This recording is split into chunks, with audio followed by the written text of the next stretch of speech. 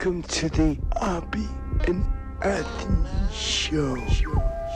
Never before has one radio show been so extreme.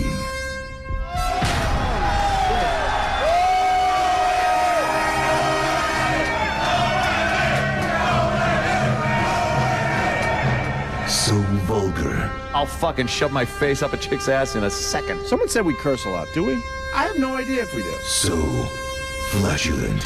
Who just farted? I did, but I didn't know it stunk. Like rotten eggs and sewage. Oh, wow, thank you. I can't believe that us sitting around like this is actually a radio show. It's not going to get any better than this. Are we on the air?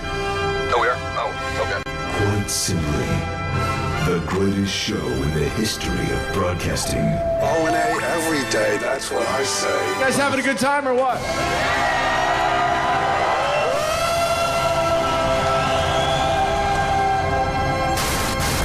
Rules are destroyed, and conventions burn to the ground. Would you like to make some fucking saga? With Opie, the Destroyer. Hey, asshole. Just take the joke and take a little beating. It'll be okay. Anthony, the Rage. I feel like dog shit. If I'm sick, I'm fucking off, and my agent has to be called by the rat down the fucking hall. And Jim Norton. Lover of transvestites. How do you not look at a cock if it's there? I'm not gay or anything, but for Pete's sake, I'm not rude. It's the Opie and Anthony Show. Strap in, dicks. This one's gonna hurt. Double guns, bitch. But enough of this palaver. Let's get the show on the road. Good morning. All right. Hell is it? Monday? Yeah. What? Monday, What happened? Monday. But it was just the start of the weekend. That's right. We were all like, woohoo, start the weekend. Let's start our weekend. And then it's over. Doesn't seem fair, really. Not fair. Not fair. Wow. Oh, boo. Look, man, they got to figure that Oscar shit out. Yeah? They got to figure it out. I was telling you before the show, it's really simple what you got to do. The first hour of the show is okay. Then the middle hour and a half is horrendously It boring. sags, Horrendously fucking boring.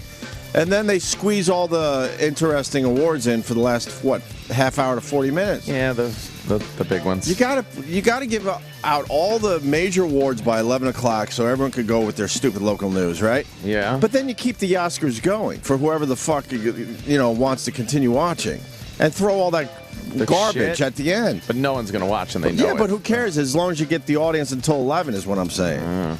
Why extend it and make it so long?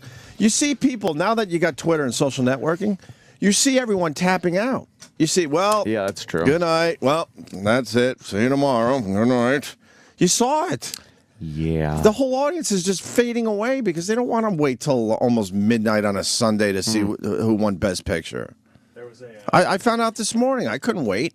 And I watched, I committed 3.5 hours to that nonsense. There's an article that said after 11 o'clock, they lose 100,000 viewers a minute. So why because everybody on the East Coast starts to tune out. So why not just give the big awards before 11, but the Oscars continue? So they can fucking continue, patting themselves on the back for another hour. Maybe because people don't realize it's going to be last all the time. We know it because you're thinking about Everyone it. knows.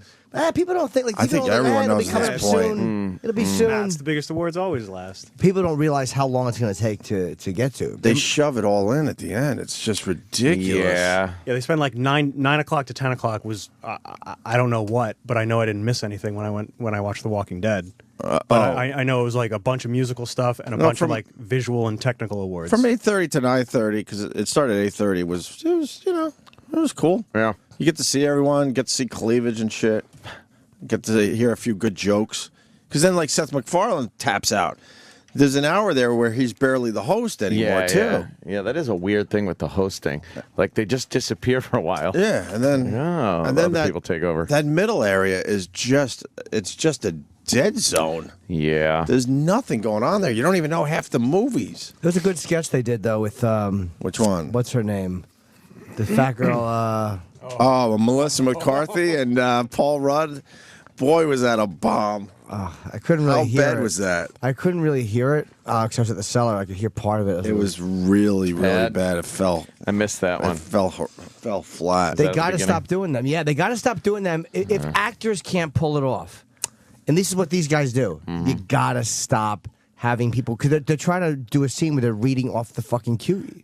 Oh, yeah. You can't do it. It was really bad. They're never good. And even though Paul Rudd grew a beard, he's still Paul Rudd. He's just Paul Rudd in everything he does. Everything. No, that was really, really bad. So Argo won, I guess? I only found out a few minutes ago. Argo, yeah. Even though I committed 3 hours to over 3 hours to this thing. Even more, I did the red carpet shit. Oh. Yeah. Well. And then I didn't even see Quentin Tarantino win for writing. Yeah. I tapped out after Queen Latifah, that fucking monster. Holy fuck. What'd she do? That's a big bitch. Anyone that says Queen Latifah's sexy or fucking she was standing next to real, regular human beings. Right. She looked like a fucking monster. She's a big bitch. She's giant. Her tits, from nipple to nipple, have to be 5 feet apart. She is... she's got the good skin. She's got an okay face, but there's nothing she's special a monster. there. She's got a monster. Nice smile, but that is she is big, man. It's not. You put her next to girls. Right? Fuck, she looked like a beast. Who was up there? Renee Zellweger. Yeah. Is she a drunk? I don't know. She just got that like eyes half shut whenever she smiles. Look. Well, even when she's not smiling, the eyes are half shut. But I don't think. But that's not why I'm saying is she a drunk. She just presents herself in a strange way. Yeah. But is she one of those weird actresses that are shy and can't watch themselves and they're awkward in their own skin? Yeah. I think Kim Basinger is like that too, right? I'm not sure. That one fucking actress though that looked like she was on heroin. Oh, Kristen Stewart. Yeah, that one. She's always like that. I love her. I love that look Why on do you her like face. her? She drives me crazy. She really looks fucking shot. She does though, but she just looks like she's really got a pretty mouth and a pretty smile. Pretty mouth. And she's dirty. You know, she likes that older. She is dirty. She likes that older director dick. Yeah, naughty. Look at her. She's fucking. I don't know. I don't know what her deal is. Oh, she's great. She's a bore. Why wasn't he there? That guy, her boyfriend. I don't know. Probably had something better to do. Maybe it's embarrassing for him. Right. No. Being public with that fucking whore. So Argo won. So you got the Quentin Tarantino for the writing, and then you got Daniel Day-Lewis. Lincoln. I'm doing people a favor that tapped out. A little recap. Because they have to get up for fucking work. And then, Daniel Day-Lewis, Best Actor, and then Jennifer Lawrence for Silver Lining Playbook. Yeah, for actress. All right. Mm-hmm. That's all the stuff I missed. But that was like 3 of the big awards right there. That's it. 3 or 4 of the big awards. Yeah. All squeezed in for the last 10 minutes. Yeah. What do you think of Seth MacFarlane? It was so easy for people to just fucking hate him on Twitter, but I thought he did good. Really, really good. I thought he did real well. Did people that hated him on Twitter? Haters. Oh, yeah. Twitter haters. Yeah, you realize Twitter is just pretty much nonsense at this point. Unfortunately, hatred for people that are actually talented. He did a great job. He looked the part completely. He's got a great voice. Mm-hmm. And the jokes were, you're not going to hit every single one of them, but I think his jokes were funny. He was funny. They were fucking, beating on Hollywood, edgy and shit like that. Right. I liked it. I thought he did a great job. Yeah, I thought he did pretty good. Yeah. I thought William Shatner helped him out a lot, huh? I missed that too because although I that came piece in ran late. a little long, but it was an all right piece. Came in late for the Star Trek thing. You had William Shatner from the future telling him about his performance before his performance even really got underway. That's pretty funny. Yeah, it was all right. I guess. And then he had the boob song, which was pretty fucking funny. Very Family Guy-ish. Yeah. His wacky songs. I missed the Yeah, but it's him, so he's always going to be known as.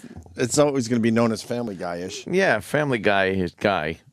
Family Guy. Family Guy gay. Mm. And what, people hated that one joke? What, Lincoln? The John Wilkes Booth joke. It's funny. Because he said the last actor to get, you forget that Wilkes Booth was an actor. So it's like the last actor to get in his head was John Wilkes Booth. I thought it was a clever joke. Yeah. But. I was watching Killing Lincoln on, I guess it was on the Nat Geo or History or something. I was watching. Yeah. Sorry to jump in. Yeah. John Wilkes Booth's acting was horrendous, and I couldn't watch anymore. Really? It was horrible. Wait, the guy that was playing John Wilkes Booth? Yeah, it was horrible. Was horrible? Yes. I was watching that. I had to stick it out, though. Why would you do that knowing Lincoln was out? Yeah. I was watching it. I thought it was They pretty should put good. that together, another year or two from now. Let people sort of forget about Lincoln a little bit. The thing is, though, I was trying to figure out, because they kept saying, like, everyone forgets or didn't know or whatever, that John Wilkes Booth was a very popular actor at the time. Like, and I was like, okay, that's like equating, like, who? What actor George these Clooney. days is it that big? Like, would it be like if George Clooney tried to assassinate the president? Maybe. Or assassinate the president? Is that like who it would be, or would it be like someone from a reality show? A less popular actor. Like how big was John Wilkes Booth? Would it be De Niro, or would it be like fucking The Situation? It's a very good question. Yeah, I'm trying to figure it out. Was he a popular actor for the day because he killed Lincoln? Yeah, is your question? Yeah. Like, could you imagine, like you said, George Clooney's like, did you hear George Clooney fucking, would he assassinate them?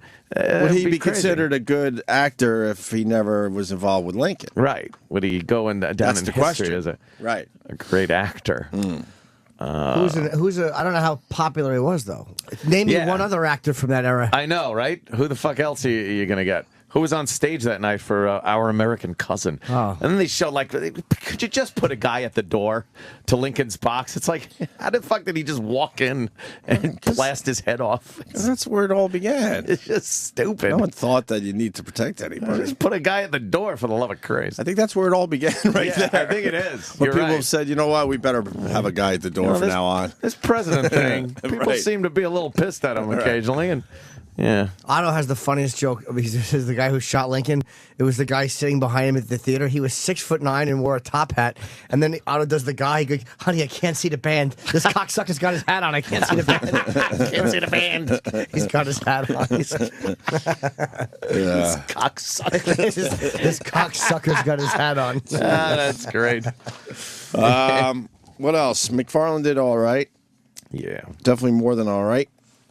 The freaking the musical montage was just how gay was that? Well, I love Travolta because he's now saying, "Look at me, bitches! I'm gonna come walking out here looking really gay. I'm gonna sound gay, and I'm gonna fucking intro the musical portion of the show. Gay number. The gay number. I don't give a fuck Where what all you think. All the actors were just like, to watch. If I got to watch Wolverine fucking prancing around on the stage one more goddamn time at these award shows like a sissy fairy Mary. You know what? He's more that guy than Wolverine, though. I know. All right. It's hilarious. I think we all know that. He's more that guy prancing around like he did last night.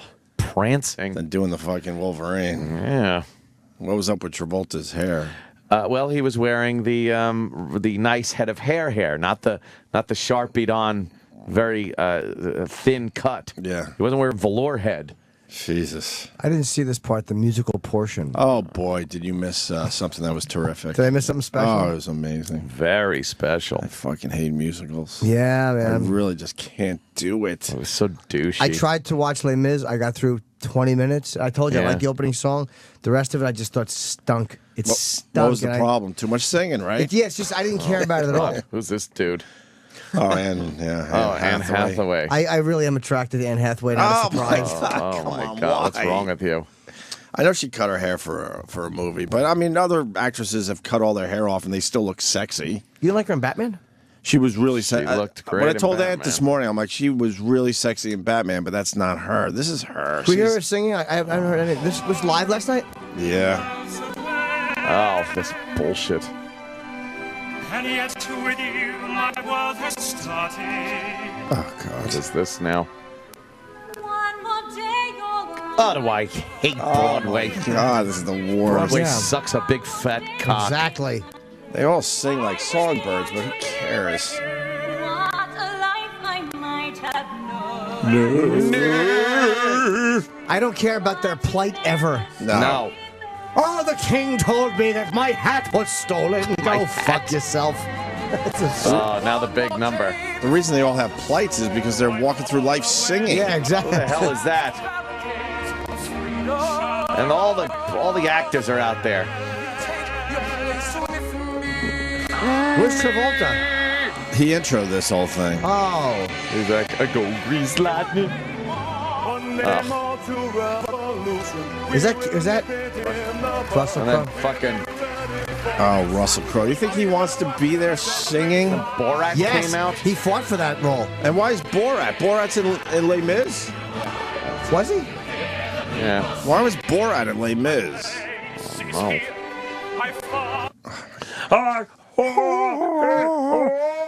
Why is the video clipping? I don't know. Is it us or their website? Is their website getting Even the interwebs doesn't want to fucking hear this shit. Oh, what does she that's have to that's dress like Fight Club? She still looks like she's in Fight Club. Why does she always have to look like Fight Club? Looks You're like right. Fight Club. She's never changed her look. What's her Yeah. name? Helena Bonham Carter. Yeah, Helena Bonham Carter. The Fight Club broad. Boy, you look at fucking Russell Crowe and realize how long ago Gladiator was. Yeah. Oh, damn. Oh, he wanted this role badly. Why? I don't know. He really, really wanted this. You do this in high school. He fought for it. They didn't want him, and he had to. The auditions were grueling. Yeah. But then the one takeaway everybody had was that Russell Crowe can't sing. Right. Yeah, well, He got that's killed for this. Yeah, Did he did. God, musicals. My God. I just can't. I can't get them. I wish I could get them. And then they do sound editing, and I mean, it was endless. Screen adaptation. Hey. Screen. What is that? I like Best Foreign Short Animation. I waited up all night for that one. That's just people that are lazy or don't have enough to make a full fucking film. Yeah. But we make believe it's like something big. Ugh. Yeah. Coke Logic could have won that. He's good at animation. He certainly And is. they're short. Oh, what happened to Clever. Sweetie? Kristen What? Stewart hurt her foot. I'd love to worship it. Oh, you didn't Would see her you? walk out? No, kiss her little tootsies. What happened? Aw. Yeah, she. You don't like her face? She's a very interesting. I don't know what it face. is about her. I think she's just too for me. she's too emo. She always has an expression like Bill Clinton on her face. She looks like Clinton. I don't know. I'm depressed. Yeah. I don't know. She fucking. Yeah. I thought Jessica what's- Chastain got robbed for fucking Best Who? Actress. Who? From Zero Dark 30. Oh, I thought she was by far the best. yeah. Did you see the old movie, the Amor? Anybody? What was it called? Amore. They kept showing the Amore. fucking old guy slapping the old lady. Yeah. Wasn't Right. it like a Did you hear comedy? the audience? Like, oh. Man, none of them saw it. Shut up. Fucking smother her. And Chris Brown somewhere is going, that's right. That's what you do. Yeah, motherfucker. Shit. I think I'll watch that movie, though. No. Yeah. Amore or Amore? Amore. I'm going to go with Amore. Amore. What else? What else? What's her name there? Fucking The telecast was 3 hours and 35 minutes, if anyone cares. Jennifer Lawrence falling up the stairs. Oh, right, is pretty right. good. You always look for that in an Academy Award. Yeah, you always look for someone falling, and she did. She fucking fell flat down on the stairs. That's why I like her. With a dumb big dress. Because she doesn't know how to fucking wear a dress like that. You got to respect that. Let's see. Should we give the award to a true but completely fictionalized story about 6 hostages that makes Hollywood the hero, or do we give it to the completely true and staying to the truth story about the woman who hunts the fucking mastermind of 9/11, and they show that torture actually had something to do with her? Oh, well, that was a problem. Come on. That was a problem. Even though Argo was really good, but it was like fantasy. them fucking putting together the pictures. Stop and it. She was didn't happen. She was definitely really good in Silver Lining Playbook, but that whole dance angle was just stupid. Oh, dude, it's terrible. I will for not that watch movie. that. Huh? I will not watch Silver Lining Why? Playbook. It just seems She's like really- a fucking. She did a nice job. She's really hot in it, though. Well, it's worth watching for that. Yeah? Yeah, and 'Cause De Niro was. I can't watch De Niro. He was anymore. he was average at best. I am done with De Niro. There was Can't nothing watch him. special with his performance. He wasn't up for anything, right? Yeah, best supporting. He was in the Sure. end. Oh no, not even close. And I didn't even see any of the movies. Who else was nominated for that? Christoph Waltz was really great in Django. He won. Yeah. Yeah, he won it. Yep. Who Philip else? Seymour Hoffman. I didn't for see The that. Master. The Master. I didn't see that. He was great, as you would expect. Yeah. Yeah. Much better than De Niro in that movie. Yeah, I didn't think De Niro was terrible. I didn't think he was great. He was just De Niro being De Niro. Yeah, he was all right. Did you see Babs? Well, we rated the singers before you got here, Sam Roberts. Yeah. And you got to give it to Shirley Bassey. No, why are you laughing? Finger. It's easy to fucking make old jokes, but that broad fucking kicked ass and made the young ones look a little stupid. What's she last night. saying? She sang Goldfinger. Goldfinger at 70. I think they said 78. She sang it for the movie years ago. Why did she sing in it the for this? 60s? They were doing a whole thing. Like James Bond thing. Yeah, it was a James Bond thing. She came out and belted this thing out. Did they get Connery there or no? I don't think so. No, it was kind of a montage-y thing. Finger. He's the man. He's the man. The man with the Midas touch. A spider's touch. She did the original. It's crazy. Such No auto-tuning. Why is this clipping? It's the computer. It is our bad computer? Yeah, it's this one. Figures. But don't. Wait, it's the computer we bitch about? Yeah, it's this. I was Of course watching. it is. The clips that you have in front of you are from the same website, and they don't clip. But I don't have the Goldfinger song. Of course You it know the is. Goldfinger song, huh? Now, I thought this was very odd also. Apparently, the orchestra was not even in the building. What are you talking about? I kind of got wind They didn't have room for the orchestra? that the orchestra was at the Capitol Records building. Is that what I heard? Wow. That's some technology right there. Yeah. Because were they? They showed that what? What? I can't understand you. No, I wasn't listening at the time, but that's kind of what I thought. I could be wrong, but I didn't see an orchestra there. Is this the computer we They bitch about? showed the orchestra wasn't there. Okay. All right, but like why? Why wasn't the orchestra there? They needed the room. It's crazy. Orchestras take up a lot of space. Plus, the orchestra this year demanded to actually be in the front row seats playing, and they said that will just wreck the video for everyone else. I'll tell you why. Too much room, and they don't need them for a lot of things these days. It just seems like the orchestra is a kind of a part of you would them think. in the orchestra pit. It's like sounds a thing. terrible. What? The way it's clipping like this is unlistenable. It's unlistenable with the clipping. Sam, It's unlistenable. listen to that note. How old is she? 78. She's 41. Oh, man. She destroyed. You can't tell from that clip because we have a bad computer that we really should bring it up with the Radio Wizard so he can fix that. I think you brought it In up. all fairness, we've never brought this up before to him, so They have put a new one. We can't really bitch about it, right? They put a new one in. No, they took one of the shitty ones from somewhere else. They just move shitty That's what equipment they around. do. Like we were saying, we need a new computer here. So they went, okay, and then they take a broken one from somewhere else. Well, trade them. in all fairness, it is new to this room. See, That's what I meant. so technically they obeyed orders. I gotta say, Penn Sunday school podcast I did. They're all Wow. passing us by. Oh my God! It's a small studio. It's just Penn. It's in his house, which it looks like Penn's house. It's, and fucking, you get in there. He's got like a little tech room with his guy, and then they walk you in, and you sit down, and there's Penn, and there's like 3 mics, and there's a little camera on each of you. Why cameras? Just has it. Why not? It's just, because we're in 2013. Yeah, because everything should be and fucking everyone video. has a camera. Yeah. Every show it has a camera now. Every podcast. Not every show. Well, podcasts. Podcasts are the future. If we pick up our cell phones every once in a while, we could film shit. Yeah, it's fucking embarrassing. I'm embarrassed every time I walk in and do a podcast at how much better their fucking setup is than ours. Yeah, I did Rogan's podcast. An amazing Joe setup. is a fucking. It's like a 30 camera shoot. Amazing. The cameras. Not only does he have cameras, they're really state of the art, really nice cameras. And then I did Bob Kelly's recently, and his setup is pretty much as good as what we got. Yeah. And he's just starting out. Yep. All right. Yep. But at least fix our computer. Could you do that? Could they do that, Sam?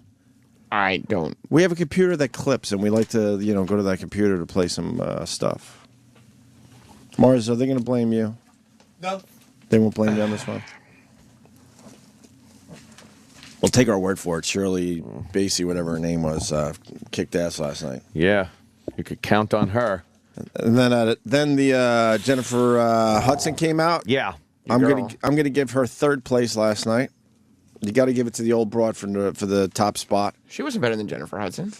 Dude, you're so close-minded with your youth. Well, she was good. You're so close-minded with your youth. She It's was disgusting. good for a 78-year-old. No, she fucking was good for a singer. But she wasn't as good as Jennifer Hudson was. She blew Jennifer Hudson away. There's no way. Jennifer Hudson had a note that cracked. You didn't notice that?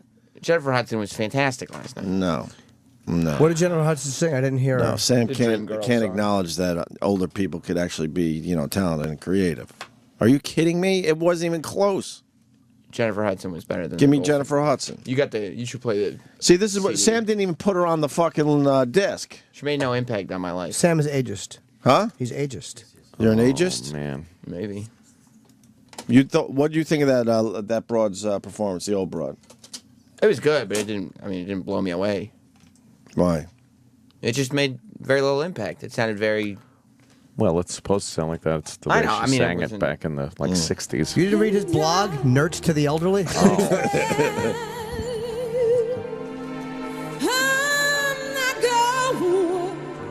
And I like Jennifer Hudson. But Adele beat her too last night. Yeah, Adele did. Adele beat them all. Adele beat her, Shirley beat her.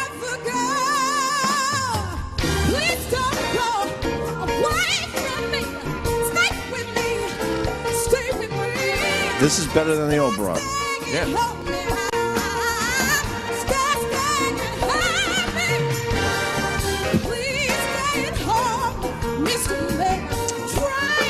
Nah, I'm not feeling this one, even though she sounds good, but I don't like the style that she's singing it in. She's caterwauling. Yeah, Shut up, you screechy bitch. Although, remind me to tell you, I saw one of the coolest things I've seen, which was inspired by this program. Really?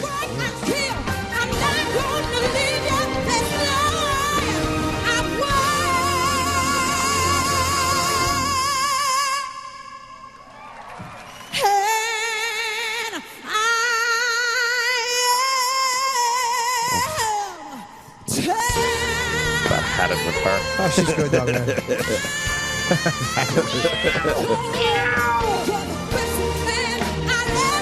What did Adele sing? Skyfall. She sang it live. She sings like butter. She was great too. Amy Winehouse, I still think, was much better than Adele. Even though Adele was great. Oh my God, Adele her voice is ridiculous and it's effortless. Yeah, I disagree with that. Yeah, Amy Winehouse is good. Was better. Adele it's just effortless, man. It's unbelievable how she sings.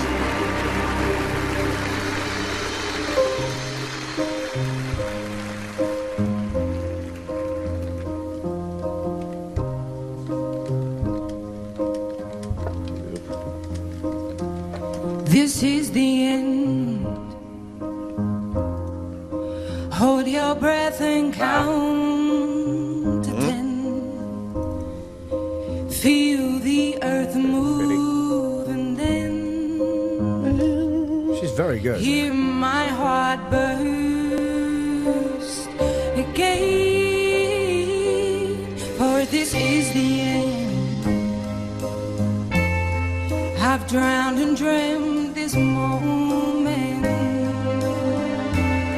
so overdue I owe them. It's ridiculous. Yeah.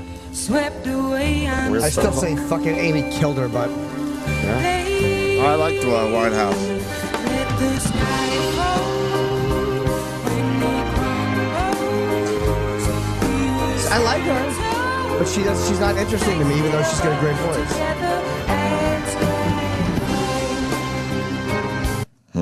She's really good. I mean, she's great, but she's not.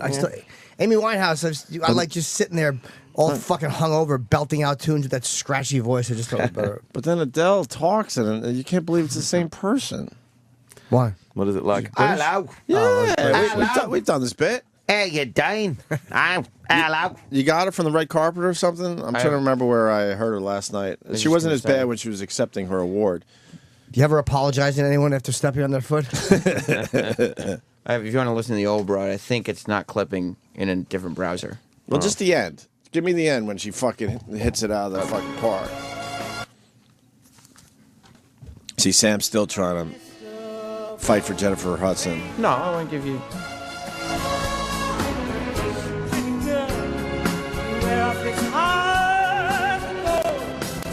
Still clipping. It's still clipping. Enough of this. It's clipping a little less. Oh, crap. I'd like to play this song. What a load of shite. We give it some time to load. Let's give it some time. And Crackle, try crackle, one more time. Click, click, What crackle, is crackle. giving it time going to do? Okay, it needs to load. What? That's a little tech talk for you guys. Oh, it doesn't. Yeah. You know, my computer, like, I can barely see the screen because it's spider-webbed. I've dropped it a million times, and my computer doesn't clip. No, this my doesn't horrible happen. laptop that I just refuse to give up on. How many years doesn't you had clip. Well, it really is time. It's, Is it your MacBook? Yeah, I've dropped it a bunch of times. It's hard to see the screen sometimes, and it's dirty. I haven't cleaned it in over a year, and it doesn't clip. What's the problem with this place? Gold for click, click, finger. He's the click, click, crackle. He's the man with the minus to click, click, click. Fucking annoying. It's and fucking we've bitched mind-boggling. about this computer a million times. It's still clipping. That's Of course that's it is. today's issue. Other days, it's the pages don't load. Jimmy, hang in there. Then Jimmy does Penn's podcast. It was beautiful, right? It's literally, and I mean it. I'm literally embarrassed when I see what podcasts are doing. Mm-hmm. I mean, it's fucking embarrassing when you see what they like. The idea of what we have here, the audio and the freedom to say almost whatever we want, and just how they've just passed us. By having a couple of small cameras up, it just feels like a more professional or better. We don't have the freedom to do what we want anymore. But I mean, those we guys talk. have the freedom to do whatever they want. Freedom. We could talk about whatever we want. And they got a really nice kick-ass setup. It's just embarrassing. I'm sure we'll have the computer taken care of tomorrow, right? They'll probably put in another one if we need it. Yeah. Well, I was looking into it. Okay. But then the cost was too much, so we got to reassess. Oh, my... I heard about the wall, by the way. My wife goes, you guys are doing a bus Was tour? that what you heard about the wall? Wait, what wall? This wall. Oh, I forgot about that already. What happened? Yeah. I don't know. I heard. I heard we were going to talk about it in a couple of weeks. That has passed us by. Here's what I heard probably 2 weeks ago. The engineering put in a proposal, and it cost a lot of money. So they were told to, look again, and we'll get back to you on it. Oh, no. Gold finger.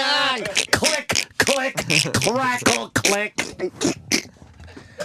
I forgot about the wall already. Yeah. They beat me down. I'm past that. Yes.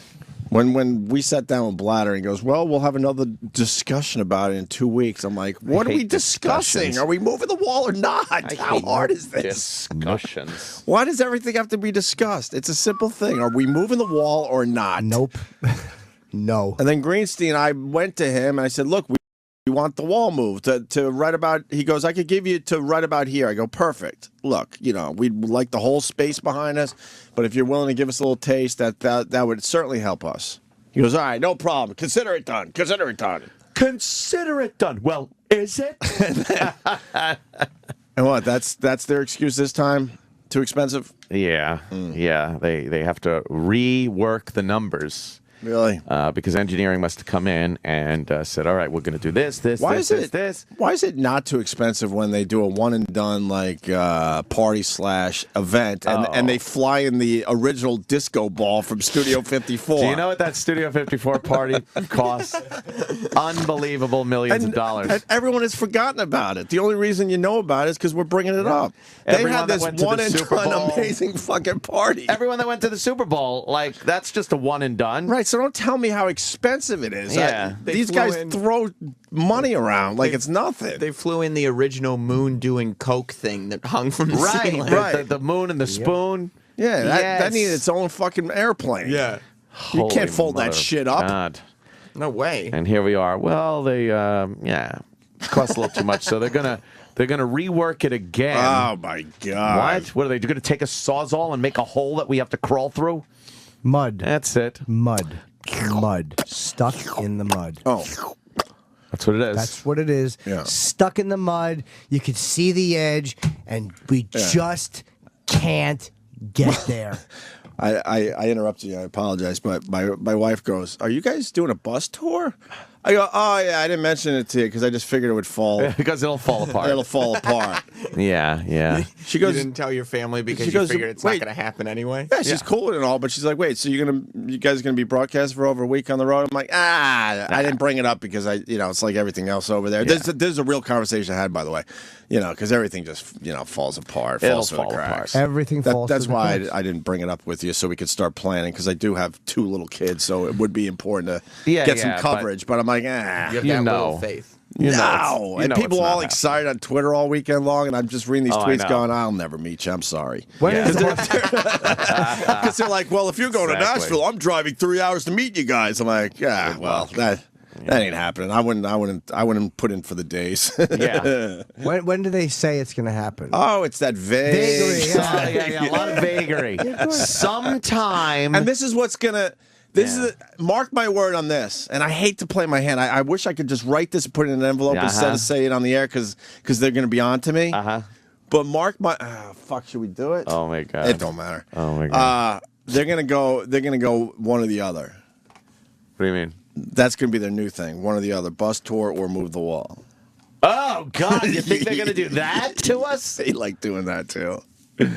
And by the way, the bus tour thing, as it sits now, what they're talking about is 2 buses that we're gonna travel with in tandem there, and go to various cities and stuff. Then obviously they're gonna cut it down to 1 bus. I ain't doing 1 bus. Then they're gonna cut it down to one of those party buses, right? To go to fucking Jersey. Right. Yeah, you guys want to do something at the Short Hills Mall in the parking lot? That's what it's gonna do. That's what it'll end up being. Yeah. And then when we say no, they'll be like, "Oh, there's another event that they turned down." But it's like, no, we wanted to do this. Click, click, click, click, click, click. Everybody pile into the wrapped SiriusXM SUV that does sticker stops and stuff. Exactly. Yeah. There it is. No, I told the wife. I didn't bring it up because Yeah, don't worry about it. Why bring up something that's not going to happen? That's a real lack of faith because Yep. Ah, well, Oh, it's to not tell the people in your house that Look, this is happening means you don't think it's going to happen. We put the sign on the door years ago, Sam. Read it for everybody. It says, "Don't go home with hope." It's still there. Yeah. Certainly is. All right, well, so no wall moved. Maybe a bus tour. And an old And a computer. lot of clicks. And a lot of clicks today. Clicking. That's today's issues. Really? Yes.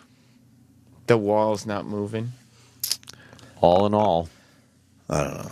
I don't know. I don't know. I would love to know the other things they've done with their money around here. Yeah. I mean, Oprah's fucking buffet alone every time she comes here once a year. Yeah. They pay for a guy that we've never seen, Eminem, Yeah. Oh, he gets lots of money, I'm sure. for Shade 45. It's branding. How about you tell, Eminem to beat it? You got the Who Kid. He could fucking turn into the Who Kid fucking channel. Be just as popular. Why are you paying a guy not to show up? I don't get it. You think people would stop subscribing because it's not called Eminem's channel anymore? No. Yeah. Oh boy. That's got to be. I would guess they're paying Eminem well over $1 million to not show up. A year? Yeah. Oh man. Yeah. Oh yeah. For that oh, name. Yeah. Fuck yeah. I think Slim Shady. easily $1 million for a guy that doesn't even show up. When they try to interview him, when they're even close to him, it's a hassle. And he just gets that check in the mail, like, oh, what's this for? Oh, yeah, that he doesn't radio even thing. know Oh, he's part of What this. is that? Why do I have a check from Sirius? Yeah, his people made the deal. He doesn't even know he's part of this. Yeah. I would bet money he doesn't know he's part of this. Wait, they didn't wait when he was in the when he was doing Yankee Stadium. They got him for a little bit, right? A couple minutes, I think. Yeah, but I think at a couple minutes. Did Jamie Foxx do anything for the Oscars from his? I mean, he might have. I don't know. Not from the Oscars. Jamie Foxx. I mean, no, but not from the Oscars. But I mean, I don't know what it is about him. I don't like him either, man. I don't like Jamie Foxx. I want to like him, but it's kind of difficult. I don't know what it is. I can't put my finger Apparently, on it. SiriusXM put out this memo thing or something because he was going to have some big interview with Trayvon Martin's family, right? Or some shit, and they're like, "Oh, tune into this. It's very important." Fuck you. Fuck Jamie Foxx. Fuck these guys for fucking kowtowing to this bullshit. How about we have fucking a wall moved? How about we have a fucking wall moved? I was wondering if that was going to get back to you. What? I got the press release and because dude, of course it gets back to me. Like I fucking give a flying fuck. That's nice language. If the fuck. That's ridiculous. Mm. How about we get fucking George Zimmerman's fucking brother on here to talk about the other side of it and have SiriusXM put out this all-important memo that makes it sound like everyone supports it. I don't support the idea of Jamie Foxx and Trayvon Martin's family deciding what a trial is supposed to decide anyway. Enough. Douchebag. And Jamie Foxx is a self-important shithead. Fuck him. Fuck him. You're not a fucking musical fucking genius. Your acting is fucking average at best. You hear me now? I'm on here. I like that song. You know what I was watching last night, which was amazing, by the way? Yeah. Your dick? No, I said amazing, not non-functioning and sick. It's sick, did he say? Jesus. What were you watching? I got it from here, watching the Pavarotti Simon the Bond thing. And I just was talking to somebody about opera yesterday, so I'm like, fuck it, I'm going to watch a little Pavarotti. And I got in one of those loops, and he did a bunch of shit with other artists. I didn't realize that. Yeah. And I was watching Pavarotti with Bryan Adams, and then Pavarotti with James Brown, and they sang It's a Man's World. Really? Holy fuck. It's a man's world. It was fucking amazing. Well, let's play that, Sam, today for everybody, please. Pavarotti. And James Brown. And James Brown. And James Brown, you know how he was so wild when he sang, Yeah. but he was really focused. He kept it together. Yeah, and he was great. And I've never been a big James Brown fan, but he was fucking. I kind of like some of the James Brown stuff. This isn't clipping. Packed house. Maybe it is the fucking Oscar site. Yeah, why is this clicking? Holy fuck. Oh my god, Pavarotti looks ridiculous. He's sitting. Or no, he's. But it wouldn't be nothing. It's not. Nothing without a woman or a girl. He's really singing here. Oh yeah, he's really on fucking point. Fucking James Brown. You see, man made the car. It takes us over the road. James Brown looked like a Hershey bar in the sun. There's a little sweat. Jesus. Not bad. Carry the heavy load. Man made the electric lights. When does a fat man sing? Take us out of the When he dark. wants to. He always takes the second verse. That's right. That's true. He lets every other singer do their thing, and then he's like, "That's kind of cute." Yeah, that's And then- adorable. Watch this. Whoa! He basically tells these guys, give it your best, man. Try to take me out. James Brown is good though, man. Yeah, he's kicking it. Sounds great right there. I like this song, too. Pavarotti. Oh, boy.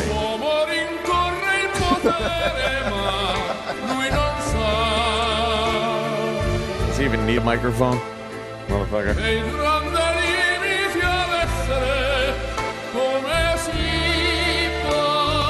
Jesus.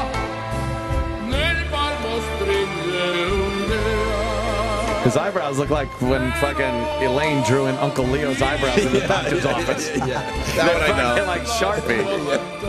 I know that one. Why are you angry?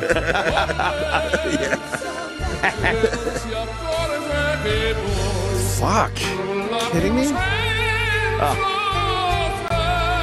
And his range is amazing, like for opera.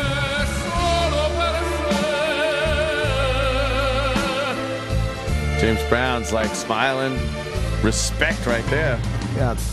Man thinks about a little bit of baby girl. and a baby boy. All right, it's adorable. I was watching another Pavarotti thing where it was called Pavarotti, like the master classes, where he teaches people who can sing opera. He kind of it was like a reality show. Really? Oh, wow, really? And there's this one guy comes out and just belts out a fucking tune. Really? And then Pavarotti's very nice, but he's speaking in broken English and he's showing the guy what he did wrong. Oh. But he's telling him like, no, you got to keep your mouth a certain way. And Like Edgar? You just made not Edgar quite mouth. as bad as Edgar. But there's such a fucking to belt that shit out. Yeah. Your body. I talked to an opera Opera's like singer. an odd fucking style of singing. I was talking about not moving. And she Yeah. said they don't move because like your tone and everything changes Wow. when you move. So you just stay steady and you do something with your lungs. That's why fat guys are good at it. Rock singers have to fucking like twist their necks around and fucking bend. Look at him sitting. to get Pavarotti's the notes sitting. out. He's singing like that sitting down. He's sitting on a insane. stool. He's probably shitting on that famous toilet of his on stage. Spends so much time in the toilet. He gets some singing done every day, right? Whole fat back belting one out. Yeah. It's a man. Wow. Was James Brown great in that though? Yeah, That is pretty good. He was a classic. Oh, all right. And then finally, Barbra Streisand came out. Pompous Barbra Streisand, who probably told the Academy, if I'm going to sing for you guys, I'm going to sing last because obviously I'm the best. Right? Anyone else get that fucking vibe? Of course. She thought she was going to really close this thing. And she was the worst of the night. By far. I think. I don't really know that world, but I mean, I have ears. Yeah. Maybe, I don't know if she was worse than... Yeah, she's probably on like Catherine Zeta-Jones level. Wait, who do you think? No, I'm just talking about the high-profile singing. They did. Singing. Yeah, then she was definitely the worst. Definitely. Yeah, What'd she sing? She sang to that, how do you say his name? Hamlish? Marvin Hamlish. Marvin Hamlish passed. The Way We Were. The Way We Were. So she came out and did that, but she had to talk? Why? Why was she talking all of a sudden? But look, I cut off most of the talking, but I kept on the part where she organically goes from talking to singing. That was a douche chill. Oh no! Marvin Yeah. left us. Way Marvin too left soon. us. But I'll always have those wonderful, wonderful. Jimmy just throws the mic away. I know. What? That wasn't. I'll always have was those natural. wonderful. Wonderful what? Wonderful what? Anyone? Oh, that reminded me of like Gervais in The Office. That was that's awful. pretty bad, right? And it was like she was just speaking from the heart about her friend who passed away. Yeah. Uh-huh. Marvin left us way too soon. But I'll always have those wonderful, wonderful.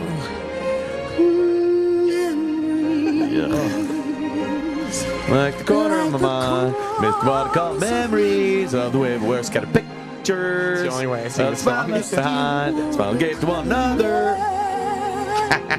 That's all I think about with this song. now. Crying on the other end of the phone. Of course. Got a picture. That's how I expect the note to come in. I know, yes. Singing it right. John Lovett's looking at the what's he doing? Smiles we left Behind. Smiles we gave to one another.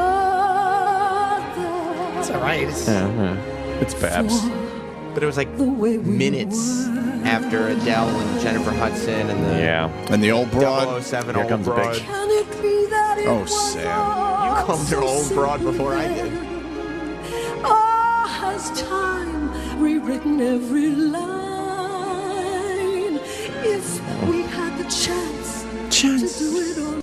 You know who looked good? I don't like the way she looks, and she's just frozen in time.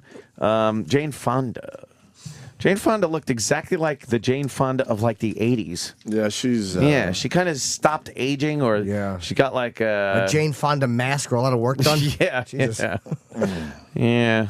Yeah, she's all right. I mean, I am not a big fan. I'm not fond of Hanoi Jane. Would you smell her ass? Ew. Well, after I she, didn't say you after had she to does lick one it of or those anything. Jane Fonda workouts. Only if it was on her fingers when I kissed her hand. I told you the I'm not fond of Jane urinal fucking cakes I used to pee on at the White Rose Hamburger System in Edison, New Jersey, which is by the best late night fucking burgers ever. Is in Edison, New Jersey. Or is it Highland Park? I don't know. But you'd piss, and it had the fucking Jane. I'm not fond of Jane. Nice. A urinal sticker. I'm not Hanoi Jane. fond of Jane. Love a good urinal sticker. She dressed in yellow, huh? Yeah. That's a weird color. Life of Pi won for Best Director. No, right? it won most awards. Best director, cinematography. But I don't understand because it's like, wasn't it just on a boat with a CGI tiger? It was all CGI. What the fuck? How does a director win that? Yeah, and then that's pretty fucking stupid. And then Affleck there doesn't get even nominated. You're kind of right. for Best Director? Nope. No. Even though won Best Picture and he lost his mind up there. Even though he had director beard. Do we too. have his? That's weird. His acceptance speech. Yeah, they basically said Argo is the best picture in spite of Ben Affleck's direction. Oh shit! That's odd to not get nominated. He must have did something to somebody out It's there. it's a Hollywood rewarding themselves. That's all that movie is. So I've got some of the new designs from the Unicorn Apocalypse game. Oh god, That was a Tim Burton commercial. And I can't promise that it's not going to click, clickety clack.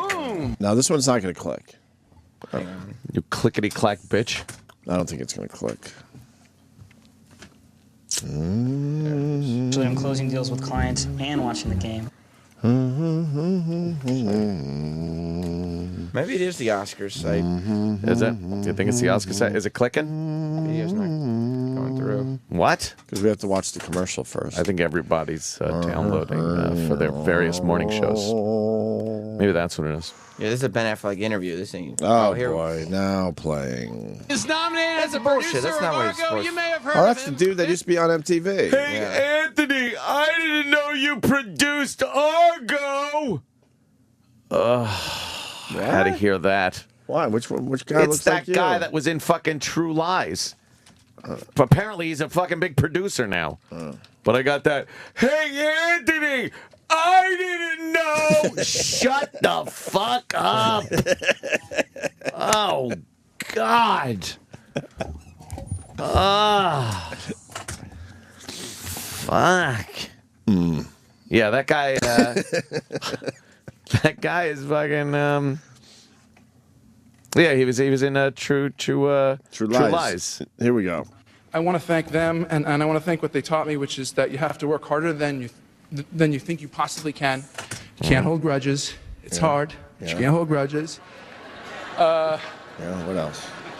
And it doesn't matter how you get knocked down in life, because that's going to happen. All that matters is that you got to get up. Violet, Sam, and Sarah, I love you. This Is he like losing it? Yeah, he's about to He cry. was fucking. But how did he get knocked down? He's had a great career. I guess you know. You fucked Jennifer Gigli. Lopez. You've won 2 Oscars. Maybe Gigli and Pearl Harbor. He got knocked down for those. He's had a great carear. Yeah, he started out as a kid. It's not like he's getting all fucking busted up there, but it's not like he had bad knees or anything. Oh, Yeah. What are you talking about? Some 18 years ago, I left Dayton, Ohio, with 2 very bad knees. Yeah. What else? And a dream to become a Major League Baseball player. Oh God, I wonder what happened. Why don't we ever hear what happened? I don't know. He always just walks away. Did it come true? I thank God the dream came true. All right, old good pissy for eye. you. Jesus Christ. E-Rock, what do you think of the Oscars? I saw that you were tweeting last night. Give us your I thoughts. fell asleep around 10:30. Oh. It was just too long. Yeah. Too boring. It's very boring. It's always boring. Every year we watch thinking It it's going to is. be something, and it always is just there. That's what it is. Like, I don't know why people expect anything different. That's what it is. Oh, my God, he's got a flying nun outfit on. You didn't see this? I missed the whole beginning. This sketch was all right, man. Was it Sally aight? Field was a good sport doing it. He should have goofed on her about Boniva. Yeah, but out of respect, I think I have. Look, I got a bottle of wine and some Boniva. We'll have a great time. Oh, he did. If they give it to Helen. They're not going to give it to Helen. Amy. I don't know who that is. Jackie. No. I'm not going to give it to you. Yeah. He's making out with Sally Field. He made a Boniva joke. That's yeah, pretty he good. did. Yeah. It was a good skit, I'm telling you. And then they took off in a Trans Am, Smoking the Bandit style. Ah. Yeah. Oh, really? Yeah, they did. That's pretty Right, funny. That he belted her in the cheek. It was definitely a funny Jesus. bit, I thought. That Bert, he sure loved belting broads. I'll tell you one thing. When Bert said shut up, he meant shut up. Didn't have to tell him twice. It wasn't open That's for discussion? No, it certainly wasn't. Man. Shut the fuck When up. Bert wanted to hear the TV. He wanted to hear the TV. End of discussion. Yeah. And Roland lost a bet with me. Roland, I don't know what he was thinking, but he guaranteed that Wolverine would win Best Actor. Oh, right. For Les Mis. He was insisting that Wolverine would beat Daniel Day-Lewis. Or as fucking John Travolta said, Les Miserables. The fuck was he trying to do? Daniel Day-Lewis won Best Actor for the third time. That's a record? Only time, yep. Nobody's ever done that. What about Tom Hanks? Twice. Really? Yeah, Philadelphia and Gump. Never again. He was nominated for... he was nominated a bunch of other Apollo times, 13. right? No, just once, I think. What That was it. Danny Day-Lewis win for? He won There for will be this, My Left obviously. Foot. My Left Foot. There will be blood in this. Yeah. There will be blood. And this. And this. All different roles, too, man. I liked him in that fucking 5 Points movie there. What was that? Gangs of New York. Last of the Mohicans. That was good. Yeah. Gangs of New York. What do you guys think of the fucking good. tie they had last night? For sound editing, was it? Oh, look out. What was that? Tie. They had a tie. You can't figure out which sound was better? So stupid. No, it's a tie. If you're going to waste your time and do like a tie, make it on a category that counts so people will talk about it. Yeah, maybe if it was for Best Actor or something, you can't fuck around with it. But if it's a tie, then go, all right, look, we got 5 of us in the room. Let's just fucking pick one of Just these. do it alphabetically. No one else is going to give a fuck. What an inconvenient hat Lincoln had. That thing's just inconvenient. Yeah. Like when he walked into a room and had to take it off and put it somewhere. Right. It now dominates the room. His dumb hat. Everyone it's on has- a table or a fucking desk. It's this giant dumb hat. Did it drink coffee? He would stand in it. What? Yeah, he would stand in his hat and he would toboggan in his hat standing. But why- That's how he campaigned. Why did it take so long for them to figure out the hat? I don't know. The hat. The hat. Did other guys wear that type of hat, or was he the only one that wore that hat? I think they all. That's probably the look of the That's day. just dumb. I think he was the tail end of that hat. It wasn't. Was it? It was windy back then, Like right? that tall of a hat, because I know like they still had the top hat, but it was a lot shorter when like Kennedy wore it. Well, I'll tell you what it was. Is that hat with the big selling point for that hat was it will stop a bullet in its tracks, and that just kind of wrecked their marketing campaign. Did it? Yeah. It's just a dumb hat to It's wear so ever. dumb. Like you can't put it anywhere without it just being, the center of attention. Why? Why would it? Why would you wear that? I'd It's love in to- there. It's a bucket. Yeah. And those are short. Those are short fucking hats compared to Lincoln's. But someone has to explain why that hat. And put it this way, Lincoln was a very tall guy anyway. And then you put that hat on him, he couldn't have been able to walk through doorways with that. How tall was he? 6'6", probably. Was he that tall? Yeah. He was a tall drink of water. When they shot him in the noggin there, when John Wilkes Booth shot him, they brought him up to that boarding house across the street, and they had to put him diagonally in the That's bed. right. Because he couldn't fit on a fucking bed. Very tall gentleman. And someone on Twitter saying that Lincoln absolutely had a bodyguard that day, and the guy went for a drink. Well, yeah. He did have bodyguards, but, I mean, watch the one fucking door going to the box that he's in. For the love of Christ. What the fuck are you doing? One door into his box. That was your whole job. Yeah. And you went and got a drink? Yeah. How thirsty are you? Crazy. Yeah. What else about the Oscars? So we had the tie in Best Sound Editing. Oh, that was First time in 18 years? thrilling. That was that amazing Mark Wahlberg Ted segment. That was fantastic, wasn't it? What? Huh? That didn't seem forced at all. What? I hate when they do those fucking What? like They came out and they were pre-tapes. kind of riffing on the audience and stuff. It was good. Pre-taped, obviously. Pre-taped, really? Yeah, you can't have a CGI thing come out and hop on a stool and start yapping. What do you mean? I thought it was just a It's midget. like when Beavis and Butthead would come out in the old days. You know, obviously they can't do that. They're not real. You didn't like it? No. I didn't. And Mark Wahlberg's not being Mark Wahlberg. He's being like half the character. Who's from being the character? Ted, and Because you're he's like, talking to fucking Ted. It's a fake movie. It's fake. Can I see it? I didn't see it. It was good. Oh, yeah. Jimmy. well, I think yeah. you're going to like this So, one. Ted, how you clickety-clack? You can't play the clips. Are you annoyed by the clicks? I hate the clickety-clacks. Why? Because they're so annoying. Takes you right out of it. No, we'll find a clip that's not clicking. Just for you. Pinks. Just for you. Here it is. See, right here. Oh. Yeah, we got it. There we go. Ted Presents Sound Awards at Oscars. Oh, boy. Trying to play. You know, I just... All right, we'll find another version. Is that our site or is that our computer or the site? We can't keep blaming. Good is in every blue diamond almond. I love a blue diamond almond, to be very honest. I just like almonds. Smokehouse almonds, fucking, they gave me the worst shits, but they're amazing. Yeah. I like to lick them and smell them and then eat them. I lick the salt off my fingers like a deer. Please welcome the stars of my mediocre effort, Mark Wahlberg and Ted. Right. See, look, he's walking out, but he's a stuffed bear. He can't walk. There we go. Thanks, Mackie. Hey, is Ed Harris nominated for anything tonight, do you know? No, I don't think so. Okay, all right, then we can take the stool with us when we leave. Look at all these people out Is that there. a drunk dressed joke up, or a short looking joke? sharp. Not sure. Thinking about how much sex they're going to have with each other later. Ted, what are you talking about, man?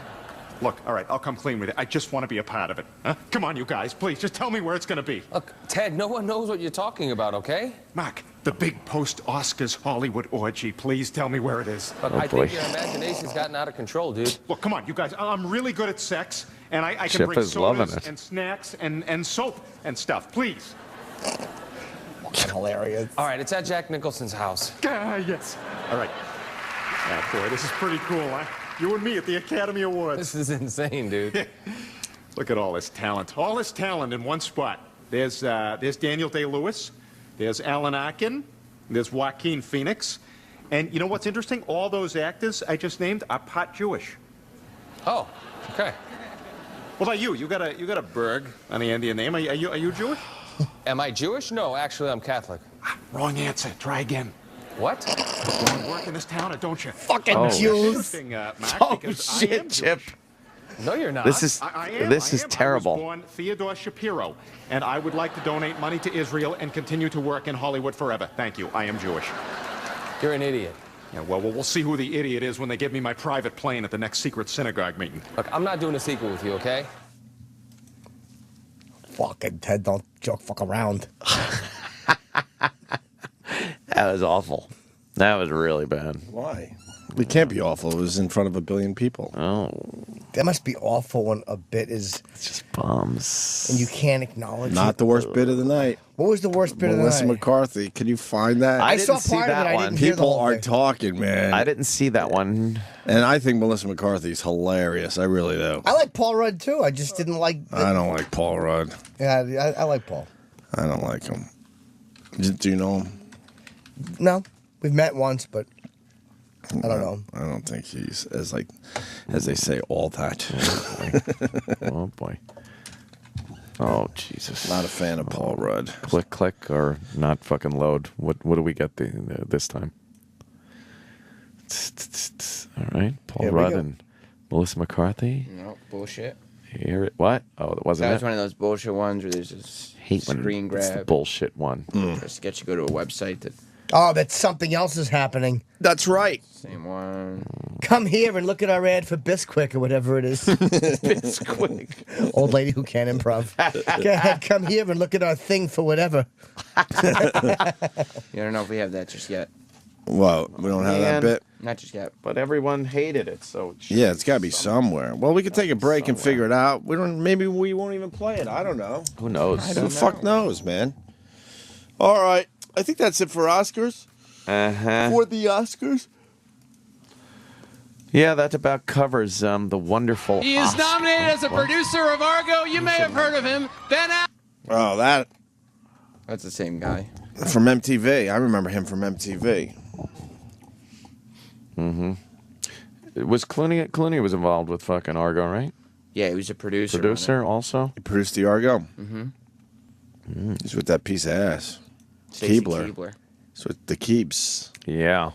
She is fucking gorgeous. She was probably the hottest woman there. You think? Oh my God! Pick one that was let me hotter. let me see a picture of her. Kristen Stewart. Pick one that was hotter than Keebs. Is that what you call her? Yeah, man. Let's see. Stacey Keebler. Let's see. Oh. Yeah, she looks pretty good. Yeah, she's fine. Yeah. That's what you wore last night, though? Yep. It's kind of sporty. Big elfin ears. She is Keebler elf, yeah. Well, who was hotter? Legs for I don't know. days. Kristen Stewart. You know who ain't looking all that good? these Jennifer days? Aniston. Beat you to it. No, I wasn't going to say her, but Jennifer Aniston's Botoxy right now. she's still She's all Botoxed out. She's Botoxy. She went too far with the stupid Botox. I was going to say, what's her name? Fuck, South African woman.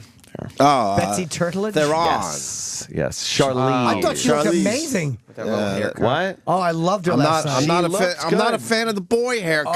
But she's looked better. But they all say how she could pull it off because she has the perfect face and features. I'm not a fan of the boy haircut. Dude, I love You her. don't?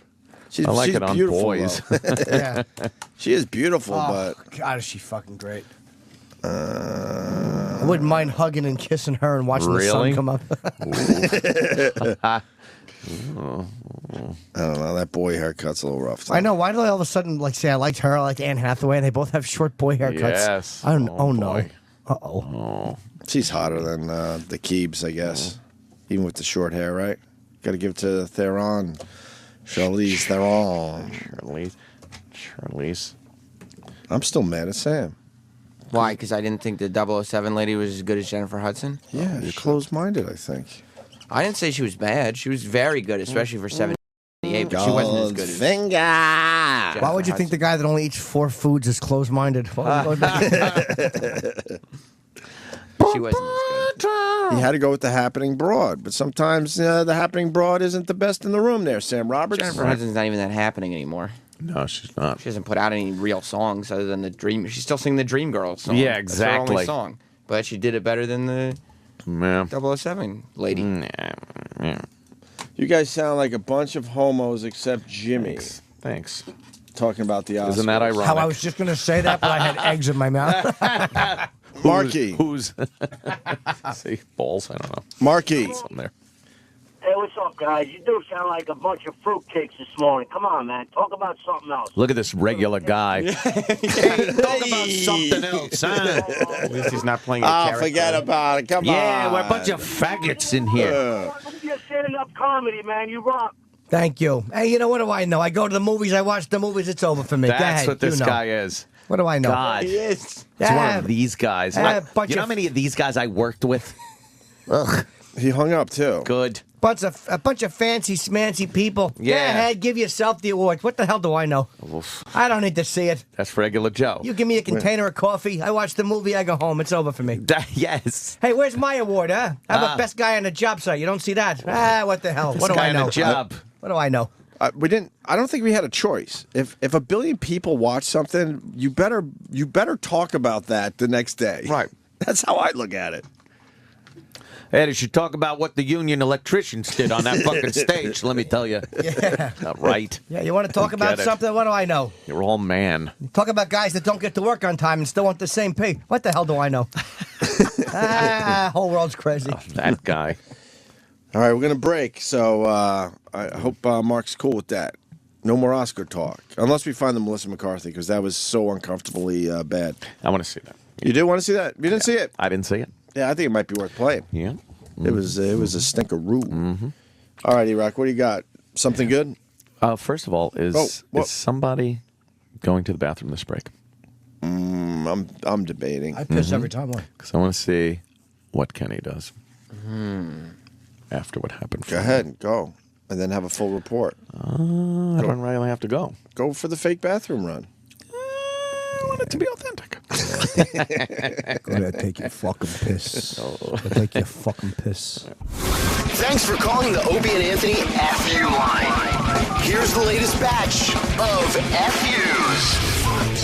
Yeah, here's one for you guys. Another day of fucking hole-smoking, guy-on-guy action. What the hell happened to the Opie and Anthony show? Remember the good old days when we had tits and bush? And hey, how about that wow sticker thing? We saw boobs! Not anymore. It's all gay, so gay. Holy shit. I love you guys, but F you. Fuck you. This FU goes out to Jimmy, you fucker. When you said dude his nipples, Daddy wants to nurse. I spewed milk and apple pie all over the dash of my truck. So fuck you, Norton. You're hilarious. Fuck you! This fuck you goes out to the emergency broadcast system. Every time I hear I get excited thinking I'll never have to work my lousy job ever again. I run for my guns, and then I hear, it's just a test. Fuck you, emergency broadcast system. Fuck you! Yeah, I'd like to say fuck you to the Russian punk band Pussy Riot for fucking up my search results on Google image search from here to the rest of eternity. Fuck you. Fuck you! Fuck these stupid weather channels and these stupid fucking newscasters that embellish the news. They've been born with fucking rose-colored glasses, never fucking lived outside of fucking Manhattan or their pre-roll fucking apartment. Fuck them. Fuck all of them. Fuck you! I'd like to give a big F you to fucking Xbox Live. I work a 40-hour-a-week job. I come home. I try to fucking relax. And within 5 minutes, I'm being called a faggot by every 12-year-old on fucking Xbox Live. And then I get mad, and then I try and fucking explain that I have a 40-hour-a-week job, and I get called a faggot again. Fuck you, Xbox Live. Fuck you. Call the Opie and Anthony FU line. 866-FU line 1. That's 866-FU line 1.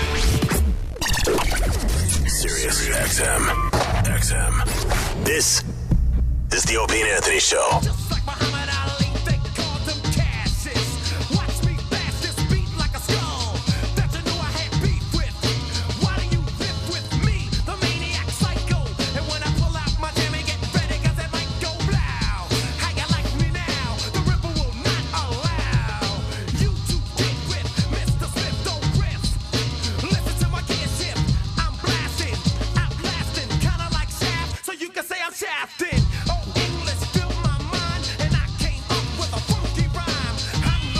Why this today, E-Rock?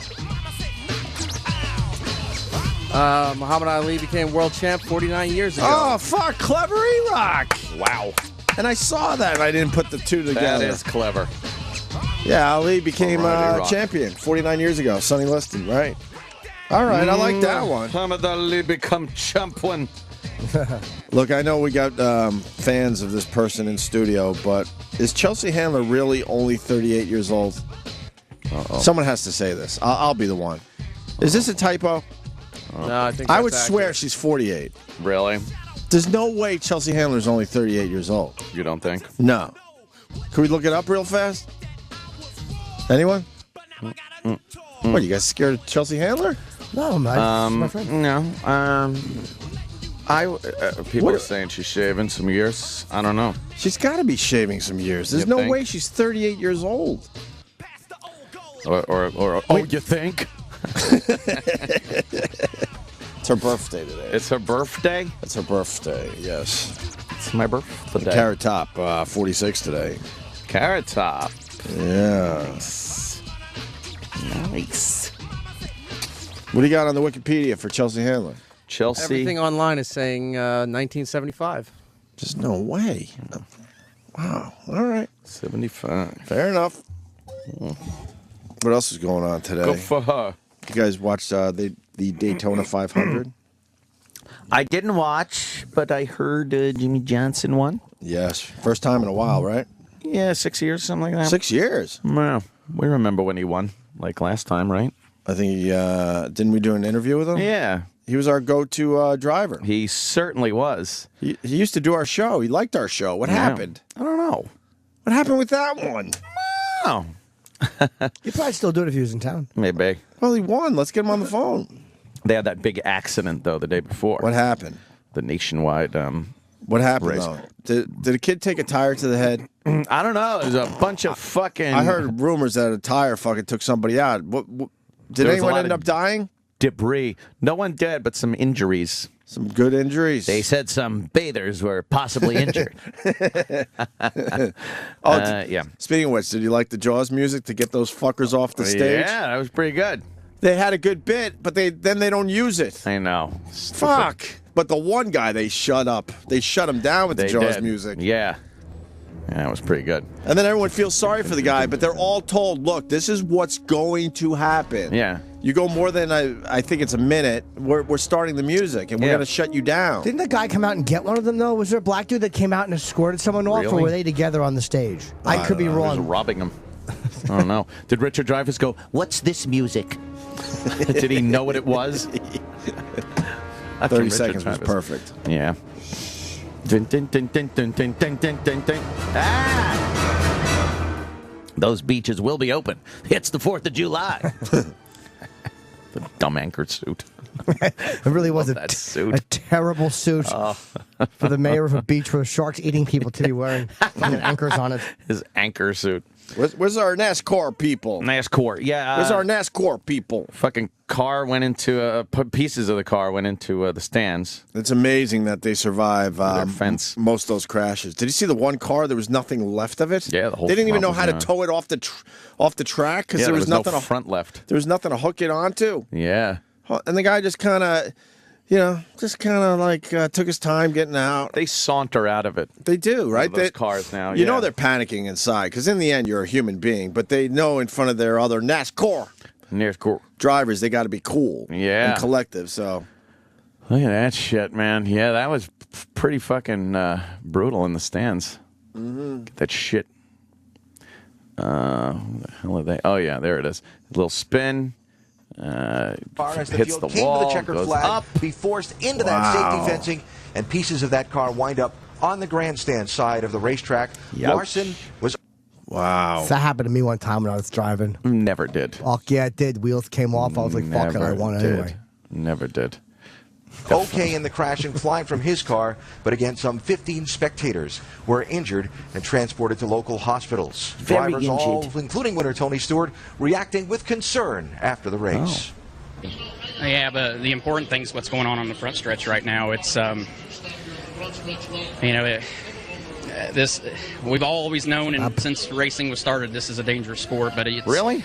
It's hard when we assume that risk, and it's hard when the fans get caught up in it. So they assume it too, shithead. As much as we want to celebrate right now, and as much as this is a big deal to us, I'm just more make worried the about fences the drivers taller, and right? the fans that are in the stands. right now, Higher, 'cause that concrete. was, But I It mean, was, those safety fences with that curve or whatever, Yeah. they take care of most of that shit nowadays. The thing is, the wall is supposed to stop him, but when the way that crash happened, the car hit another car and launched up higher than the cement wall and hit the fucking fence. But the fence did a pretty good job of keeping most of the shit the in. big, heavy, parts out of the stands. But, But a lot of still. shit gets through there like a cheese grater on the fence and kind of went through, yeah.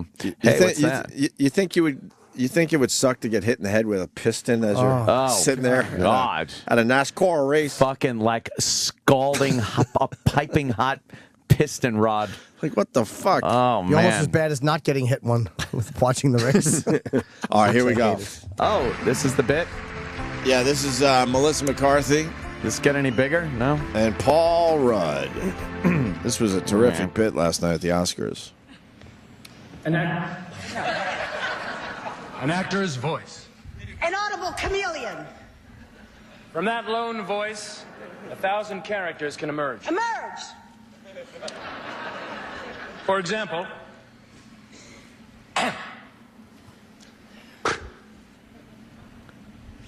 I'm a robot named Ping. I just want to learn how to swim. Wow. Wow. Thank you. Where's Paul Rudd? I don't know. Oof. Don't hurt me, Bear. I'm just an inner city mouse with a lisp.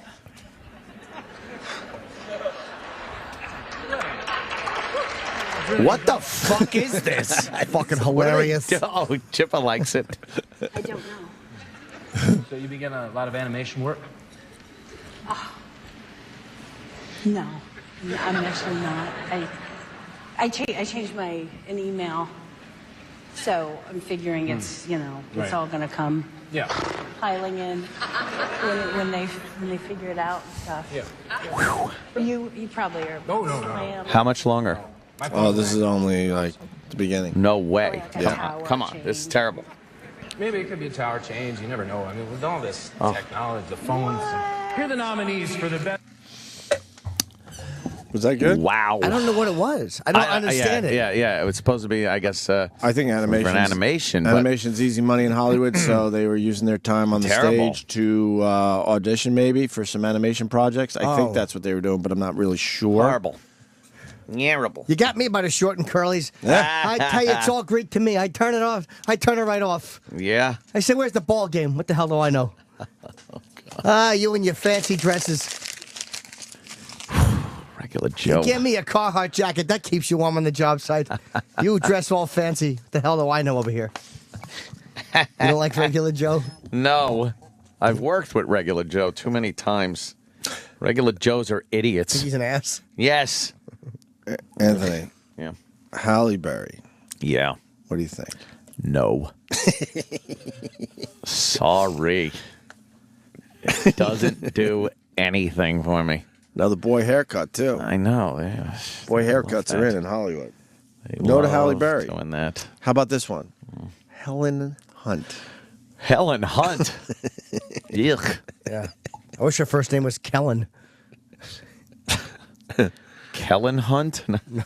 I know what you mean. Kellen Hunt. How about Nicole Kidman?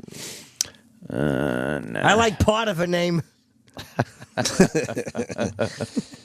No. There was something else with the Daytona 500. What happened with our new pal, 50 Cent?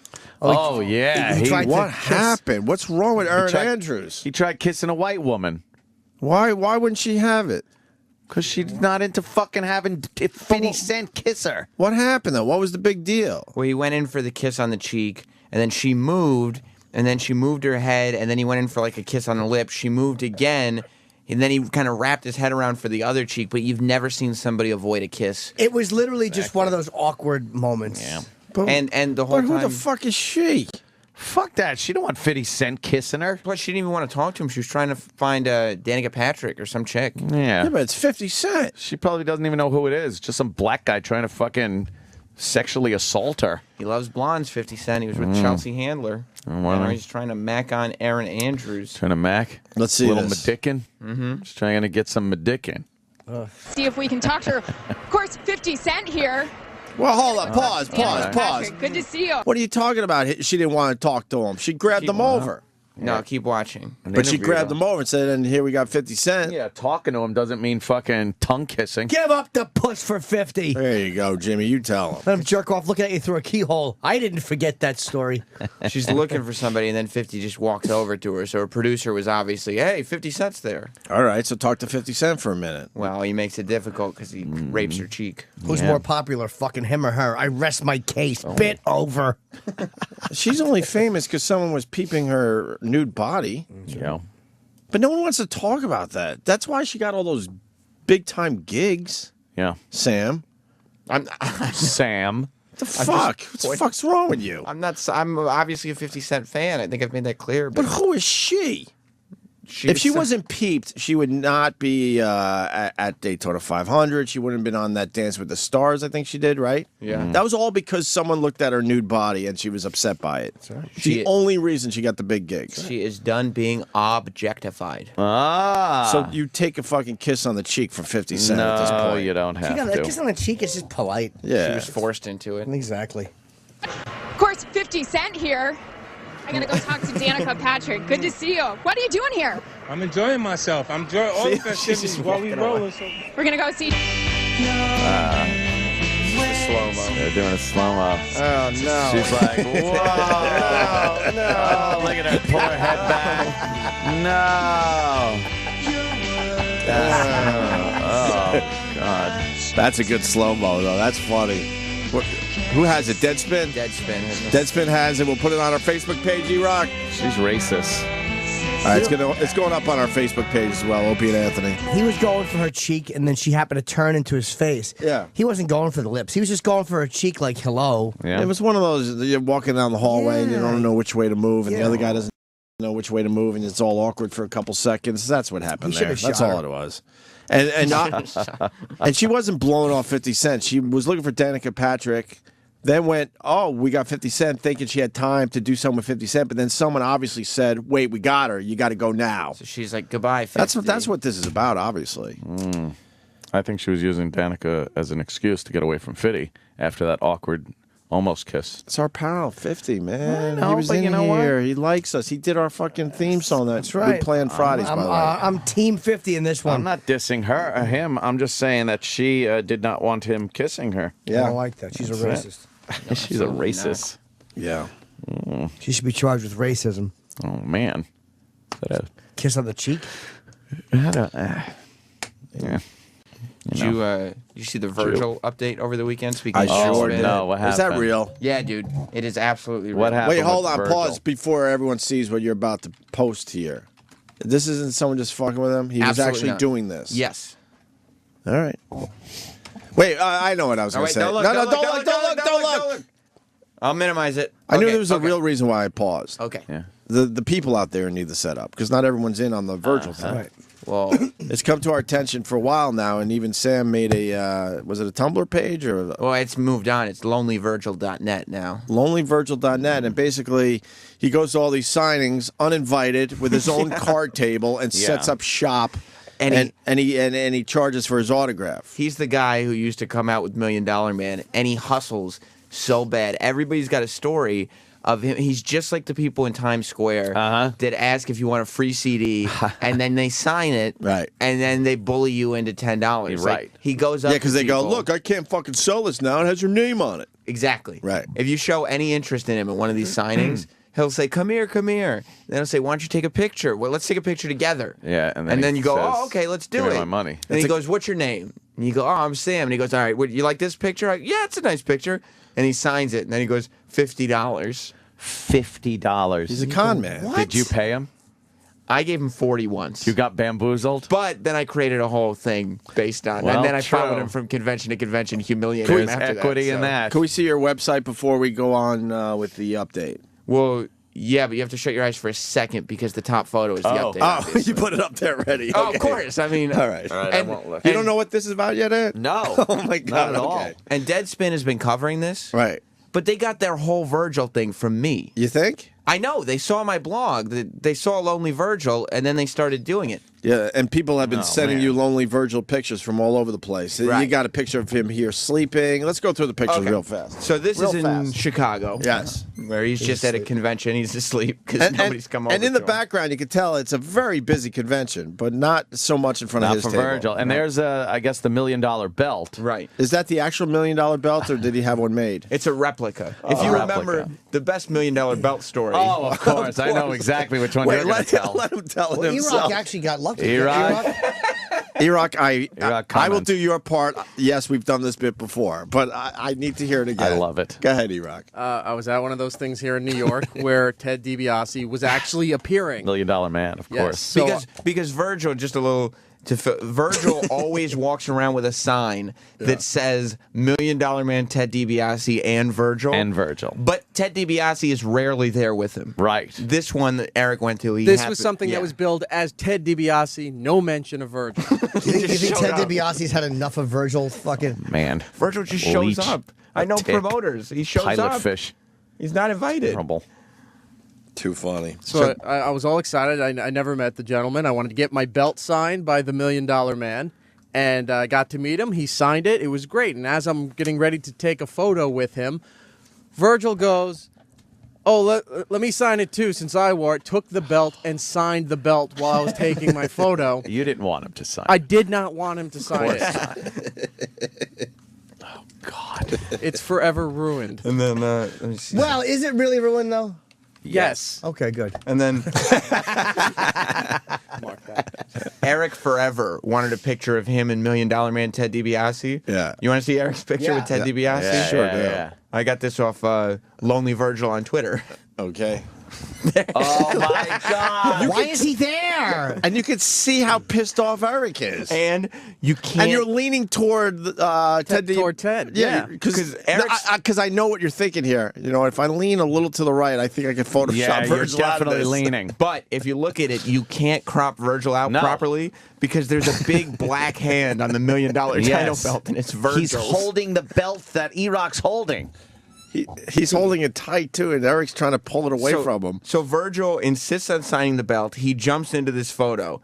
Did he charge you? He tried to, and I said, I didn't ask for a photo with you. Ah. Why wouldn't you just give him strikes back? Give him some cash. Well, I already paid in advance for Ted's photo and signature package, so I paid for it already. Signature package? Well, you pay for it and then they do anything. I just don't know this world. Do you want a picture with Ted alone? Yeah. Yeah. I wanted the photo. I paid for the photo and something signed by Ted DiBiase. Could you get another belt like that? I could. They're expensive. They cost like $500. Oh my God! He ruined a $500 fucking item? That he did. And he signed That's great. the belt that's like a fake gold, so you could think maybe you could buff it out or on the back, it's felt. So, And that's where what he signed. Oh, what a fucking But he was part of the whole thing. intrusive But nobody asshole. wants that. He wasn't part. I mean, it was a gimmick that didn't work. He wasn't part of anything. Yeah, because as soon as he was away from Ted and they gave him the belt, they fired him because nobody gave a shit. Superstar Virgil. They never made him into something else, Virgil? No. He was your favorite thing, Opie. What? He was a jobber. Jobber. Officially, he was a jobber. He was absolutely a jobber. Like the Brooklyn Brawler? Exactly like the Brooklyn Brawler. Wow. Yeah. I always thought Virgil was bigger than that. No. He's trying. How come trying. Ted doesn't show up to these things? Because he's got to get paid to show up to these things. Is he popular? Yeah, Yeah, he's like very. a Hall of Fame legend, you know? He's very popular when he shows up. You pay for his travel and lodging and stuff. But people want, if Ted DiBiase shows up, there's a line for him? Yeah. Oh, yeah. But what about Virgil? Do you have to pay for his lodging and his travel? He's not even invited. He just sets up camp? Dude, He really is not invited. I've literally spoke to multiple promoters who explain that Virgil hears about a show or a signing. Holy shit. There's a photo of him. Rob Van Dam's doing a signing, right? Yeah. Mm-hmm. And there's a line out the door because that's a rare thing. He's a very popular guy. Who is he? He's just a wrestler. He wrestles for all the companies. So Virgil sets up a table outside the sports memorabilia store that Rob Van Dam is inside, and he tries to hustle people that are online waiting for Rob Van Dam. Oh, What my a God, prick. that's embarrassing. Yeah. All right, so here's him in Chicago. Yep. Scroll up. This was my original photo. Yeah. That was at a Sinomania wrestling show. How come there's no one there to meet him? Nobody wanted to. No It was a one. wrestling show. There were only wrestling fans there. And they still didn't go to just to kill time and go in front of him for a little bit? There's not even any muddy footprints near him. There is Oh, nobody. my That God. floor is That's a clean. white floor. Pristine. Yes. All right, so we scroll up a little. This is in Orlando. Virgil, wrestling superstar. He's got a big No banner one's that he- there. He sets up the big banner? Yeah. Yeah. Wow. This was the Motor City Comic Con in Detroit. These lonely Again. Texers. No one there. Look how shiny the floor is. So Yep. shiny. Not a scuff mark to be had between Lonely Virgil. the camera and Virgil. Lonely Do you Virgil. think he knows about this site? I don't know. It's been weird. Weird people have picked up. You know Mark Lamont Hill, that Fox News commentator, the black guy who's always on? Yes. He randomly tweeted that he saw the blog one day. I don't know. Weird people have been seeing the Oh, blog. he used to be on Red Eye a lot, right? Yeah. He works at Columbia or something? It's a good concept, man. This is Calgary, Hilarious. Alberta, Canada. All right, he's got to have people in front of him. Yeah. Look how long the fucking walkway is to his lonely table. And there's no one. No one. But maybe he gets there really early. No, Maybe you're bamboozling everybody. I can't tell you how many Virgil sightings I've seen myself. All right, This keep is going. not a bluff. Okay, this is Detroit. There's a line, but that's for the table next to it. Oh, the Oh, table no. next to him. Really? How embarrassing is that when there's a line for the table next to you? And nobody for you. And as you can see here in this photo, Virgil's enjoying some popcorn. All right. Is there a line when Snooker shows up? Yes. Okay, brother. Yeah, there's a line when Snooker shows up. He gets a line. Yeah. Who has the longest line? Like Bob Backlund, of course, probably has the longest. But who would No, have the, Bob Backlund doesn't have the longest line. who has the second? Who has a really long line? The Warrior. Ultimate Warrior. Hulk Hogan. Warrior. And those guys charge $100, $150 for a photo Yeah. and an autograph. Really? Yeah. Crazy. Here's New York City Comic Con. Okay. There's a lot of hustle and bustle, Right. but they've cleared away for Virgil. They're just walking back and forth in front of him. This poor guy. Fuck him. Really? Ruined fucking E-Rock's I'm belt. so happy he ruined his belt. Yes. This is WonderCon in Anaheim. Much the way E-Rock's gun is done. I didn't mean that. I apologize. Wow. I'm sorry, Eric. WonderCon in Anaheim. Oh, my God. There's no one near him. I took that photo. That was not a bluff. Okay. And then Oh, this is Niagara Falls. I thought this would be the All new right, one. that should be good. Niagara Falls. Not much going on in Niagara Falls. Again. Jesus, it's all just Virgil in different shirts. Hoping. Yeah. With pristine floors in front of him. No one. And we got a Virgil story on the line, by the way. Okay, here is the update. All right, wait. All Let's right. go to the Virgil story first. Damn it. Because we got to end with Sam's update. Let's say hi to Nick in Boston. Nick, Oh, what's going on? Welcome aboard. what's up, buddy? So I went to World of Wheels back in 2008. Virgil standing there in the middle of the Coliseum going around. Me and my girl walk by. He goes, "Yo, honey, you want a picture with a superstar?" Grabs her tit, and ruins the picture. Grabs her tit. Oh, yeah, it's in the picture. Send the picture to me. Yeah. On Twitter, not Sam. Yeah, Sam can put it on his blog. Need that. Yeah, dude, All right, yeah, I'll find it. I'll send it. I All right, told good. the story before, but at the Thank you, Anaheim Nick. thing in WonderCon, I watched him humiliate a guy in front of his girlfriend and Really? get $80 out of him. Because he's doing his whole hustle, and they're in front of his table, and he's just an old wrestling fan. So he goes, "Oh, these are cool pictures," because Virgil sells pictures of him with other wrestlers in it. So people want to look at the photos, and once you're looking at them, you're finished. Oh, no. So he starts looking at the photos, and he goes, "What's your name? You like this one?" And the guy goes, "Yeah, I'm Mike." And he signs the photo. He does his deal. man. Then he asks his girlfriend, "What about you, honey? What's your name?" And she signs one for the girlfriend. He goes, "Honey," he goes, "How about I get a picture with your girlfriend here? Why don't you take a picture with me and your girlfriend?" Oh, my God. He goes, "Okay." He takes a photo. Virgil goes, "You too, buddy. You get in here too." Oh, He goes, what a cock. "Okay." And then he goes, "All right." So and then as the guy is standing next to him, posing for the picture, his girlfriend's right there. Virgil just whispers to him, "All right, so since you both did it, I'll cut you a deal. It's $80. And $80, but the guy has to give it to him because his girlfriend's right there, and he doesn't want to look like a schmuck. I'd look like a schmuck. You walk away. You look like a schmuck giving the $80. But he was nervous. Yeah, I understand that. So Yeah.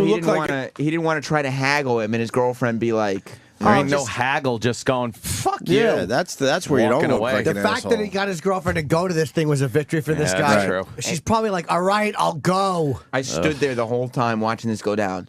He Yeah. handed Virgil $80 in cash. You need videos on this blog. It's the possibilities are limitless. All right. Yes. Let's. So here's your update. All right, finally. where's I the apologize, updated but photo? We He was haven't talked actually- about Virgil in a while. He was in town this weekend signing. Whoa. Yep. I unfortunately did not get to see him. I did look. I promise you. I did not get to see him, but somebody else did. And they snapped this photo of Virgil at the Grand Central Station subway. Yeah. He's He's not at signings anymore. Virgil is in a subway station. Oh, my God. With a sign that says Virgil WWE Superstar and a bag of glossy 8x10s. Oh, my God. Is this his bit? He maybe he knows that the internet's going to talk about this. Right. But either way, if this is his bit, so be it.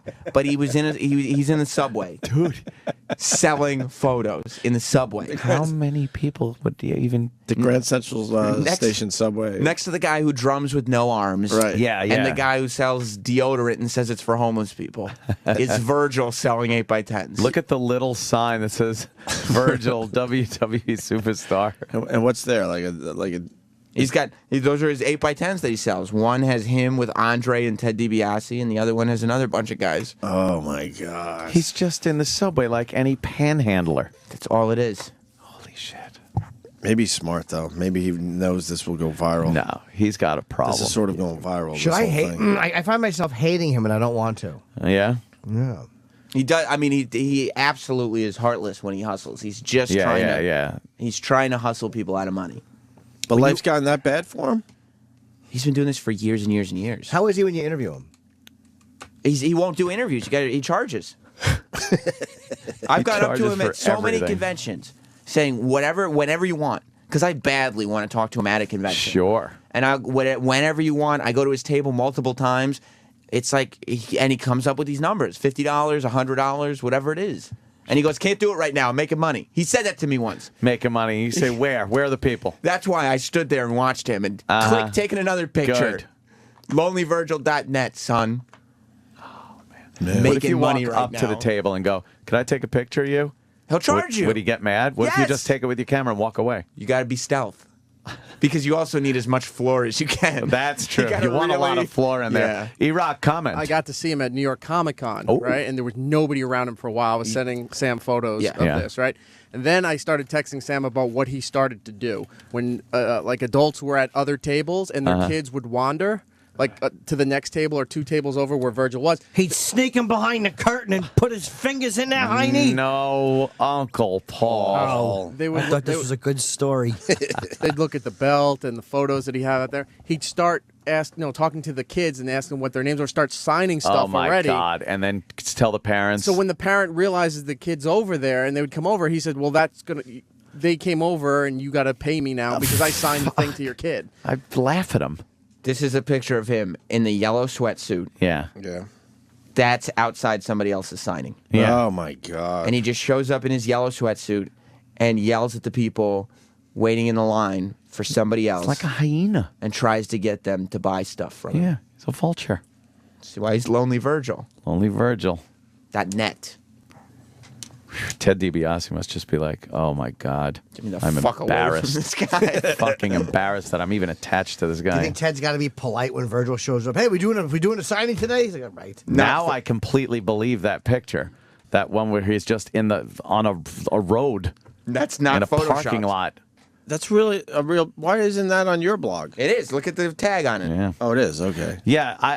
When I first saw that picture, I was like, because he's in the middle of a road in a parking lot, and it says Ted DiBiase and Virgil, WWE superstar. It's spelled Ted DiBiase. It's spelled wrong. Yeah. It's That spelled really is wrong. spelled wrong. Yeah, it's I before A. Oh God. Oh my God.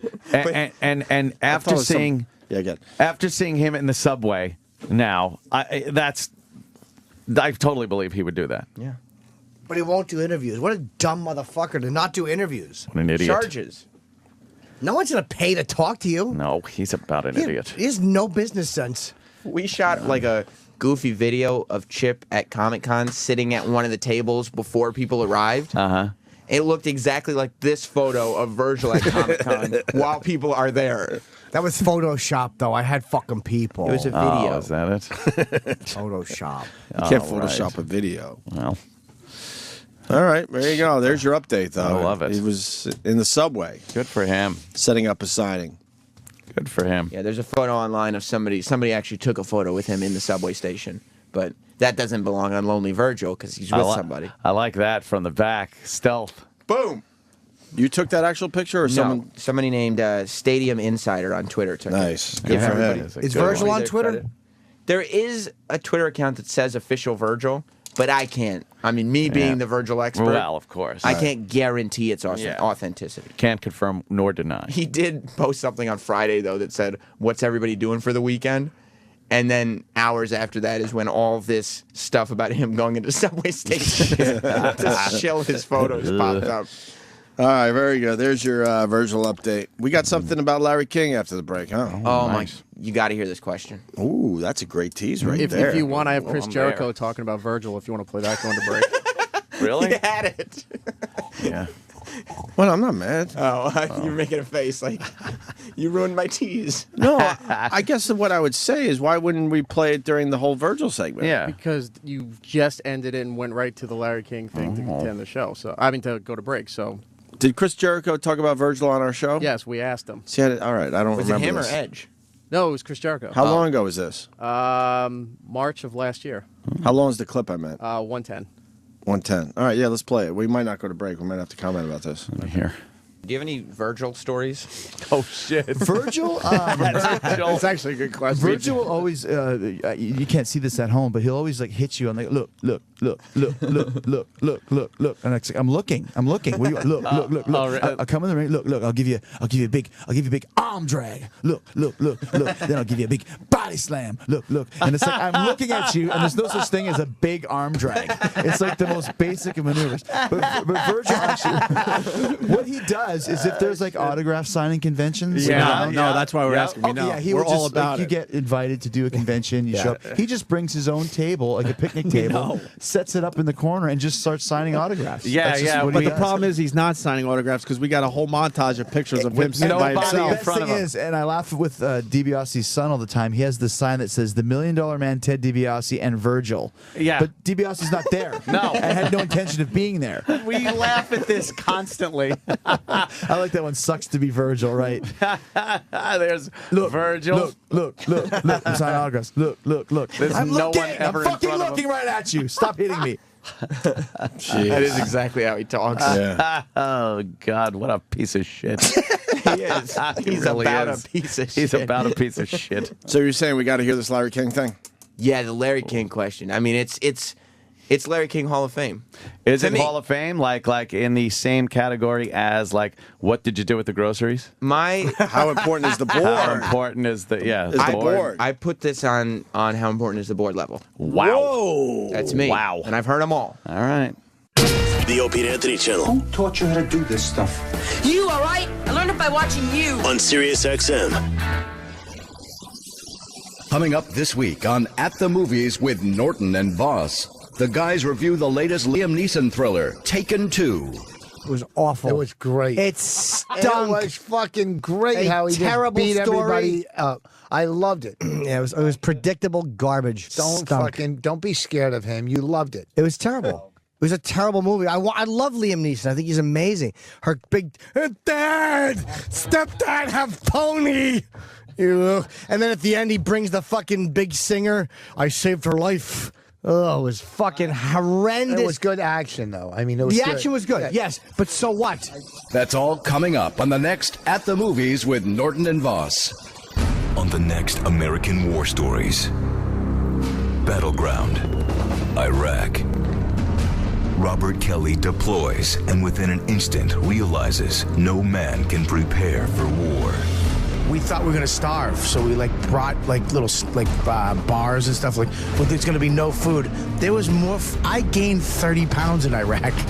You go to the buffet. There's Chinese food, mac and cheese, barbecue, pizza, ice cream. You could walk up to this ice cream and get as many ice cream bars and sundaes as you want.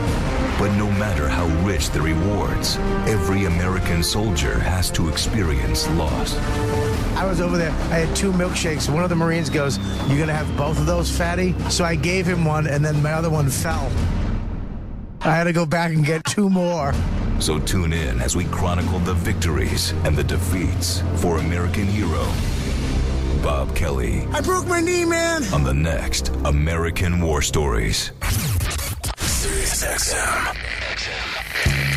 The Opie and Anthony Show. Jim, can you record the talk back? Record that, Jim. Bet.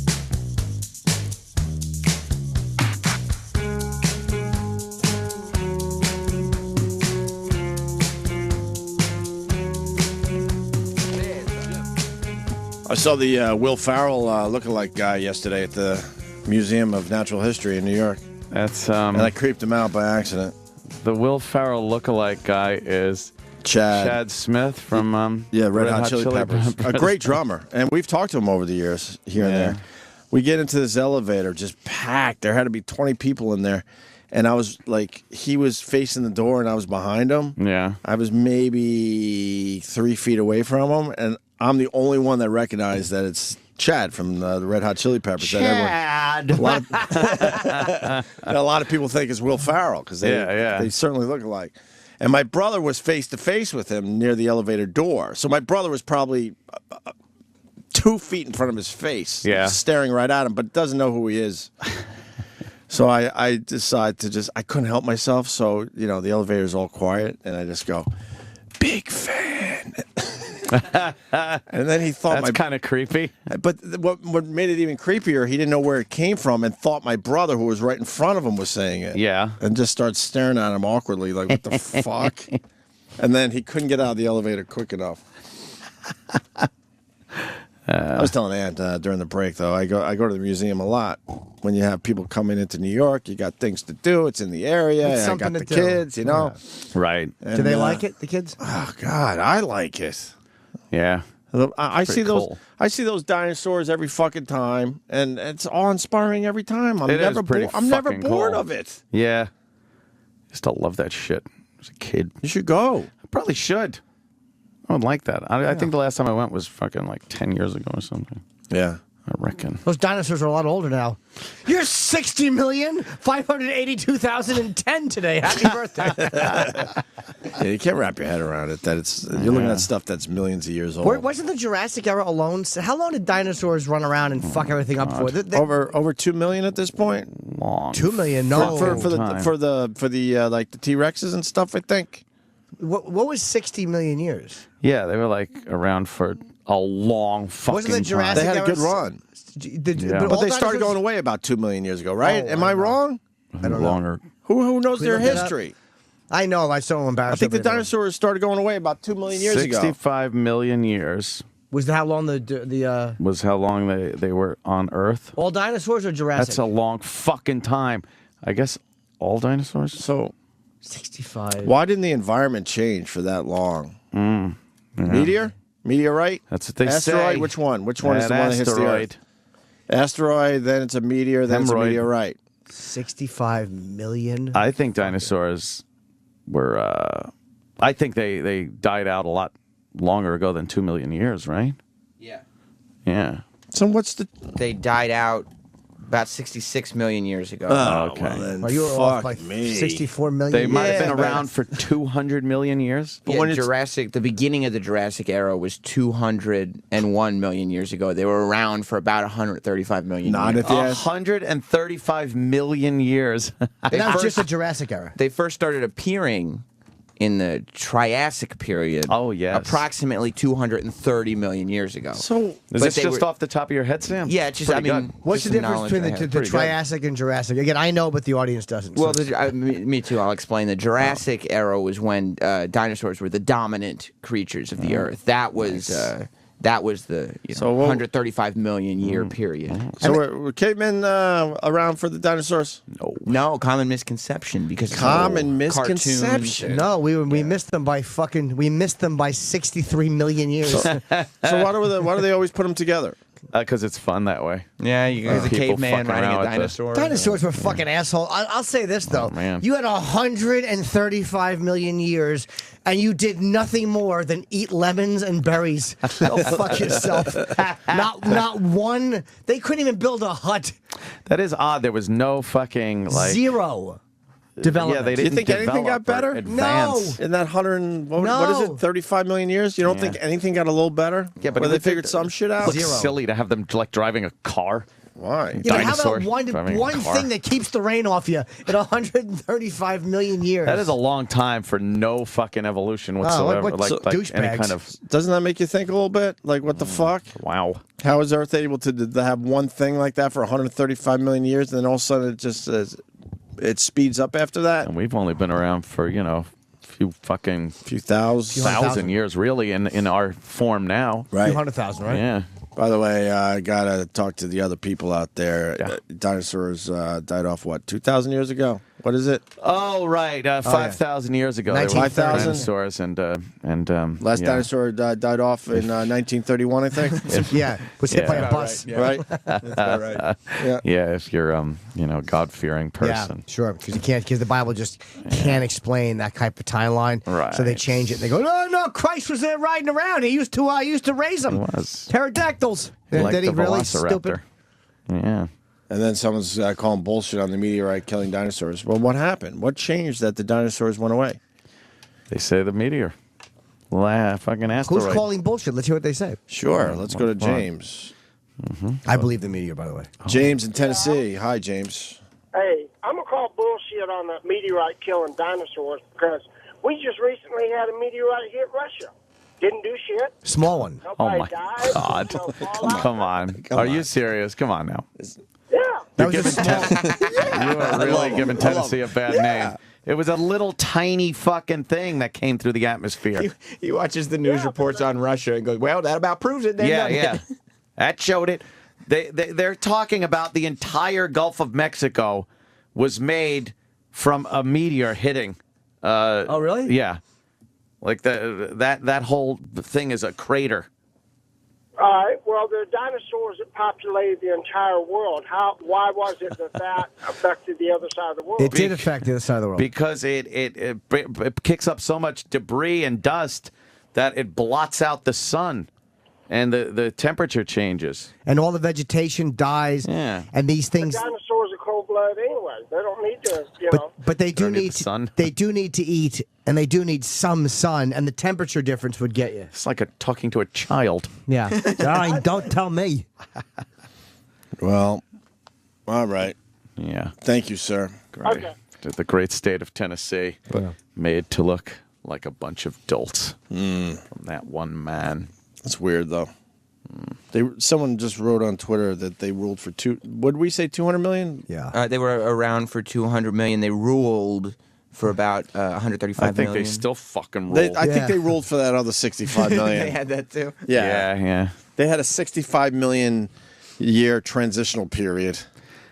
Where things might have got a little shady here and there, but they still ruled, I do believe. Is that the difference between them and us? Like this, they died 65 million years ago, so it took that long for the atmosphere to clear and for us to plop up out of the goop, out of basically Earth cum. We stood up out of Earth cum and just shook it off. No, we were put here by aliens. You think? Yeah. They seeded this fucking planet. I find that easier to believe than the fact that there was a god who looked like me, or like fucking Edgar Winter last night winning his fucking his sound award. I find that much easier to believe. I'm starting to feel we came here from somewhere else. We seeded this planet for whatever reason. Well, it just doesn't make sense, the whole thing. If you think about cosmic goop, then we kind of did come from somewhere else. Well, it's all cosmic goop, and then but the cosmic goop over here is a little more advanced. So those people said, let's take our cosmic goop. It's a little more advanced. We don't want to wait how long it's going to take to fucking seed planet Earth. So we'll take our goop and put it there. Oh, it's like Prometheus. Yeah, man, I like that shit. Scary. It's a giant terrarium. They're just fucking seeing what happens under different conditions. Like, let's see what happens when we put life here. And our time scale is much different than theirs, of course. So the billions of years. Something just went off kilter. It's so fucking strange. I always go back to the point, like, we're not like anything else on this earth. The rest of the shit on this earth kind of is similar and work together. And then we are ridiculously more advanced than anything. And we always go back to what is the second most intelligent thing here. And you have to go with a dolphin or something who hasn't even figured out how to Hasn't figured out anything. A cell phone or anything yet. Yeah, how about making a boat, you cunt? Right, do something if you're the second most intelligent. Well, how about a tuna net warning system for you and your fucking... That's the thing that always has creeped me out. Like there's a ridiculous drop off between us and the second most intelligent thing. That's why it's embarrassing to get eaten by a lion. So explain like, that. Fuck, man. I'm so much smarter than this thing, and it's ripping me to pieces. But it's disappointing. But how do they explain that? Through just gwad? Yeah, I don't know. Gwad. The word gwad. I don't think it's as simple as that. Something is fucked up out there. Yeah, it is fucking weird. I was thinking the other day how ridiculous it is that, like, if you go back just a couple of 100 years, there's only drawings of things. Yeah. Like, there's no pictures or video if you go back a certain... couple of a few hundred years. Right. There's just fucking, like, if you wanted to see something, it had to be a drawing of it. And fast forward, like, I would say maybe 2 generations tops, those people will have their entire lives recorded. Yeah. It'll be just, this guy lived whatever years, and here's his life. Boom, if you want to check it out. You know? Yeah. Everything we're doing is good. We will eventually have every moment of our lives. Oh, absolutely. And we will all know everything. Future Jimmy? Yes. I told you, we're moving towards... Kaku talks about like this planetary force where everyone is a sugar cookie. We all run around like sugar cookie people. Hey, is that Dr. Don't! Here's my money. Who are you? Here's my money. I just wanted to introduce him to my family. Was the last one. He just couldn't get away from me faster. Yeah. Then awkwardly crosses the street. I'm like, I'm not going to hurt you. Space-time bends when light travels here, and it's like if you had light and you bent Kako, it. hi. Oh, God, don't hurt me. Here are my testicles. Oh. He just gets so scared. But you haven't seen it yet because he lives in our neighborhood. I know. I haven't seen You him. have to see it to really appreciate it. Next time I'm going to film it. Hilarious. I figure, look, if the guy's done our show as many times as he has, let's bring it to the next level. think, I want right. to introduce you to my family. Yeah. You live right next door to me in the next building. Introduce him to yourself first. Here's my family. Oh, who are you? Who are you? Opie. I've been behind him in line at the supermarket we go to, everything, and he just fucking he's got the memory of a mosquito or something. For real life stuff, yes. It's so weird. This guy's saying everything we're saying is wrong. We're wrong. Okay. Guess we're wrong. Dr. Steve? Chris in New York? Well, all right, but it's not New York. Hey. Oh. Hello? Yes, Chris. Hi. Chris in New York? Yes. It's your Just time the, to make us feel bad about ourselves. Go ahead. The whole Gulf of Mexico being created by an asteroid, that's a misconception, too. The asteroid hit in the Yucatan Peninsula. Oh, right. Okay. I've been saying that for years. No one believes For me. years. Oh, yeah? So where's the Yucatan Peninsula for these dummies? It is in the Gulf of Mexico. It's off the Gulf of Mexico. Thank you. Oh. No. Yeah, but it's not the size of the Gulf of Mexico. That would Right. be, How big was the asteroid that hit that made the Yucatan Peninsula? I don't know the exact miles. But it is miles, right? Yeah, it was huge. And the reason they know that is it was a certain element that was left behind by the asteroid that pretty much is all over the Earth at that layer of time. Right. So what did it kick up in it? I'm sorry, but so the asteroid hit, and then all that asteroid shit kicked up in the atmosphere, and then fell back to the Earth eventually. Yeah, pretty much what Anthony was saying in terms of nuclear winter, but it's at its strongest. It's at its strongest levels at the Yucatan, so they pretty much know that's where the asteroid hit. How long do you think that shit was floating through the atmosphere? I mean, that's got to be months. Oh, it was years. Had it for years. How long? How many years? Don't know. Does anybody? I'm curious. Dr. Steve might know if he wasn't busy futzing around and meandering to work. Yeah, well, it floated, and it would sprinkle down like space dandruff. But I'm curious as to how long that shit. I'm gonna guess 50,000 years. Oh man, probably longer. Probably, yeah. Maybe longer. 2 million. All right. What the fuck do I know? I'm just a queer. Crazy. Chris, thank you. Didn't it rain for 1 million years or something? What? It can't rain for 1 million years. No, it did. That's how the water came. I saw a special on the Earth. And I just got to laugh at that. I'm sorry. I laughed at your knowledge. It might have even been. It just sounds ridiculous that it rained for 1 million years. What caused the rain? That would be a pain in the ass. Oh my God! Umbrella sales went through the roof, Craig. Wear your rubbers. It was. raining. That's how the ocean. Would you like it if it rained for 1 million years? Oh, it'd feel like Seattle or something. Take us out. Oh, Jesus. You know, after after 2 weeks, you'd be really annoyed, and you still have pretty much still 1 million years. A million years. Yeah, a couple of weeks. 99,000. Right. Yeah, a couple of weeks as far as 1 million years ago. It's still pretty much have the million, and you're fed up. Yeah. Let's go to this Bible guy. We got to get the Bible people involved here. Josh in Queens. Josh. Hey, boys, how you doing? Hi, Josh. Hi. Hey, I'm not going to be one of those modern guys who says that it's got to be 7 days with the Bible, but for a dumb little Hebrew slave prince writing that book, Moses, he got the order accurate at least. How's that? That's something to say. What do you mean? All of a sudden it's dark, and now all of a sudden it's light. The earth shows up. Then there's plants. Then there's fish and birds. Then there's animals, beasts, and then man shows up. So, Yeah, he kind of explained evolution. Yeah. Good for him. Yeah. Right. Well, yeah. for a guy who's living 10,000 years ago and has no clue, that's pretty accurate. It's pretty good. I think most people could have figured that out. Yeah. Well, not I don't think they were that dumb. Not people who were stomping mud to turn into bricks. That's pretty advanced. Yeah, so he You're was. the plumber. Try to make bricks without straw. A pipe bursts in your house, and you have Jerry the plumber come over, and he's going to explain quantum physics and mechanics to you. We also know how wide the asteroid was. It was 6.7 inches wide. That's pretty big. Oh, see, that's not that wide. Pretty big. Anything else, Josh? No, I had something about chocolate rain for 100 million years, but it's still time now. So All right. Why? That would have killed. Yeah, I think it would have done. I should open with that dinosaur sucking each other's wieners under a palm tree. All right. All right. See ya. Bye, sweeter. Let's say hi to the one, the only, Dr. Steve. Hey, Dr. Steve, did you watch the Oscars? It's all about Oscar talk today. Oh, I watched The Walking Dead. Oh. And then watched the 5-minute recap on the Today Show, and that seemed like plenty. Yeah, you really don't need to see all the details. Well, the Twitter haters went after me because I was watching the Oscars instead of the Islanders. Oh, really? There you go.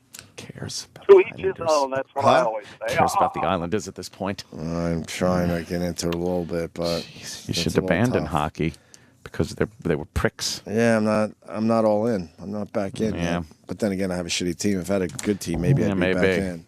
Not that they're shitty. They're doing it. Oh, whatever. Who gives a fuck? They are under 500, though. Yeah, Dr. Steve, what do you got in this whole dinosaur thing, God, Yeah, and it raining for 1 million years straight?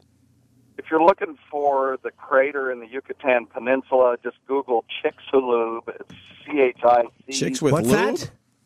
C-H-I-C-X-U-L-U-B, I think. Hold on. And that crater is felt to be the crater of the asteroid that hit the Earth that took out the dinosaurs.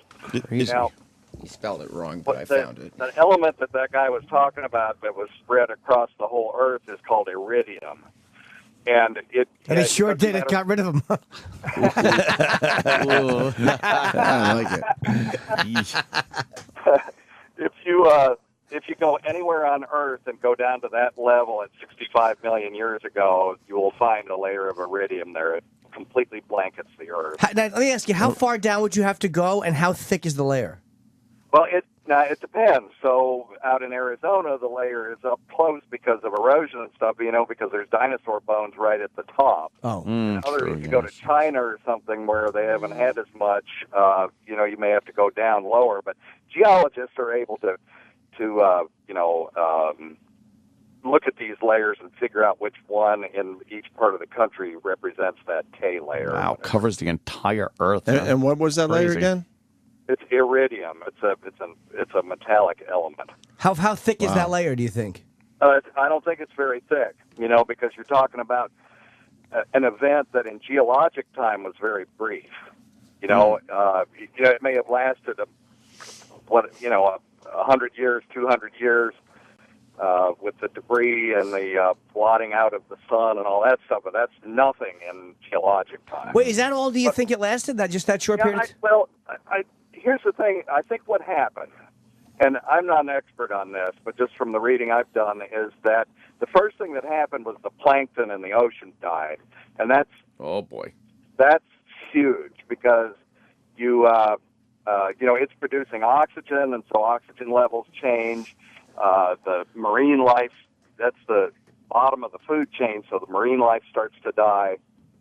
You start having a cascading effect on the food chain.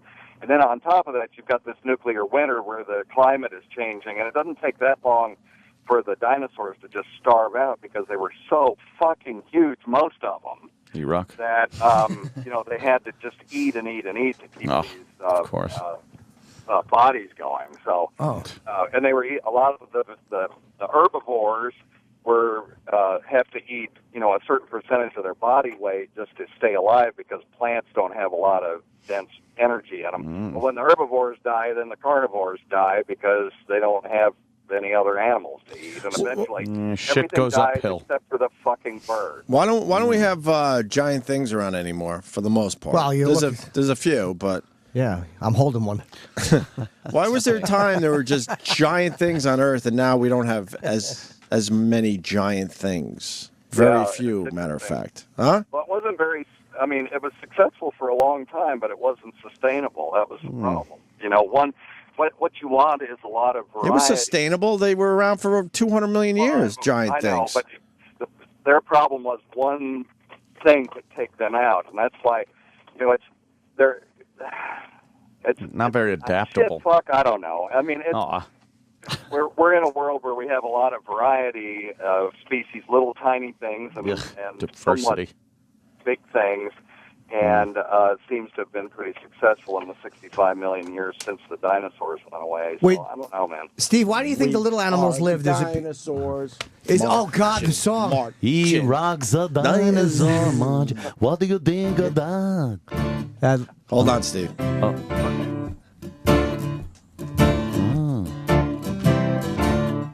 He rocks the size of a dinosaur. I don't like this one. God damn it. You weren't listening again. T-Rock, fucking T-Rex arms. No, we want the He rocks a dinosaur marching. You herbivore. You really He weren't rocks a listening. dinosaur. What do you think of that? I was humming this as I'm walking through it's the great. museum yesterday. Jesus, E-Rock. This is the part where you guys call E-Rock stupid for playing the wrong E-Rock is fat song. Right. He did. But And then it's he's accurate. and he's trying to defend himself saying I was listening. No. You weren't listening. Because we were doing the accent and everything. Dinosaur. Yeah, you're futzing around. Do you have the other one? I'm looking for it. That's the one I have. He was looking at his $1 million belt. What are you doing? What were you doing in there? Bikini pics? Virgil? Comment? No comment. I was listening to you. No comment. All right, anyway, back to Dr. Steve. Steve? Now, I kind of misspoke, too. The largest animal that's ever lived on the Earth is the blue whale, and it's alive today. So Yeah, No, it's I- running our board. Jesus. But was it around back then? no, because they're blue whales are mammals, and so they do all. You ever see It needed the money. You ever see the video of the blue whale? Yeah. Holy fuck! I made one. And they got one. They got one in the museum, replica. Yeah. To show you how fucking big these things are, ridiculous. Hanging up I saw a beached whale, a beached blue whale one time. I just walked up and slapped it and said, "Who's Mr. Big Shot now, huh?" And I drank Evian in front of it. That's so cruel, Jimmy. So mean. There's the blue whale in the museum right there. Yeah. Look how big that thing Where's is. the song? Holy That's when they fuck, were man. Installing it. Yeah, I guess that. What year did they install the blue whale in the museum? That looks like 19... That the blue whale in the museum in natural history was Yeah. 1958. No, No, I'm not that was believing the that worst at all. acting That ever. was bad. All right, well, look it up and you'll see I'm right. And then we'll see who's acting. Travis running down the hall. Cool. Oh. Travis Hopefully running it's down the because hall. he has bad news medically. What do you got, Travis? Huh? Oh, of course. Oh, nice. Oh, he just showed you up, All E-Rock. right. Thanks, Travis. He just showed you up. Nice. Enjoy Here it this. is. E-Rock is a dinosaur marching, marching. E-Rock is a dinosaur. How did he get so fat? E-Rock is a dinosaur marching, marching. Wake up, little piggy boy, and fucking take us out. That's the one, E-Rock. I know. How did he get so fat? Why does he talk like that? I don't know. Yeah, That's my pretty good. favorite, I think. After That is a good one. when it was all said and done. Dinosaur. Blue whale installed? Yes. 1969. No way. 1969. That's Didn't it, look huh? like 69. 1969. Maybe that was when they All they right. started the process before, but 1969 is when it was installed. Wow. And it was based on a blue whale that was found beached in South America in 1925. Jimmy was fucking smacking. That's right. What year did we stop living in black and white? That's pretty fucking 69, good 70, question, right? but- No. We've only had color for what, since 1970? No, because they did this moon landing footage in color. Wizard of Oz, I guess. 60. Oh, God, yeah. No, that was a fluke, though. I'm talking. They just found it. Yeah, it They was were like Nas, they I were guess, experimenting yeah. with shit. Yeah. Yeah. There was a fluke. I would say the 60s. No, but you're right. The fucking wait, the Wizard of Oz, is that colorized or was it always color? No, it was color. No, yeah, it was always color. But that you think they were like, oh, how do we do this? I don't remember how. Well, I don't remember how we did it. Well, if it was so terrific, why did they keep it to themselves? Why weren't other films made in color? Gone with the Wind. Those fucks. right. Fuck those I remember people. having a color TV when I was 5, so that would be around 1960, 61. Rich kid. Fucking A. Yeah, you're a rich one. Braggart. Huh? Color TV. We didn't get a color TV until 1967. You never had a colored No, neighbor. It was stupid because there was only one fucking show that was in color, and it was Disney, as I recall. Oh, the wonderful world of Disney. As I recall. What about What about Mutual of Omaha's Wild Kingdom? Black and white. That might have been in color at some point. Then they did the switch the whole over. NBC Peacock just came out just to celebrate that they were broadcasting in color. The following broadcast is brought to you in living color on NBC. Yeah. Steve, you got anything else on the dinosaur thing? Such a big fucking whale. Hey, they were maybe developing an intelligent dinosaur before they got killed, though. The paleontologists, it's just a sort of a crackpot paleontology theory, but the velociraptors were getting bigger brains before they we got saw out. it. And if they had been allowed to go on, maybe there would have been finally a hut-building dinosaur. We saw Jurassic Park. All three of them. I think we know that the Velociraptor was very smart. Who gives a turkey? Where Spielberg got that from. Oh, based in fact? Yeah, based in relatively educated conjecture. Well, that place would have been great if fucking stupid Newman hadn't screwed the whole thing up. And what? How annoying. And what was the deal where they figured out that they actually walked on the 2 feet instead of the 4, or the 4 feet instead of the 2? Didn't they have to adjust that recently? Oh, the T-Rex, they had to... That was they had recently. him standing up like Godzilla. Right. And then they had to make it where his tail balanced out the rest of his body, and, you know. They made it a little adjustment, but that was only recently, right? Within the last few years? Yeah. Yeah. There's I think Jurassic Park actually pushed that through. It was after Jurassic Park, and people were like, "Why is it running like that? Like a big dog." How did it become the bird? I know skeletally the T-Rexes are now a bird. How did that happen? That is a theory. There were feathered dinosaurs, and the only real... If you've ever seen an ostrich... I have. I petted one, for fuck's sake. There's pictures. Man, you don't listen to the show. Jimmy told the The story. only thing it doesn't have is teeth. And that's the big difference between the dinosaurs and the birds, is that the dinosaurs had teeth. And they were 100 feet tall, and birds are shit.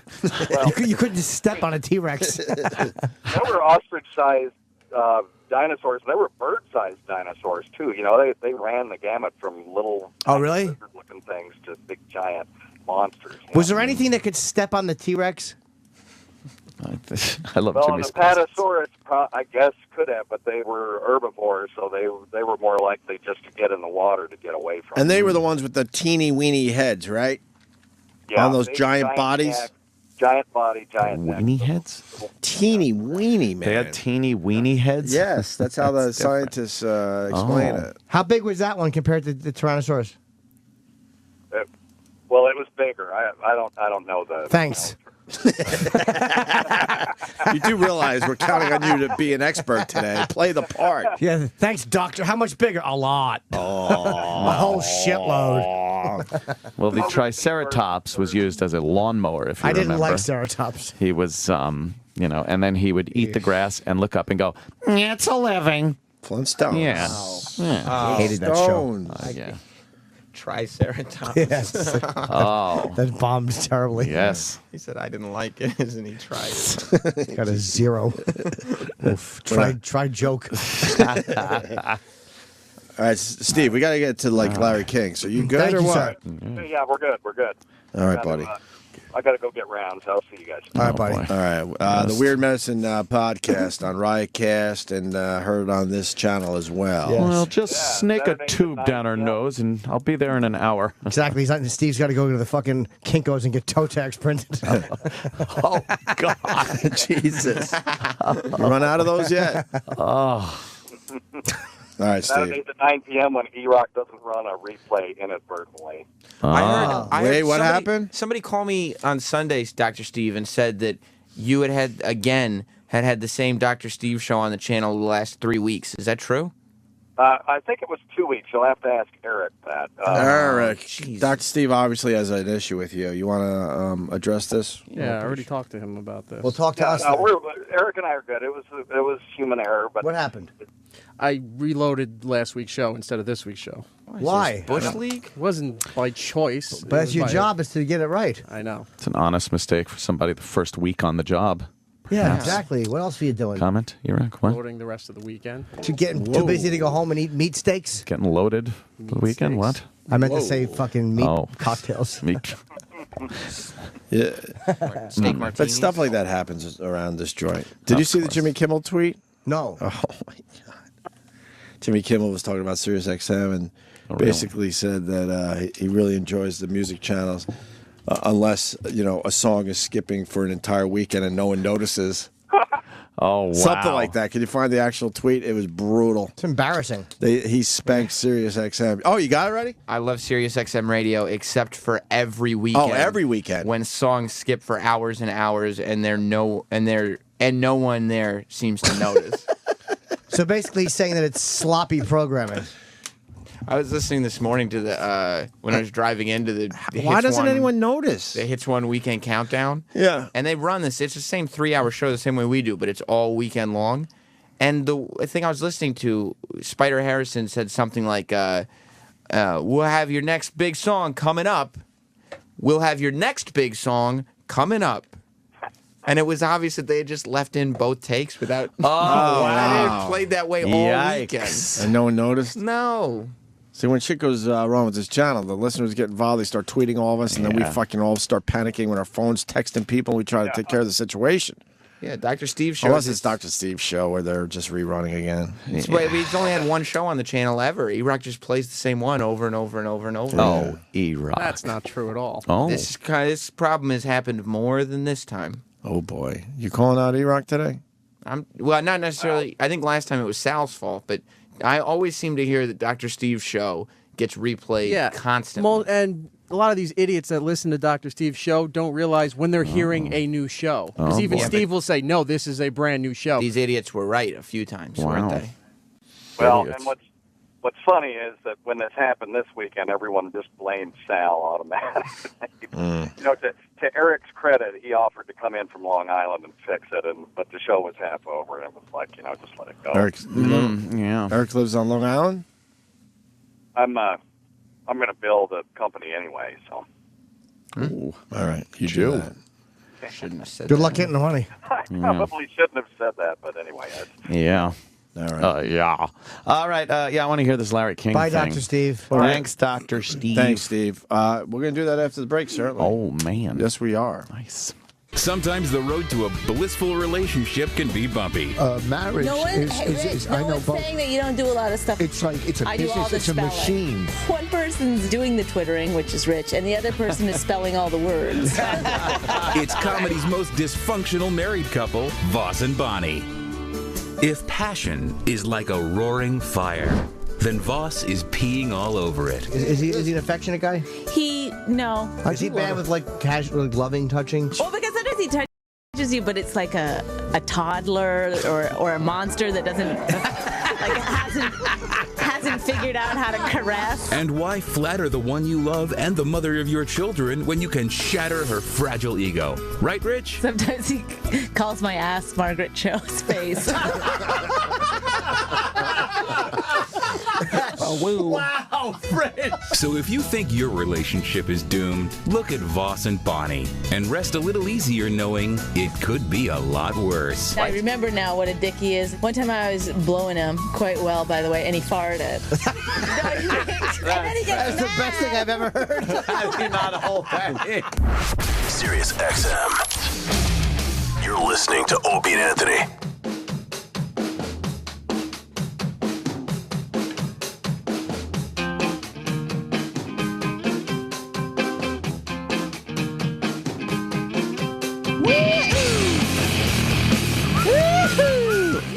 I think we could squeeze Larry King in before Kevin Smith calls. Yeah, I want to hear that. I think we could do that there, Sam.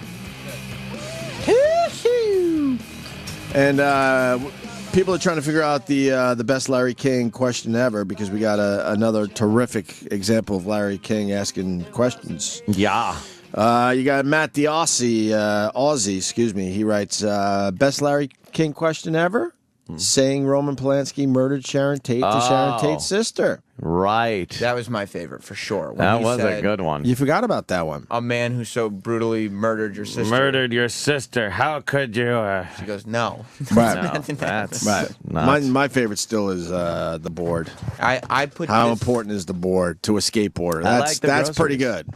I like the groceries. The groceries is pretty good too. Yeah. Good at the groceries. One was raped in a car, and he was wondering what happened to the groceries. What happened to the groceries? What happened to the groceries? You know what? That might have to be the number one. That is a good one. Rough. What's the new one? Such a dumb. We got right here. Oh, Let's good. hear it. I think I put it on the level of how important is the board. This one? I think so. Wow. All right, so Larry King is doing an internet show right now. Yeah, I think it's on Hulu. But it's doing well. Yeah, He's getting still big guests. He's still getting big guests, interviewing people. You could do a show on the internet that goes right to Hulu, right? Oh, that makes sense. That's what he's doing. Yeah. Is he doing it for Hulu? Yes. Oh. I didn't realize. How do you think would happen with a great boxing champion? This is Dana White. How do you think they would do? It would last a minute 10. It would. Yeah, it's just they're two totally different sports. I came from boxing. It would be tough for our fighters Pause to make that a real transition quick. to boxing. I mean, I want to know who Dana was fighting when that happened. Oh. I came from boxing. All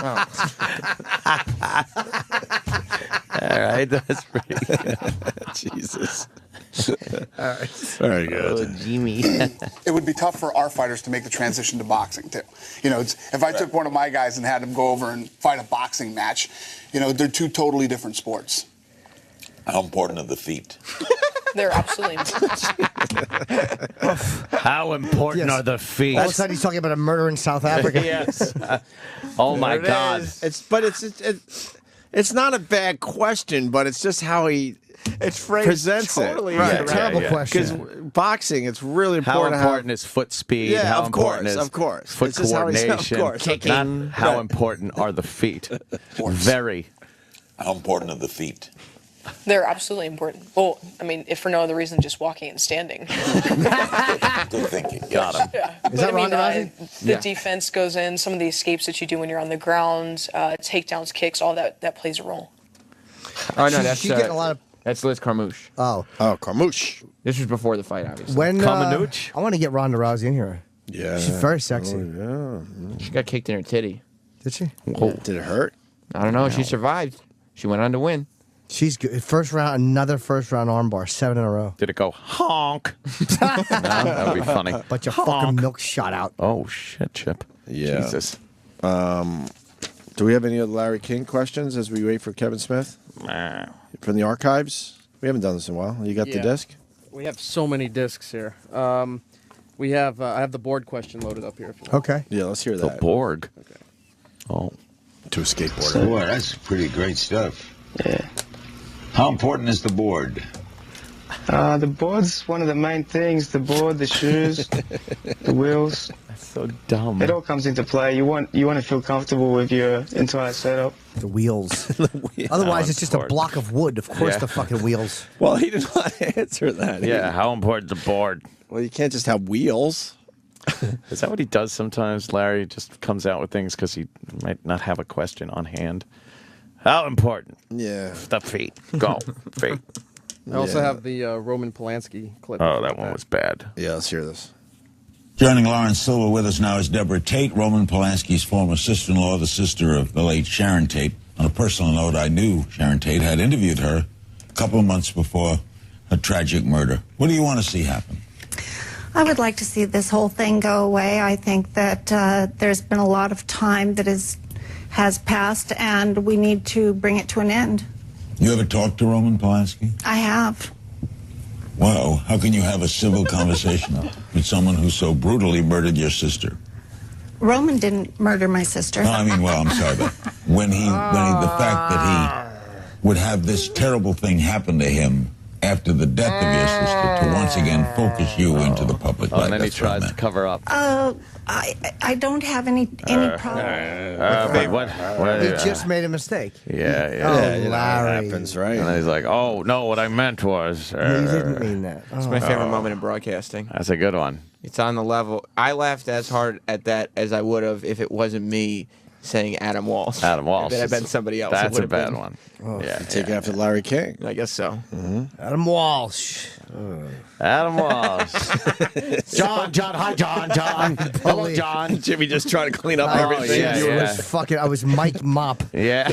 I made you uncomfortable. Oh, it was awful. Oh, totally. It's one of the cringiest moments I've ever had because it wasn't just a mistake; it was his dead son, his decapitated son. Boy. Like you couldn't have mentioned a more painful name. Yes. Any other name would have been better. Hey, Hitler Walsh, Goebbels Walsh, nothing. And it's how we start things. We haven't built a repertoire. Right, nothing. Rape Walsh wouldn't have been as harsh. Rapport. Yeah. Yeah.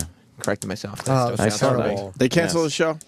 I'm not sure if they You can't cancel a show that captures criminals. Apparently you can. They canceled it on Fox, and then it moved to Lifetime. I'm not sure if it's still on Lifetime. I'll watch it Lifetime. They got Wife Swap on that channel. I watch that shit every afternoon.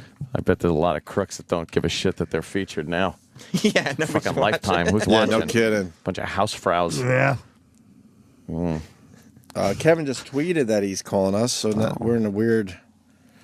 We in a holding pattern? He just wrote, let's see if good I S morning. Does that mean smod morning? Good smorning? Good Good smorning. smorning. Everything has the smod label, right? Yeah. That Kevin Smith on Twitter. Good smorning. In moments, I'll be calling into Opie Radio and Anthony Cumia. But to be fair, I'm only using them to get to Jim Norton. I'm very easy, Kev. If you just ask and I show up. There you go. So he should be calling any second here. Okay. Talk Oscars and other shit. Yes, because as we know... Oh, everyone wants the Seinfeld clip. We forgot about that one as far as Larry King goes. Oh, yeah. That is a good one. Fuck, that's funny. Jerry just doesn't give him a fucking inch. Oh, we got Kevin, though. Oh. We'll get to that in a second. But first, Kevin Smith is on our phone line. Hi, Kev. Good morning, folks. Good morning, Kevin. How you doing? Happy post-Oscar day. I mean, I know everyone's all happy and excited that both Anne Hathaway and Ben Affleck finally have their Oscars. Yes. That's pretty amazing. Yeah, I mean... That's not convincing. No, we're tired, man. We stayed up way too late. They got to make that program shorter. Yeah, well, the first thing they could have done was chop out the whole Captain Kirk thing in the beginning. Oof. You didn't like it, huh? It was fine, but it just went on. A little too long. Yeah, but hands down, the best joke of the night to me, and one that still makes me chuckle, is the Sound of Music joke. I thought that was hysterical. What was the joke? Oh, I thought that was great, too. That one. There was a joke where, he was introducing Christopher Plummer. Yep. And he's like, Christopher Plummer played Captain Von Trapp in the Sound of Music. And he's like, and now the Von Trapp family singers. And they cut to some doors that didn't open. And then they cut back to MacFarlane on stage. He's like, the Von Trapp family singers. And they cut back to the door, and nobody's there. And then finally, like, a dude in a Nazi costume runs in. He's like, they are gone! That was fantastic. And then they never touch again. And then he goes, and that was that joke. Yeah. That was fantastic. So that made me laugh so hard. Probably the hardest I've ever laughed in an Oscar ceremony. Ooh. And then the second most enjoyable aspect of the evening was Daniel Day-Lewis, who was so serious all the time. Yes. He gets up, and he's like a pretty funny, charming And guy. he's being funny and shit. Yeah, I thought that was cool. Kevin, what did you think? Like, I liked Argo, and I know you and Ben are very close. I saw your stream, sir. You were very like, what? But it wasn't like fuck Argo. I did think it was a great movie.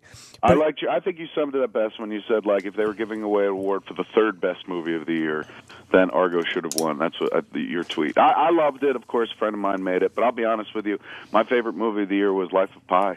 I didn't see that. I thought it was beautiful. It's crazy beautiful. It's one of those movies that even if you're... Are we allowed to curse? I forget where are we? Yeah, let's do this. Even if you're one of them pessimistic assholes, by the end of the movie, it finds, like, the child in you. Like, the guy sums up the movie best when he's just like... He tells a story, and then there's another story that you hear by the end of the movie that's probably the more real version of the story. But the guy goes, now, you've heard both stories. Which do you prefer? And then the guy says, well, the one that was this. I don't want to spoil it, but the one with all the animals and stuff.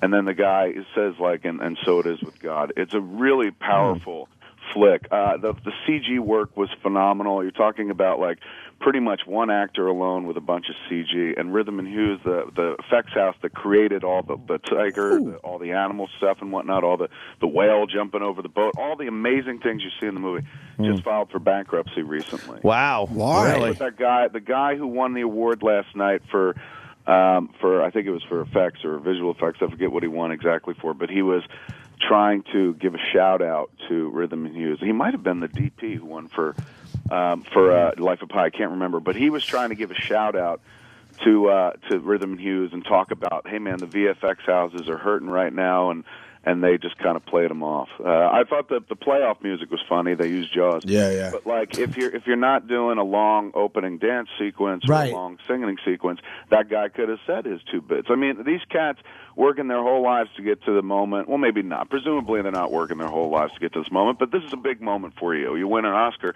You want to be able to stand up there and say whatever you want, even though half the time they're like, I'm so excited, I forget who to thank. But here's a guy who's prepossessed, and he's like, look, I would like to talk about something that affects all of us in this industry. Like, turn up the music.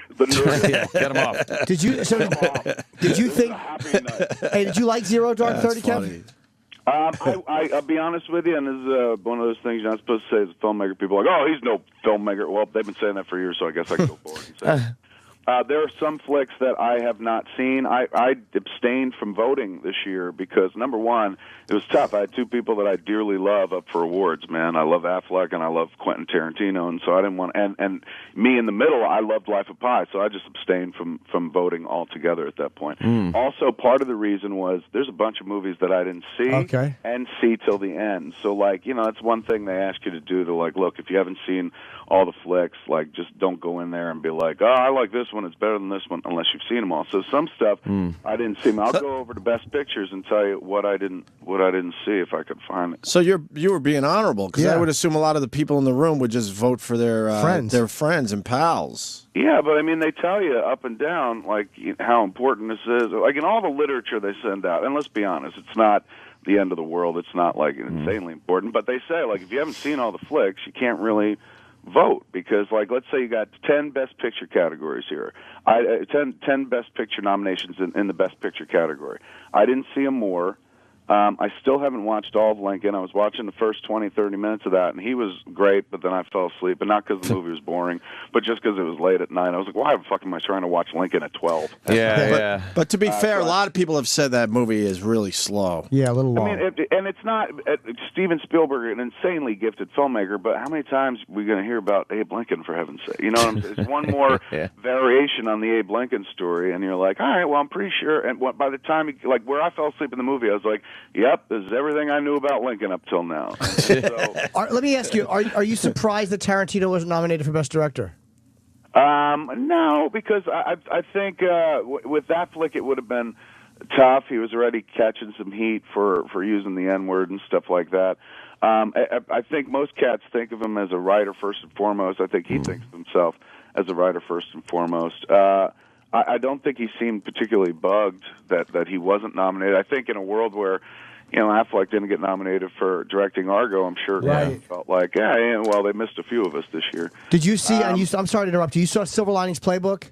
I was just going down the list. I've seen, of the rest of the movies, Les Miserables I've seen, Silver Linings Playbook I have not seen yet, which I feel crappy about because my friend produced the movie, John Gordon, the guy who made Red State with me, left us and went to make that flick. So my wife loved it. Everyone I know loves it, but I've yet to watch it. So I saw Les Miserables. I still haven't seen Silver Linings Playbook. Saw Django. Did not see Beasts of the Southern Wild. And to go way back to your question, Jimmy, I started watching Zero Dark 30, and it was kind of the same situation as Lincoln. I made it about 15 minutes in, and then I fell asleep not because it's boring. I think Catherine Bigelow's a great director, but I'd read every article about the hunt for bin Laden. I didn't read the book, but I've read every article. I read every article on the day of the actual strike and whatnot. So by the time you're watching the movie, you're like, yep, I remember I read that. Yep, this happened. Yep, this happened. So I fell asleep, and then I woke up just for the raid. And when the raid happened, I was like, wow, this is exactly like every article I read. So at that point, it was a wonderful movie, but that was such a recent news event that I was just like, I don't know. Can you really dramatize something that's happened like 10 minutes ago? One thing, I'll say one thing. I liked it, but I just didn't finish it. The one part the articles didn't tell you that was in the movie, was when they fucking broke into bin Laden's fucking compound. He was actually watching on a loop my line in Zack and Miri and laughing hysterically. A lot of people. Was he? How great would that be if he was just looking at me and having a laugh? I'd have to like him now. So, have you talked to Ben at all? No. I was going to text last night. No. I was like, that dude's phone is blown up and whatnot, so there's no point in me going like, hey, congratulations as well. Could you go to the Oscars if you wanted? Yeah, you're allowed to. I'm a member of the Academy, so before when the nomination ballot goes out and whatnot, when they announce the nomination, I believe it's at that point you get you could sign up for a ticket. You got to pay though, and it's a crazy amount of money. How much is it? I think it was like last time I looked at the price tag, I remember it being like $500, and I was like, $500, man. Like I would never want to go to something like this unless I was nominated. It's not like going to a hockey game where you're like, I'm not playing the game, but I enjoy watching hockey. Like I'm not playing this game, and I don't enjoy watching the award aspect of it. It's fine, but like it's not really what it's all about and whatnot. Like for example, last night I think it took an hour or more into that ceremony before anybody who got up to the podium to accept their award brought up art, and it was the dude who made the short documentary subject about she was a street musician or singer, and now she was homeless. She's an artist. You're all artists. We do this for art. I was the one time I got emotional. I was like, wow, here's somebody advocating for why we're all here in the first place, not to find out what someone's wearing, not to find out if this one's going to beat this one, but like to express oneself, before we shuffle loose this mortal coil, to say something, try to make your mark on the world with something unreal, tell the lie that tells the truth kind of thing. So in that moment where somebody's up there going, hey man, art, the artist in me is like, yeah, that's why we're all here. But it quickly gets, scuttled, and then everyone just gets up and goes, oh my God, this means the world to me. But also, there's another one I wanted to ask you about too. God damn it! You just we were talking about a movie. There was a movie I wanted to ask you about, or a performance, and I fucking sorry. Oh, Jimmy. Nah, I know, but as he was talking, I'm like, I got to ask him what he thought of this. But man, no, it's not good. I could jump in with other stuff until you remember. I will say Les Mis. I tried to get through. I got through 15 minutes of it, and I hate music. I like the first song, and the rest of it I just could not get into. It's a really sad movie. It makes you pretty emotional if you make it to the end. Really? I'll try. I'll give it another shot. If you're into sad stuff, like I like getting emotional, and when I watch a flick now, I can make myself laugh, and I got friends who make me laugh, so I tend not to watch comedy too much. But what I don't do is emotion very well, and I love to watch that kind of stuff. So something like Les Mis, man, by the time you get to the end of the movie, people are dying left and right. Ghosts are talking to living people about how well they've done with their life. It's a real end of life movie, and you're like, oh my God, we're all gonna die. I hope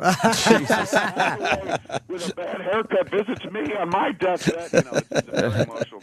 But her performance in the first 4 minutes, not first 4 minutes, but in that song, they have this song that she sings, I dreamed a dream.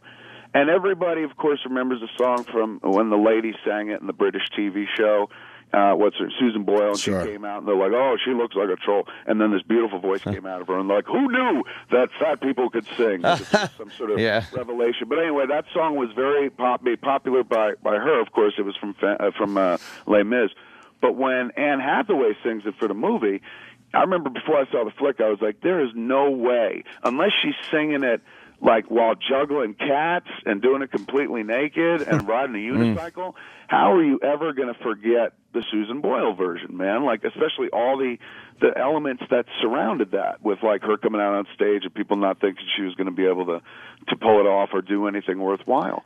So knowing that, man, when Anne Hathaway steps up to the mic in the movie, I felt like she had a huge hill to get over, and boy, did she do it easily. They hold on her for 4 minutes, and she sings this song. They don't cut around. It's not made up of multiple takes. It's just her by herself with a camera hanging in her face, singing from top to bottom of that song. And it's so emotional, dude. Like Anne Hathaway, I've read a little bit about her. She's certainly not, she hasn't had a life of misery and woe. But when you see her singing that song, you honestly believe, oh my Lord, she's been through fucking hell, man. Really? Won't somebody give this girl a break? And that's acting. If you could pull that crap off, make me forget who you are in the real world, so much so that my heart's breaking for you as I watch this dopey little make-pretend movie, then you deserve an award. That all being said, she's wonderful in the movie.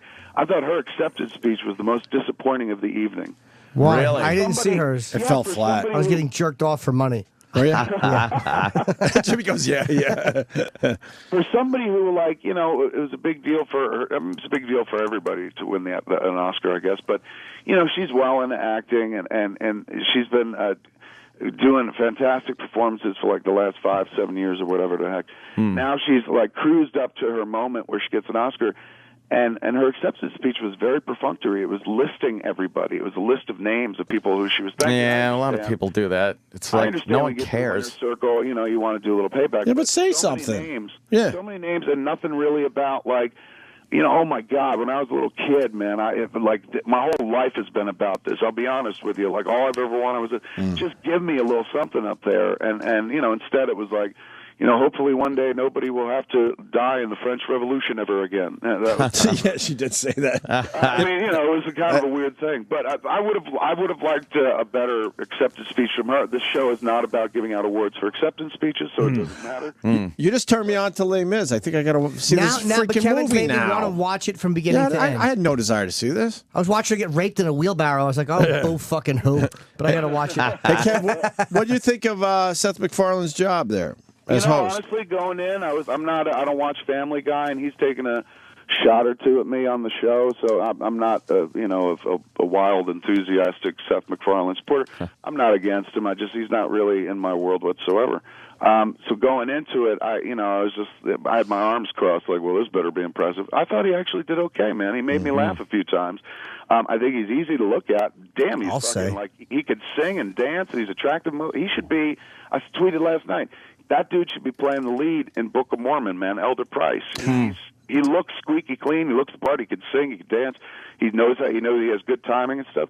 I was pleased. I mean, I wouldn't say like, oh man, I want to see him do it every year, but I thought he acquitted himself admirably. I thought the moments that, like, I liked, it felt like he brought. I've never seen them do, like, you know, that Sound of Music type joke in the middle of the show. So that felt like something he and his writers might have brought. But when all things said and done, yeah, I thought he did totally fine. I mean, it was very Seth heavy in the first 45 minutes with the song and whatnot, and the song was pretty much how bad he sucked at the Oscars or whatever, or the bit with Captain Kirk rather. The song was more about boobs. But everything else, I thought, like, when he came to the mic, you know, he did it. I thought he did it well. I don't know how else to say it. Like, he had a perfect amount of snark. And I wouldn't say reverence, but like, yeah, we're all here because these people are having a good time. Yeah, I thought he did a good job. I'm not like, you know, oh man, he better be the guy every time, or he's the brand new Billy Crystal. But I like Jon Stewart a lot from a few years ago, but I thought Seth did a really good job. Did you like Michelle Obama presenting the? I actually like that. I mean, I know Ant isn't crazy for her, but I like. I like her a lot. I mean, I think they're a good first family. I mean, politics aside or whatever, but I enjoyed her. I thought she was... I agree, and she's coming off of, like, a real big week of being on that video with Jimmy Fallon for Mom Dancing. Yes. So she's, like, riding a real heavy wave right now, a real high wave of popularity, and then all of a sudden she pops up on this. I thought... It was almost like, okay, poor Ben Affleck a couple years ago started getting kicked in the balls because he dated somebody and it got too public and everybody got pissed off. And so for a while, his career was hurting, man, and he made reference to it when he won the award and stuff. So for him to have not only a fairy tale ending where, you know, the guy who everyone's like, he was in that fucking stupid Jersey Girl movie. Fuck him in the ass. For that dude to, like, get up there and win an Academy Award and stuff, that's a fairy tale ending. The fact that it was given to him by the White House, come on, man. That's like, that doesn't get more fairy tale than that. That's pretty damn special. So I'm sure he's feeling like after a few years of people being like, oh, fuck him, now, you know, boy, you don't get more back than that. So, and also a lot of people are like, oh, he didn't get nominated for the Best Director award. I honestly think that probably helped his case a great deal. It made a lot of people go like, hey, he should have been nominated. I'm certainly not saying that's why Argo won, but it certainly created a bunch of sympathy. How rare is that, Kev? Didn't it used to be the director and picture, you just got both? That was the way it was. I mean, it didn't happen with Scorsese, obviously, but... Generally, they line up pretty well, but when the Academy jumped their awards to Best Picture awards from 10 nominations from 5 to 10, but didn't jump all the rest of the awards, suddenly you've got a huge discrepancy. There's going to be 10 Best Picture nominations, but only 5 Best Directors. Now, this is certainly not the first time it's ever happened. Even in a year when it used to be 5 Best Pictures and 5 Best Directors, There have been plenty of times where directors didn't get nominated. Bruce Beresford didn't get nominated for Driving Miss Daisy. And that movie wound up winning Best Picture. So it's kind of a similar situation. But actors, it's strange because actors who become directors generally get love shot all over them, man. Like Robert Redford made the jump and for Ordinary People, and he got awards. Kevin Costner, he got awards. Mel Gibson, he got awards. So it looked like for Ben, man, it was kind of going to be an easy layup. But when he didn't get the director nod, suddenly people were like, oh, no. But I honestly think that might have helped. The Golden Globes were not too long after. And the Globes organization, they're not like the Academy has an accountancy firm of Price Waterhouse that counts all the ballots and the votes like that. And everybody who's a member sends in their vote. And if you're a member of a branch, like I'm a member of the director's branch, you vote for Best Picture and Best Director. That's who you get to nominate. And then when they release all the nominations, you get to vote for everything. So the Golden Globes, that's an organization that's a closed organization run by the Hollywood Foreign Press. And so the Hollywood Foreign Press is like an organization about, looks like, I've been in front of them a few times, looks like about 100 people, maybe less, generally on the older side and whatnot, and they write for publications that are overseas that you've never seen or heard about. So this organization doesn't have like, hey, all our members vote in. Their voting body is made up of those journalists, those people who write for the Hollywood Foreign Press. So when they vote for their awards, the Golden Globes, it's not like, hey, man, we send our numbers to the accountant, and the accountant sends them all back and tells us exactly who wins. They just pick. So Ben kind of got dissed for his Best Director nod a couple weeks before the Golden Globes happened, and then he won Best Director at the Golden Globes. So they can change horses in midstream. But again, wait, Kevin, hold on, jump in. Do you have, when you're meeting this Hollywood Foreign Press, isn't it a big, like, ass kiss fest? Like, you have to hang out with them a certain thing, you go to lunch with them. Isn't it like a whole fucking interaction that these guys have to do for nominations? There is an interaction. You certainly don't have to do it. When I worked with Miramax and the Weinstein Company for years, they, of course, they excel at awards and whatnot. So I had to do it a few times during that. What you do is it's a press conference. You show the movie, and you sit down in some hotel ballroom with about 50 of the Hollywood Foreign Press or something like that. And they're very familiar faces. If you've done it once or twice, you'll see the same people over and over and whatnot.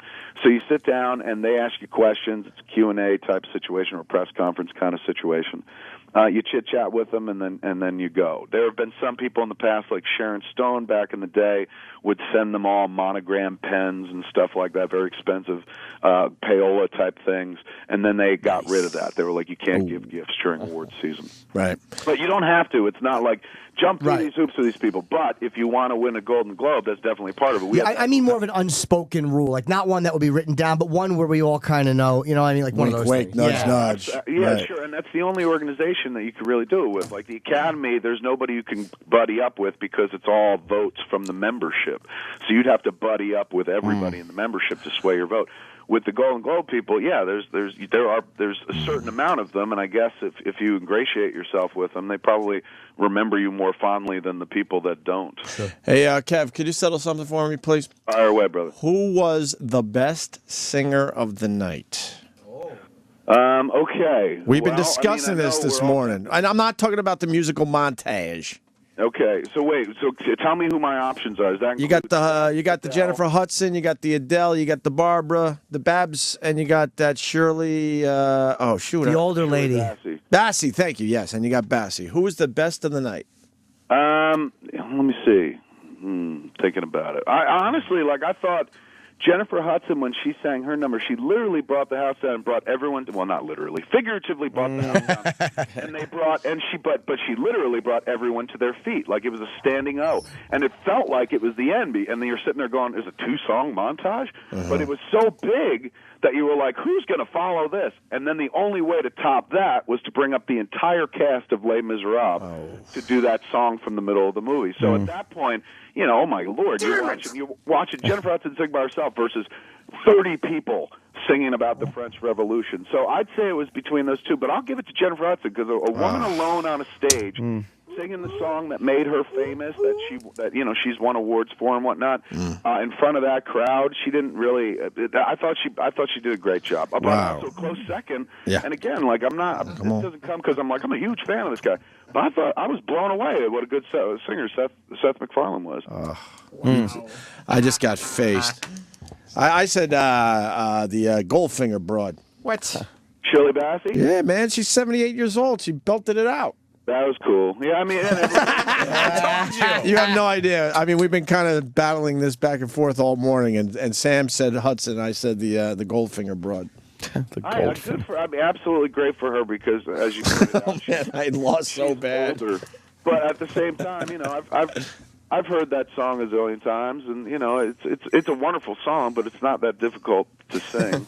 She did good the for an other old song lady. is really difficult, and you got to like get way, you know, Christina Aguilera with it at the end, where you're that kind of stuff. Yeah. Got to sting a little I bit. hear you. Well, very good, Kevin. Anything else about the Oscars? I don't know. I mean, think you covered it. Think it looks like it felt honestly like this year everybody they spread shared the wealth, if you will, or spread it around evenly. Nothing really. Everybody who was up for something walked away with a little something. You know, even Lincoln wound up walking away with Daniel Day-Lewis takes the top acting award, and Steven Spielberg doesn't get director, but that goes to Ang Lee. So Life of Pi gets a little love, gets a little love for score, gets a little love for cinematography. Argo gets a lot of love, wins the top award, man. Wins screenplay as well, or adapted screenplay. Right? Yeah, Hollywood's got to like that when they spread it out like that. Do you think that has anything to do, like, when to the 10 nominations instead of 5, obviously it gets people to see more movies. So because nobody gives a fuck who's nominated for Best Director. Nominated for Best Picture, people go, hey, let's go see it. It's nominated for an Oscar. I wonder if spreading it out like that is an unspoken, I'm not saying nothing can sweep, like, you know, but hey, man, if you spread it out, everything can now say, with Oscar winning, Oscar for best, and you want to see movies that have Oscar attached to them. So maybe it just gets everybody a little bit more money. I mean, and again, in the sea of Hollywood stuff, you know what I mean? Like, absolutely. I mean, sure, more awards spread around is probably better for the business in general, because it means, like, if it's one flick that's getting all the awards, once you see it, you're done. But if it's like, hey, there's 10 movies that are getting really talked about, each one won awards, then you're more inclined to check them all out. There you go. But honestly, when it comes to that, and I'm certainly not an apple polisher for the Academy, though I do. Yes, you are, apple polisher. I am a total apple polisher. You're the gatekeeper. But I can't. I mean, of course, anything could be cheated in this world. But the way they do it, their balloting and their voting, man, is pretty. It's pretty on the money. It's pretty like airtight. I mean, they introduced some online voting system this year, which challenged a few people, some of the older voters, I guess. Right. But generally speaking, like, they use Pricewaterhouse, and there's not like, hey, man, I'm the vice president of Hollywood, and I want this movie to win. You know, unless you count Harvey Weinstein, you can't really fuck with the system. The system it's. I'm not going to say it's perfect, but it can't be like, hey, well, let's spread a little over here, spread a little over here. Nobody's in charge except the voting body itself. So there's no, like, you know, unless, you know, I'm being naive and there's somebody, there's Illuminati, Hollywood Illuminati sitting in a room, you know, like the Stonecutters on The Simpsons deciding who wins the fucking Oscar. But I don't everything I've seen over the course of the last nearly 20 years dictates to me that it's pretty straight up process, man. You can't fuck it or something like that. All right, buddy. Well, thank you, Kevin. Yeah, absolutely. I knew You you'd have really something great on us, and yeah, you broke it down for us. I appreciate it. I try to be a little helpful and stuff, man. But it's cool. It's done, and we get to go back to just watching movies instead of politicizing or betting them. I hate this time of year because it turns the movies into a hockey game where you're just like, yeah, man, beat them up. I want to see competition. I thought that was really amazing. During Quentin's speech, he actually, like, he said, I love the competition. Like, he likes to get in there and be up against people and stuff like that. I'm the opposite. I hate any aspect of competition. It's like, oh, no, man, it's art. Don't make us, like, compare our art. That's like comparing dick sizes. You can't do it. You're born with what you're born with and stuff. I know, but it is fun to humiliate the other guy. Let me rephrase. I think that's why Quentin liked it. He was just like, I love the competition because I fucking won. Did he mean I love the competition like I love to compete, or I love the competition like I love the people I'm competing against? I think both. That dude fucking loves the process, man. Yeah. Like, I remember I was sitting on here, I'm going to name drop like a motherfucker. I was sitting on a balcony with him right before he went to go do in Inglourious Bastards, and he was coming off of a movie that I loved, man. What was it called? Grindhouse. You know, he did the car one in Grindhouse. So I guess the Grindhouse didn't do that well. It topped out at like $30 million or something, and it was considered kind of disappointing. And that dude, like, it bothered him in a big bad way, man. Oh yeah. Yeah, he was like, I'm going over to Germany early, man, because I'm going to get started, work on my craft. He's going, because I'm going to come back and show him how big my dick is. And I was like, really? But everyone knows how big your dick is. He's like, well, not now, not after Grindhouse, but when I come back, they're going to fucking know. And then he came back, and it was Inglourious Bastards. What confidence to know that? What confidence he has in his ability to write and tell a story? Love the guy. It's his whole world, dude. It's his whole fucking world. If you walk into his house, his whole world is movies and storytelling. So it kind of makes sense. When he steps up to the plate, he has a full game in his head. He's like Gretzky, dude. He sees the whole ice, and he sees the whole game, and he sees every play before it kind of happens. So I was up there at his place. I showed him Red State. It was going back a year and a half, 2 years ago. And he was coming out of writing. So he was like, I just spent the last 2 weeks or 2 months writing. I haven't watched anything, so now I'm trying to watch as much as I can. And he has a movie theater, so he runs prints and stuff like that. So they had called up and said, hey, man, send me the print of Red State so I could see it. And so I went up there to watch it with him, and then afterwards he was just hanging around the house. He'd go, this is this room, and he goes, come here, I want to show you something. And he pulls me into his writing room. He's got this beautiful view of Los Angeles out his window where he just sits there and sees the city at night and stuff. Very great view because he lives up in the hills. He lives like in the hills above me, up off Mulholland. So he goes, come here, look. And he brings me over, and he goes, here it is. And it's the script, and there it is, Django Unchained. He's like, I just finished it. I'm so excited. He's like, that's the only reason I'm watching movies right now is because I'm done making mine. So he's like a kid, man. He's so fucking enthusiastic, and he plays the game for real. Like, this is what you love about artists and entertainers, athletes, people that do something ridiculous like throw a ball around or make pretend for a living or put images together that make you think something's really happening. The people that do it full out with all of their passion, do it like they're trying to save the fucking world. Like, if I don't get this right, everyone dies. People who create their art like they're fucking Batman and they got 5 seconds to get a bomb out of there or something like that. That, to me, those are the people who always have my heart, man. Those are the people who hook me, and Quentin is definitely one of those people. Like, this is not just like, yeah, I work in the movie business. It's his fucking religion, man, and he plays it like that. And not to say he's all austere and serious. He's obviously a fun-loving dude. Yeah. But, like, he treats his craft more reverently than I ever could. To him, it's fucking, it's religion. It's manna from heaven. It's how he breathes and stuff. It's how his heart pumps. So when a dude like that gets up to accept an award, you know that, like, not only has he earned it, and I'm not saying he earned it and no one else who was up for the award would have earned it. No, but this guy, it is everything that he is. It's every part of his fucking being. So when he closes that loop, when he stands up there and accepts an award for writing something that meant the world to him, that he took all his time with, he doesn't write on a computer, he writes fucking longhand. Yeah. Oh, did he? I think he told us so. What a fucking maniac. Fucking crazy. He's an artist. It's not even like a maniac. He's like one of these cats we'll be talking about years from now, like Samuel Clemens or Mark Twain, if you will, or any of the greats, man, who are just a little bit eccentric. His whole life, his art has been first. He feels connected to the page by writing. Some guy, I think Woody Allen writes like that too, or he's a typewriter. There's all these weird things that make people feel connected to the page. Like, you know, with me, I just kind of watch Comedy Central and then rephrase what I've heard. That's what makes me feel connected.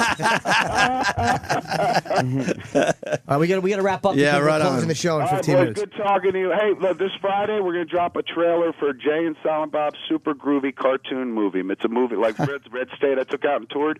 Me and Jay made this movie. Jay actually did. It's a cartoon movie of Jay and Bob, and we're going to take that out, touring it. And on Friday, the trailer and then the dates get announced. Ah, very All right, cool. Thank you, brother. Definitely.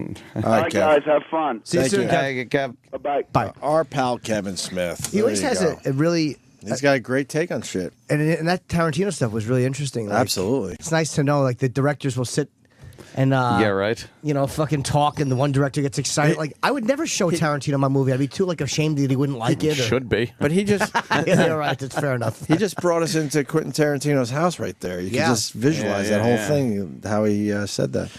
Very good. That Kevin Smith on Twitter. We're going to take a break, and we'll wrap up today's show. SiriusXM, the Opie and Anthony Show.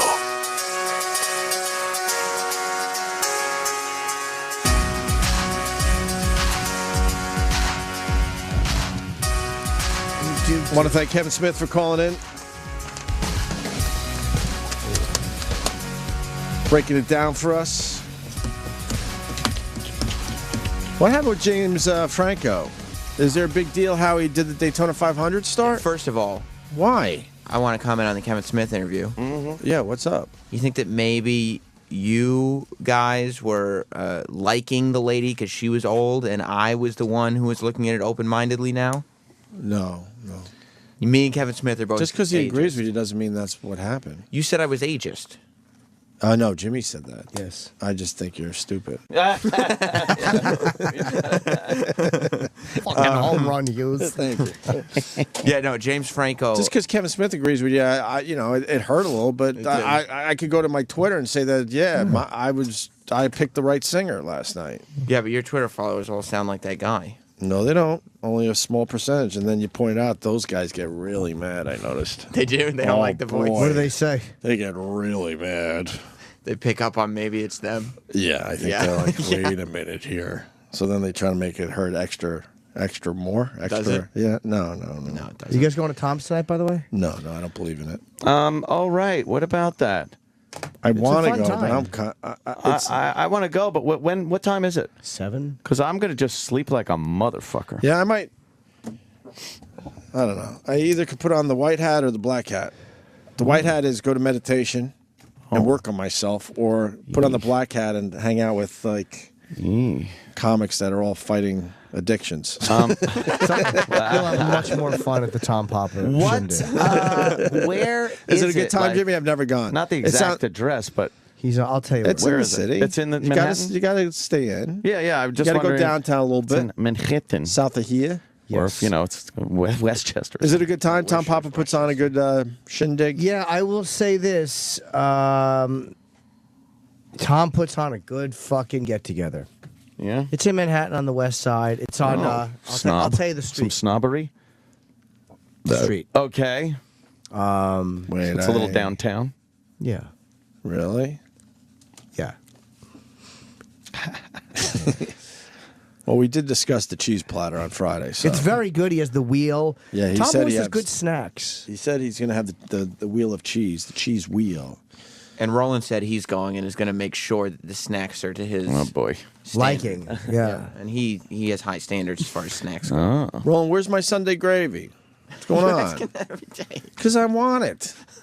It's coming because March is meatballs. What? March is meatball month. March is meatball month? No, it's not. Is that true? Who said that? Who Probably some meatball salesman. Yeah. I bet that is a line some fucking door-to-door meatball salesman used. He took he opened his briefcase and there were meatballs in it. You can't just decide March is meatball month. The Irish are going to be pissed. The Irish are going to have something to do with, to say about that. Because of St. Patty's Day? Yeah, man. St. Patty's Day, don't you know? Sunday gravy. Let's get that done. Really the best shit in New York. And then the meatball guys are good too. But that's another place, right? Yeah, meatball month, March. But who are the meatball guys? It's not meatball month. That's a fucking lie by the meatball industry. No, It's a conspiracy. No, the meatball people are coming from March. They said it's their meatball month. What's their name so they get a quick plug-ola so I get some free meatballs? Oh shit, I forgot their names. All right, but we know Sunday gravy. Yeah. They have the best spaghetti sauce, but they have to call it gravy because that's what the Italians call it. Yeah, I never fucking. You didn't go went with by that gravy shit? Never. It was always sauce in your house? Sauce is sauce. Gravy is gravy. Sauce gravy all tastes good to me. What the hell do I know? Hey, Regular Joe, shut the fuck up. You know what? You dip it in sauce, I dip it in gravy. Who knows? We're all dipping bread over here. What do I know? Get the hell out. Let the Russians figure it out. Let the Russians. Yeah, you worry about that. I got to get my bills paid. Is Con Ed care? I don't think so. What the hell do I know? I'm over here now. Regular Joe. You don't like meatball month? Meatball month, what do I know? Is that going to make my rent any cheaper than I like meatball month? If not, the hell with it. What do I know? It's always about the struggle Regular Joe has, but it's all right because, that's life. Yeah, meatball month. That means probably all the bosses get involved, right? Bunch of meatballs. Yeah. Give me a container of coffee. I ought to run this place. That's the extent of Regular Joe's sense of humor, by the way. That's it. That's a big joke right there. Yuck. Yeah. Hated working with them. They'll be delicious. So when they come, Regular Joes. Yeah, but you can't have a whole month dedicated to the meatball. There's too much stuff out there. We only have 12 months. You can't just say, all right, meatball, you get March. That's not fair. Yeah, what, does spaghetti get February? That's shorter. I bet you someone's getting the short end of the stick, and it's usually me. What the hell do I know? Go ahead, Raul. Meatball week. Wow. So what? February is Black History Month and March is Meatball Month? Yeah, we go Black History Month to Meatball Month? That's kind of a drop-off. Yeah, what about that? The next Tuesday starts Tomato Week. Go ahead, your turn, Raul. Talk. What do I know? Raul. Well, if we're going to talk about food, we could certainly talk about Bloomberg. Oh, yeah, what's he up to now? With You know fucking the more the drinks? soda ban? Yeah. Yeah. That's also going to ban 2-liter sodas with pizza orders. So what do you mean? You order a pizza? You order pizza, you're like, hey, you got some fucking soda around? We got some people that are thirsty. Oh, God, he's such a fucking... So what? You got to... So how's that going to work? I'm wondering You got to order individual sodas for everybody in your house? I wonder if that was an intentional thing or if that's just collateral damage. Like, do they mean to say you can't order takeout soda, or are they saying that's just like a technicality because of the law? Oh, boy, what a looker out there, huh? Yeah, but she just I saw what happened there. What? You're feeling good about yourself right now, aren't you? Why? She gave you a little nod and almost a wink. I got a little nod. What was that about? Oh. What? They're laughing at our sign. What the hell are these guys doing out here? Pretty bunch of girls. Hey. Tombstone in the window that says "Don't go." Here lies hope. Who's the blonde girl? They're laughing at it. Who are they? Who's the I have blonde? no They idea. work for. Who's the blonde girl? Yeah, Pete Dominic. What? Really? Yeah. The blonde girl? What did she do for Pete Dominic? I don't know, but she was his intern a while back. Ask her if she wants to move to a much bigger radio show. Where are you going to send her? One and Fez. Kenny's got some news. She's very cute. It's a human resources tour taking new employees on a tour. Oh, thank God. I was so close to saying who are the broads. Wow, that would be bad. That would be an hour meeting. in Human HR. Resources? Which one's Human Resources? Yeah, which one is the... Got nice stems on her. The dark-haired one with the glasses was the human Oh, resources. she looks fun. Yeah, they bring them around and they bring them down to security to get their ID cards. Oh, my God, really? It's like a hell of a day. We've never met the HR people. Well, they pointed to this, or they said, this little area is what you don't want. You want to avoid like Yes. an exploded septic tank. Yeah. I want to ask the Human Resources people, are they telling you to avoid us? Yeah.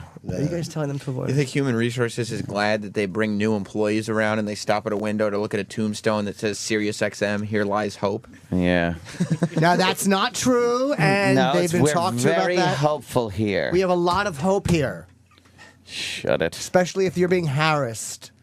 Harassed. Oh, I hate when people say harassed. It makes me Harassed. sick to my stomach. Say it like we all do. Human Resources, as opposed to what, Harassed. the furniture? What the hell do I know, Greg? They don't like harass because it sounds like harass. And that's more fucking harassment. You think that's where that came from? I bet.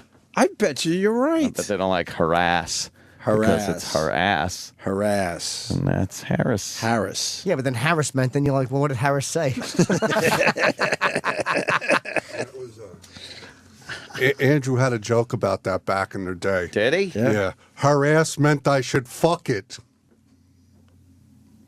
But Dice Oh. did it in joke form. Yeah. It was funny. It was very funny. Did anyone ever hear from Dice, by the Nope. way, after that Nope. gay day? Nope. No. The last gay day? Didn't even say goodbye. He went out. He didn't come back. I understand why he didn't come back, but how... I do, too. He didn't even say goodbye. Yeah, went out for a ciggy. Who the hell knows? He's like a father running out on his kids. It was really bad. Going out for a blame him. cigarette, Junior. Or a mom. Goodbye. Oh, sorry, Trav. Oh, it's all right. Oh, he's just going out for some fucking kugel. I'm going to go out and have a kugel. I'll be back in 30 years. I feel guilty every time I tease poor it's Travis. terrible. You should. That's No, funny. I'm going to continue to do so. Oh, good. But I feel guilty. I hope so. Oh, It's been 11 years. I'm over it. Yeah. Salespeople now. Oh, good. Sales weasels. Salespeople. There's a show we'll never sell. Yeah, Yes. yeah. You could just That's ignore it. this area. Yeah. Just get fucking, if you could sell some kind of a dick cream, maybe we could get a dick Yes. cream on the show. Yes, sir. Boston is, I believe, Sold out, right? That's very, awesome. very quickly, Oh, both man. shows. Very cool. That's So nice. there might be 20 tickets left. I don't know. Greg Brady looking motherfucker. And I'm Jesus. this weekend in the Poconos at Poconuts, Friday, Saturday only. Poconuts. Working on my new hour. Oh. They just hired John Daly? I knew Travis would get that one. Oh, he's got a big Holy orange shirt. Fuck. John That's a Daly dead and- ringer for John Daly. John Daly and Greg Brady. Yeah, throw a mustache on him. That's John Daly. Holy fuck. Hey, can we get John Daly on the show? Roland? I'm sure we could. I love him. He's I don't got, think like, we truck should stop have. pizza. I don't think we should have him on that much. Daily. Oh, Jesus. I think we should go home. Oh, boy.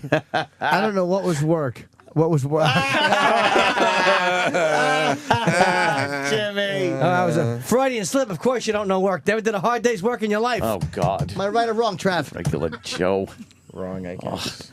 I hope for a job site accident. The nail gun. Plenty of them. You know what? Oh. You don't work union. You get job site accidents. Good point, Ed. What the hell do I know?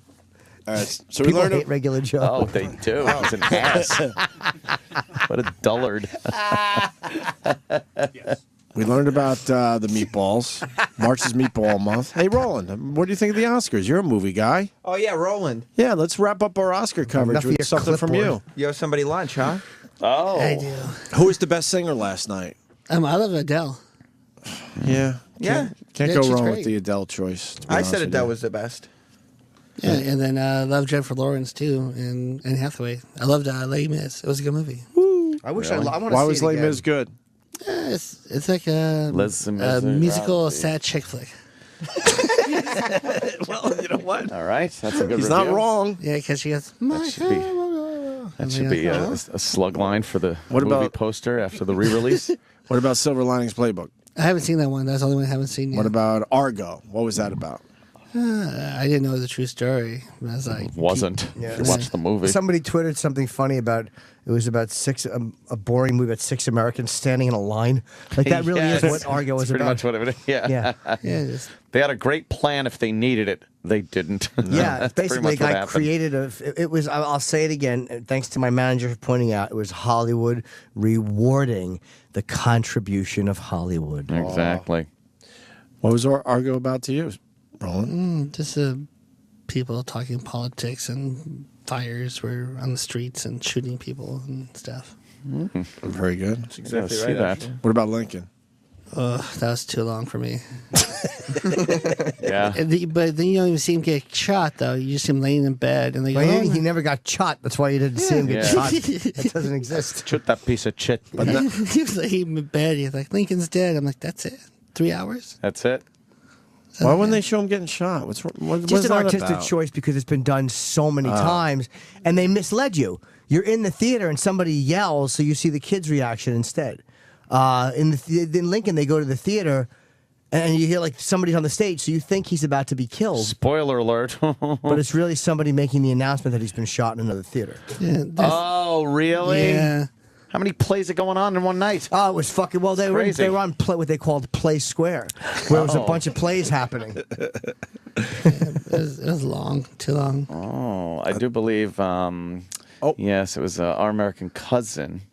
But then there was another play that was going on down the street. Yeah. That must have been the one. Yeah. Should have gone to that. What about Yeah, you should have went to that one. what about one more? Life of Pi. I didn't see that. It looked too confusing. You live it. I do. Jesus. Yeah. There's a bunch of animals and people in water. I'm like, whatever.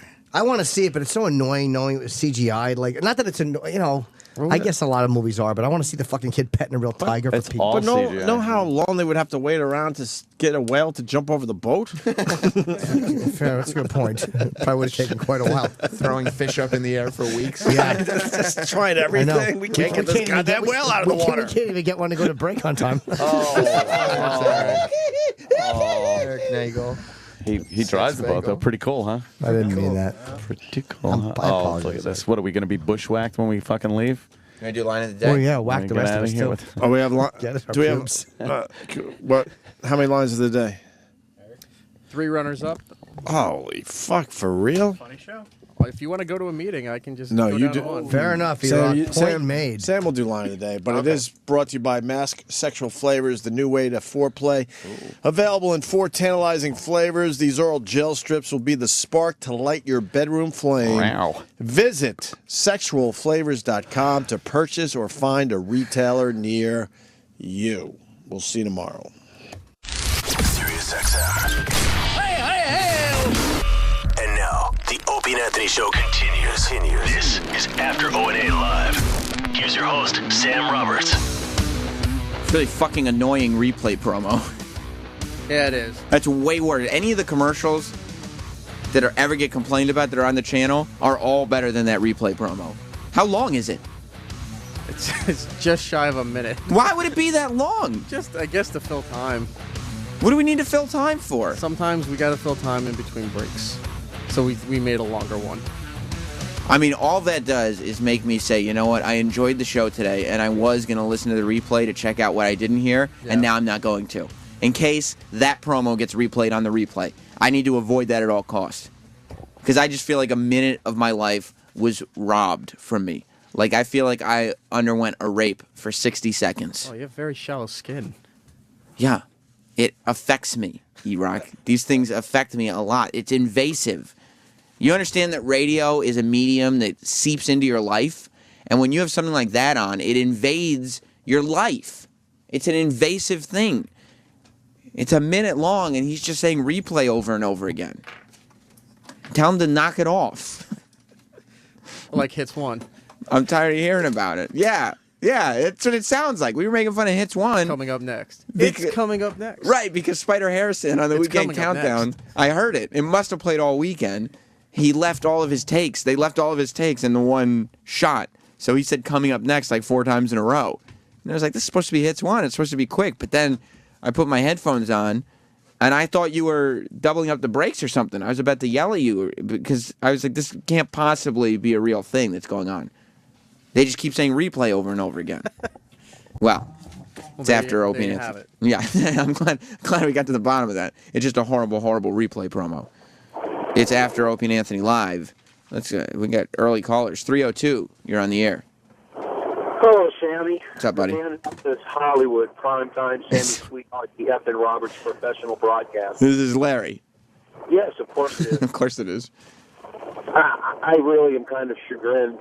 I perhaps have been calling your openers ham and eggers, and when I realized, in hindsight, the level of security they required to protect the precious Kumia wingwag, that perhaps they're that much bigger a deal than I was making out, and I perhaps owe them an apology. Well, I got to tell you, I think they will accept that. But to my eyes, there was no bathroom escorts today. The place was secured well as it always was, but they were able to get by like your average Joes. Do we have line of the day to play today? Yes, I just have it loaded. Okay, 3 runners up, right? Yes. All right, let's hear the first runner up for line of the day. Is that hat with the big selling point for that hat was it will stop a bullet in its tracks, and that just kind of wrecked their marketing campaign. That was Lincoln, of course. We were talking about how horrible his hat was. And I guess that would defeat the purpose of that marketing campaign. Let's hear the next one. It's forever ruined. And then, let me see. Well, is it really ruined, though? Yes. Okay, good. And then that, of course, was our in-depth Virgil analysis. It's been a long time since we had a Virgil update on the show. For those of you that missed it, I don't know if you want to post it on the Facebook, but the photo... It's up there. Oh, you did? Yeah, right when we were talking about it, I put up lonelyvirgil.net. Yeah, lonelyvirgil.net has all the Virgil photos that we discussed today. You know, we've told the stories of him before and how he shows up at these conventions and he's never got a line. Now, Virgil is in a subway station in Grand Central here in New York City, and he's just setting up a sign in a subway station charging people for photos with him. Can I tell you, while we were doing the Virgil bit, I was honestly thinking, I'm like, you know, if he really does get wind of lonelyvirgil.net and that thing starts blowing up, it's not beneath him to try to seek you out and say you owe him money for using his name. Right. And then you have to tell him you don't own the Virgil name. Vince McMahon does. Right. I don't owe you a dime. I don't know. Plus, I haven't made. There's no money to be made off of this. It's just an exercise in humiliating you. Well, just give me $20. Yeah, $20 then, boss. $20. You like Virgil, right? Check it out. $20. Yeah. Look. Just $20, and you could post anything you want on that website. $5. One of the descriptions of meeting him said that he charges about $30 for an autograph, but you can usually talk him down to $5. I don't know, because he loves to double speak when you're trying to do that. He'll start saying $20, and then you're signing, and the whole whirlwind's going on. All of a sudden, it's $40. Right, because, yeah, as you're negotiating, the price goes down, and then it goes up real quick, higher than it was before.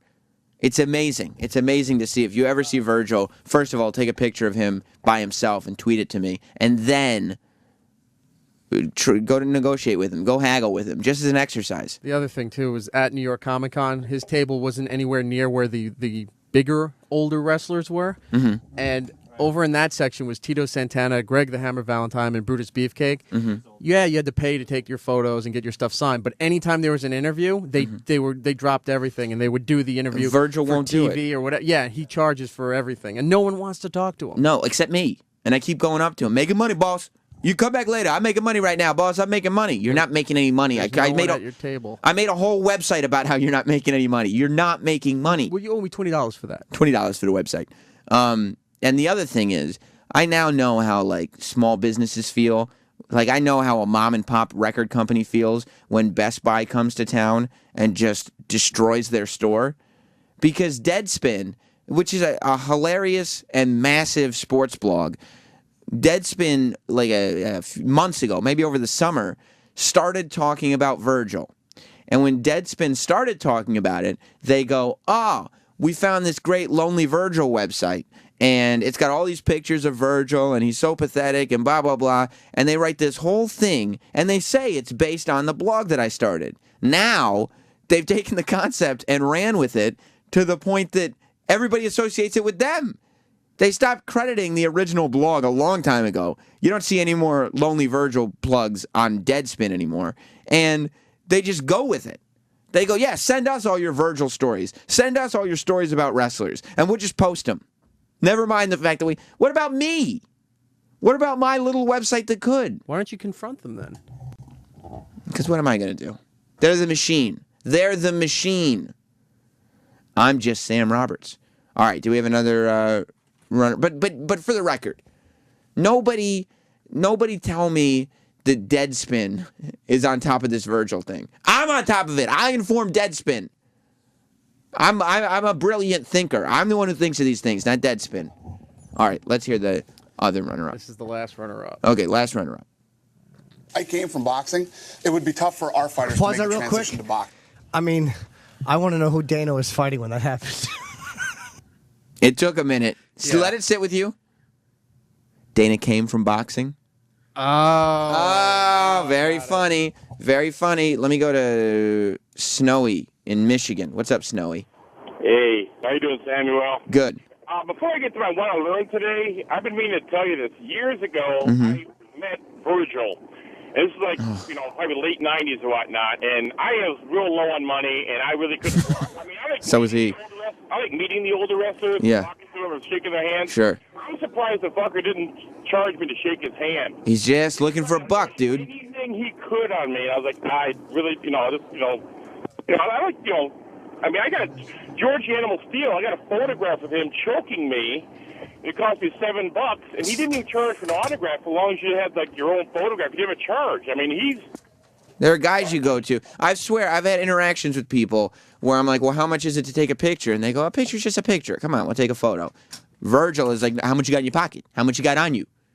Well, listen, Snowy, if you ever go back to any of these conventions, and everybody out there, you got to take stealth photos of Virgil at the table by himself. And I'll put them up on lonelyvirgil.net. John in Colorado. Sam Roberts, the greatest broadcaster ever. Oh, my gosh. Thank you so much. You know, this weekend, yesterday was just an outrage, a farce. They gave that piece of shit, Argo, best director. I mean, come on. Mm-hmm. What about the great Sam Roberts producing? I mean, your greatest piece, the iPhone 5. That's a good point. I feel like, waiting online for an iPhone 5 for no reason should have at least been nominated for short. Maybe even 4 in short. I don't know if it fits into that category, but she was obviously from another planet. So a short of some kind, I'm sure I could fit in there. All right. Enough delay. Let's find out what won the Opie and Anthony Show's line of the day. Hit it. Here comes line of the day. Line of the day.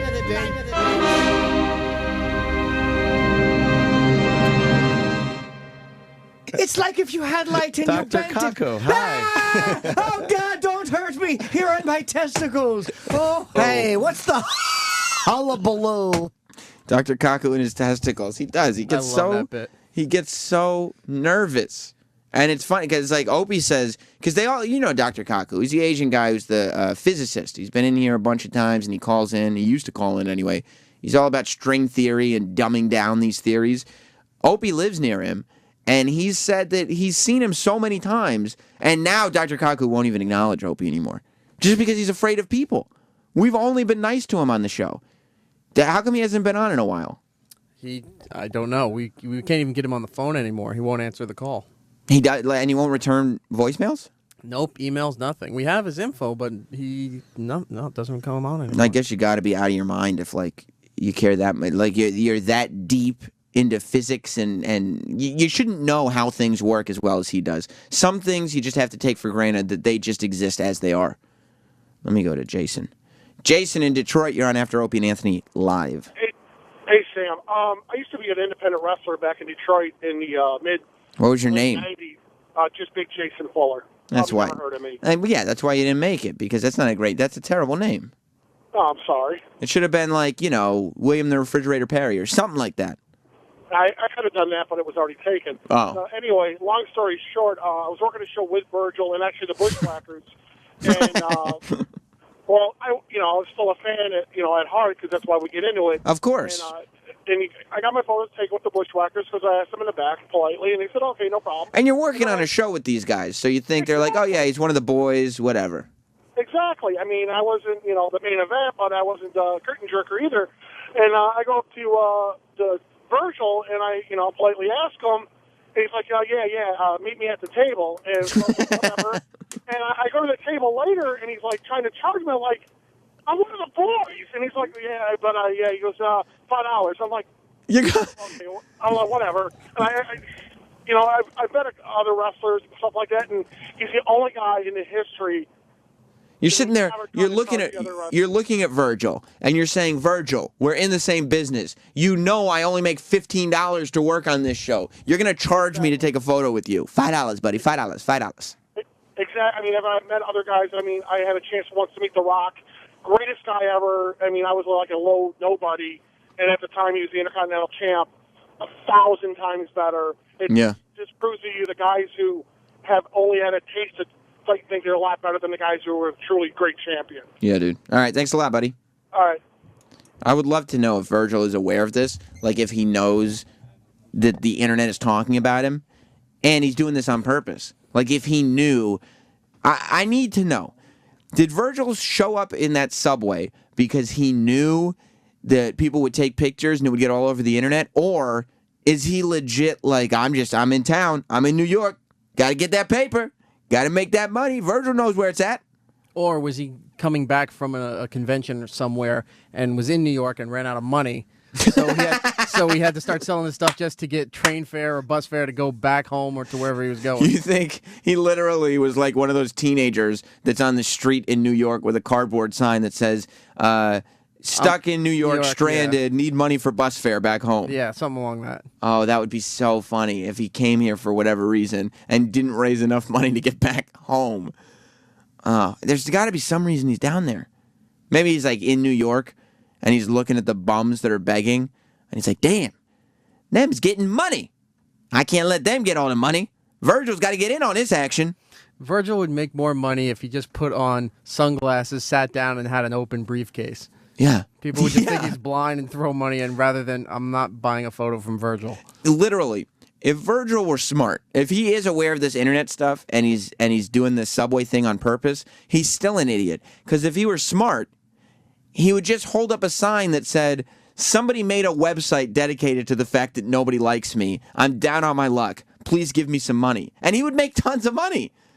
Like if he just played the other route and he tried to get sympathy over the fact that some asshole has created a website called lonelyvirgil.net and said, look, help me out. I'm down on my luck. People would give him cash. They just PayPal him money. Yeah, Virgil, I remember him. But no. It's got to be a hustle. He's got to hustle the money.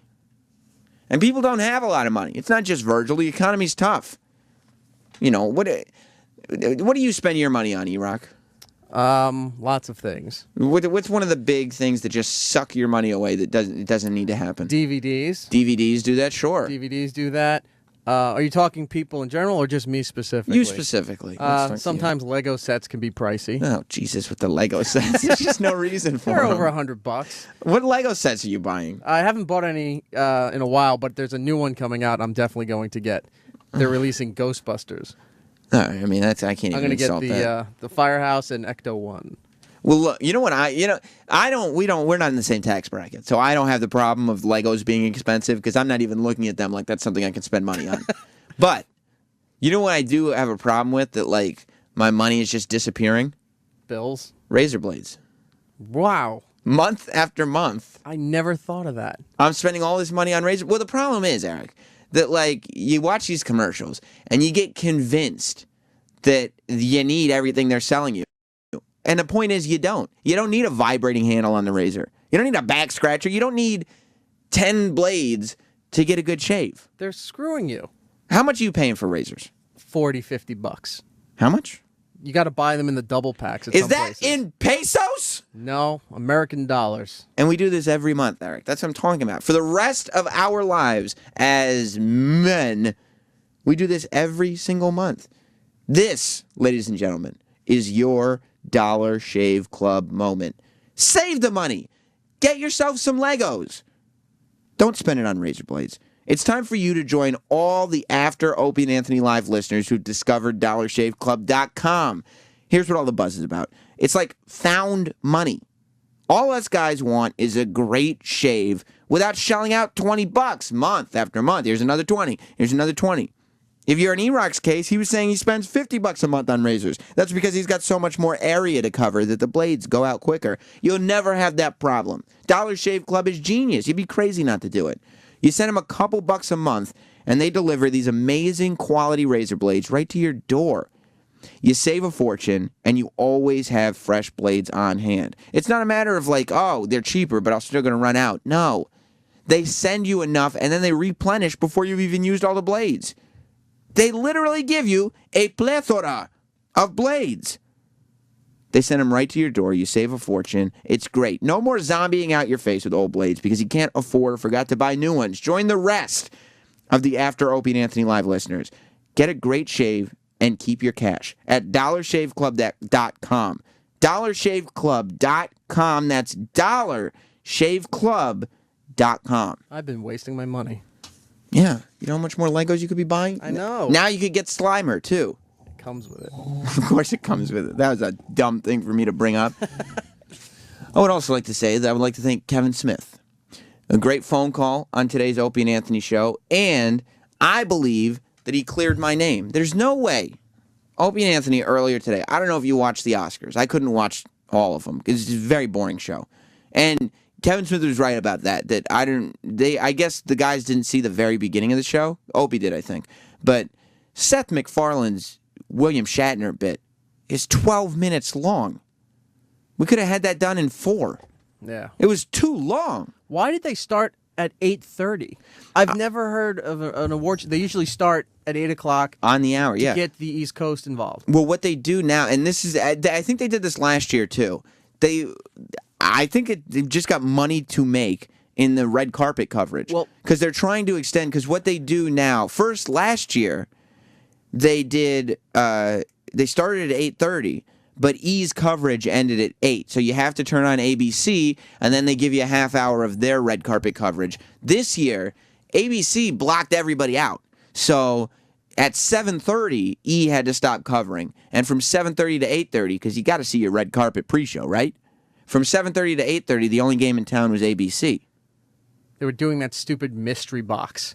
Oh, yeah. I could have sworn it was Gwyneth Paltrow's head. What's in the box? Yeah, 2 people said that, and they didn't know how to react to it. No. I mean, it's so stupid. Yeah. They were like, what do you think's in that box? And they're just going, well, I don't know. I think I'm just going to go do another interview now. What do you mean, what's in the box? What difference does it make? Is it an Oscar for me? No? All right, well, I'm going to move on then. And I love cruises, but Royal Caribbean really bought into... go ahead. No. Royal Caribbean really bought into the red carpet and the Oscars. Yeah, and it was weird timing, too, because Kristen Chenoweth, who's a terrible host.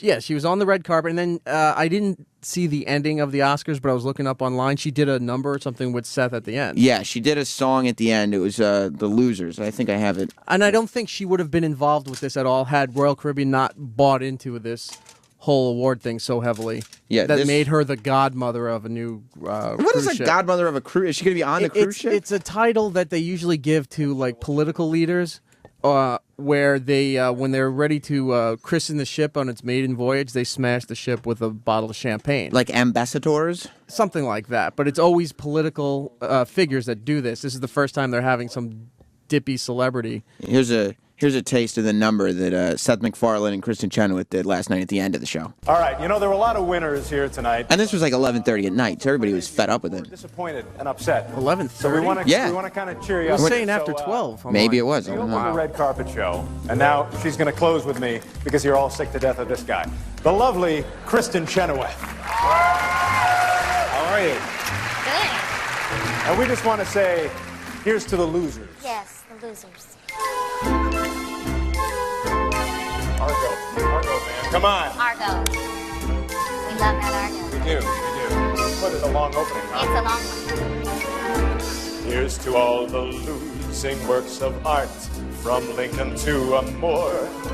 To the disappointed actors wondering what they dressed up for. Now the real performance starts with phony smiles at the ball. I wonder if Seth MacFarlane resents having like a good comic mind, because he obviously just wants to sing and dance.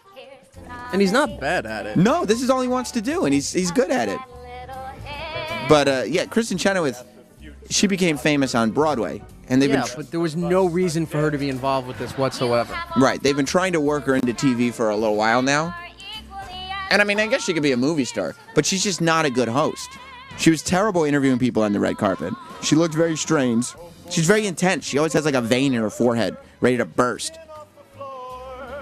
And then she came out at the end and did this. Obviously, I think Royal Caribbean was deeply in bed with this, because every commercial break, Kristen Chenoweth would pop up again saying, I'm the godmother of the Royal Caribbean, blah, blah, blah. But the only it's way too soon. The only thing anybody thinks about is, oh, the shit cruise. I don't get it. With all the toilets There's no overflowing. reason to have her be involved with the cruise thing. You know what I learned? And this is something I wanted to bring up on the show when we first talked about that cruise ship that went to Mobile, Alabama. Yeah. If you want to get E-Rock to confident, like, you know how Opie and Anthony, they always say, where's confident E-Rock? We hear confident E-Rock on the after show. We don't hear him on our show. If you want to get confident E-Rock and you want to get him to be wordy and talking a lot, you bring up cruises for any reason and you have an opinion. You have a strong opinion. You don't need a celebrity endorsement. Is that right on your cruises? No, but if you're going to use a celebrity for the first time to do this, there's such a higher caliber of celebrity you could have gotten to do this. Well, do you think that they're in panic mode now? Like, I don't understand.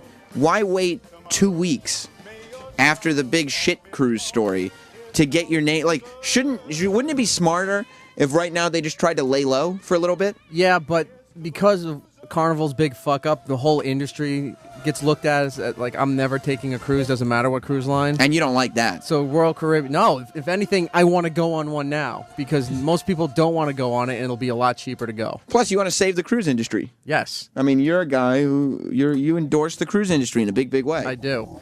And Troy is going on a Royal Caribbean cruise, like, next week. I heard. Good for him. It's insane. It is. Although I was hanging out with him over the weekend, and I talked to his girlfriend, and she's right. She's obviously an optimist. She said, I think that because we're going now, they'll have all their shit together.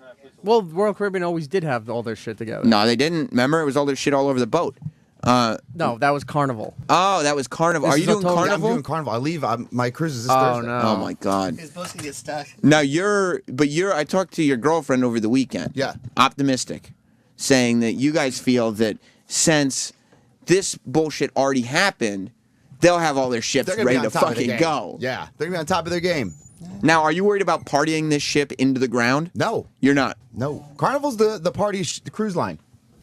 Oh, I think we have our guest coming in. Carnival's a party, though? Yeah. Obviously. It's going to be fun. Could be a ship party, though. Possibly. I'll talk to you about it tomorrow. We're on the air right now, Wendy. Come on in. How you doing? Good. How are Sit you? here? Welcome. Well, I'm gonna, because Yes, you may sit there. Nice to see you. Wendy, now tell me is your name hyphenated or not? It is hyphenated. Okay, so you tell me your McClendon. McClendon Covey. Okay, because I was told I was going to interview Wendy McClendon, and I don't want to come in I and answer to both. because I don't want to. I'm not difficult. I'm not trying to insult you right off the bat. It's totally fine. You all know Wendy. She's in Bridesmaids and Reno 911 and all these great. You've been kinds of fun things. You started as an improv comic, right? I did. Did I read correct that you and Melissa McCarthy and Kristen Wiig were all improving together at the same time, kind of same class? We were all at the Groundlings at the same time. We weren't together necessarily at first because Melissa was already established. Oh, she was? On Gilmore Girls and stuff. But Kristen and I were both struggling and starving. So we all met at a wedding shower, oddly enough. But yeah, we were all there at the same time. And so you've kind of all gone up and down at the same time. But you, Reno 911 was kind of before, especially Kristen, had anything major, right? Yeah. So were they like, whoa, how did you get this? I don't have anything like that. I don't know. Maybe they did say that. That's how I would be. Maybe they did say that. I don't know. But I got Reno right as I was about to throw in the towel and just stop everything. You were about to leave the business? So, yeah. How come? Because I wasn't getting anywhere. Uh-huh. And, at the Groundlings, it is very competitive, but everybody was always going on auditions and all these things. And I had really crappy representation. And it was like, okay, maybe I'm too old to do this. Maybe I started too late. When did you start? I started at the Groundlings late in my 20s. Okay. So by the time I finished, I was 32 or whatever. And I just thought, you know what? I'm not getting anywhere. Time to stop this. Is that the goal when you go someplace like the Groundlings or whatever to study improv? Is the goal to be a comic actress? Because like when you do stand up, the goal is kind of just like even if you don't act, you could still be a stand up. But are there people who can just be improv people without having that vehicle? Maybe that's how it is for someone, but that's not how it was for me. Like the Groundlings is sketch writing and performing and character development and stuff, and I just stayed there because I just kept getting moved up. Right. But I took acting classes other places, and I just wanted to be in the business. I didn't want to necessarily be on Whose Line Is It Anyway? Right. So did you see Kristen Wiig? Because Kristen Wiig's First Break is one of my favorite shows of all time, besides Reno 911, of course. You don't have to say that. You don't have to say that. Which is the Joe Schmo Show. Oh, wasn't that great? Did you watch it? Yes. The first season. Wasn't that a trip? The first season was. The second season was kind of a disaster. Yeah. But the first season was one of the best seasons of television. Yeah. Do you think you could hang in a situation like that? I would have a really tough time. Because I get too emotional. And that was one of the most interesting sociological experiments I've ever seen. And that reveal the guy was insane. The guy was perfect because it was I think his name, Matt Kennedy Gould was his name. Wow. I swear, I have it on DVD. I've watched it over and over again. And whatever became of him? Nothing. I think he went back to being a pizza guy. Nothing. Because he was as dumb as a brick. He was a little thick, yeah. But he was like this sweet. He was sweet, dumb, and his true colors came out, and he was still sweet. Yeah. What I liked about that show was that they made it so at the end they were like, "This is all for you," instead of saying, "We've been laughing at you this whole time." Right. Like instead of actually telling them, "No, the whole thing's a joke on you." We've been laughing at you for weeks now. Yeah, we've got TV monitors everywhere. They were like, "We did this for you. It's like a gift." Yes. And he was like, "Oh, okay, so it's a good thing." Yeah, it's a good thing. Don't worry about it. I forgot about that show. Yeah. No, never forget about that show. Never forget. Like every time somebody new comes into my life, a friend or whoever, I'm like, "Have you seen this show? Let's put the DVDs on. That's We're watching it." That's a good litmus test if they respond properly. Yeah, and if they're like, "This show sucks," you're out of my life. So do you. Forever. You suck. Get out of here. Goodbye. So what are you doing now? It's Masters. Lots of stuff. Masters of Sex? Masters of Sex on Showtime. On Showtime. What is nice this little show? recurring. on that. Yeah. And it doesn't debut till September, but just wait. It's going to be pretty awesome. You know the Masters and Johnson sex researchers I guess of so. the 50s? Yeah. And then were these like the guys who kind of started? They kind of took the shame out of sex and let people know, hey, like Kinsey? You're supposed to enjoy this. Yeah, they kind of picked up where Kinsey left off and really examined things, like filmed people having sex and really studied the biological... Before it was just porn. Before it was just, all right, you know where you're supposed to put that, right? That's what we're doing. This was more like, you're supposed to enjoy this and both partners are supposed to enjoy it. Type of thing. I play a doctor with an agenda, with a secret. Oh my gosh, what is it? I can't tell you. Oh. I can't. It's a secret. Don't you understand? Of course. Why would anybody watch if the secret was exposed? So that I have a nice little recurring on Rules of Engagement as Liz, the crazy cat lady who accidentally married David Spade's character. So that's been quite a gift. So it seemed like you're ready to quit the business. You get Reno 911, and then it seems like you've been pretty steady since then. I've been working pretty steadily, yeah. Did you? Is it now? Was anyone paying attention? No, but I have been working very steadily. You were just like, I know her. That girl, That's, she crops up every now and again. You play your roles that you play are very sexually heightened. Did you know you were on? Not all of them. Not all of them. Do you know you're on Maxim's? Yeah. Top 10 nymphos on television. Yes, because of Reno. Yeah, you don't seem proud of that. I never saw that article, but people started telling me that. And believe me, I'm sure it was just like not even a quarter-page little chart that they needed to just fill space. So whatever, it is what it is. But now sometimes people like to react to me personally as though I am a nympho. Right, well, you're on the list, so you're like, no. I'm not. I'm totally frigid. You are. I haven't lost. I've been married 16 years. I'm not going to lose my virginity until our 20-year anniversary. You haven't even consummated it yet.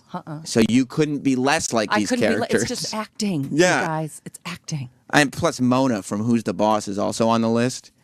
And she is. Yeah. Well, see, now that's appropriate. Right. That seems very appropriate. Although it makes you look better.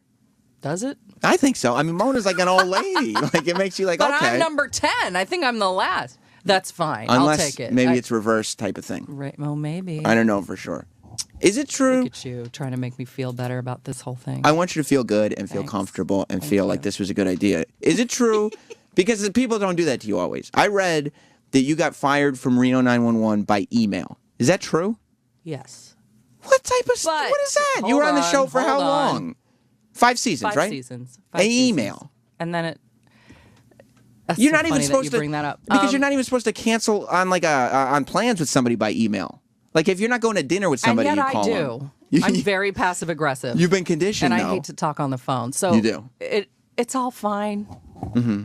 I'm friends with everybody. I did a thing. It's not fine Tom, with me. Tom Lennon and I played husband and wife in what was that blockbuster movie? What to Expect When You're Expecting. That's true. And Ben and I played lovers on Bob's Burgers. So, it's all fine. Look, it sucked. At the time, it sucked. Okay, because I had just been fired off a movie. What movie? Because one of the money guys thought I was ugly. I'm not even going to mention it because you know what? It never came out. Good. How about that? Yeah, that means that people that they hired must have been even uglier. They were, well, they couldn't act. Right. Did they tell you we're firing you because you're ugly? It came back to me. Ugh. It came back to me. That's terrible news. But you know what? It was horrible. I cried all the way home from humiliation. But when I got home, they said, they want you on The Office tomorrow.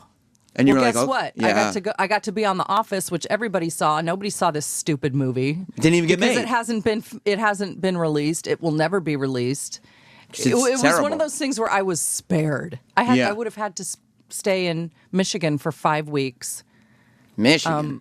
Making a movie that sucked. My parents are from Michigan, and we've gone up there. It's not a great place to visit. I mean, you spend a week there, okay, but you don't want to spend months there working. I don't want to spend a month with a bunch of people who are openly hostile. Yeah, yeah.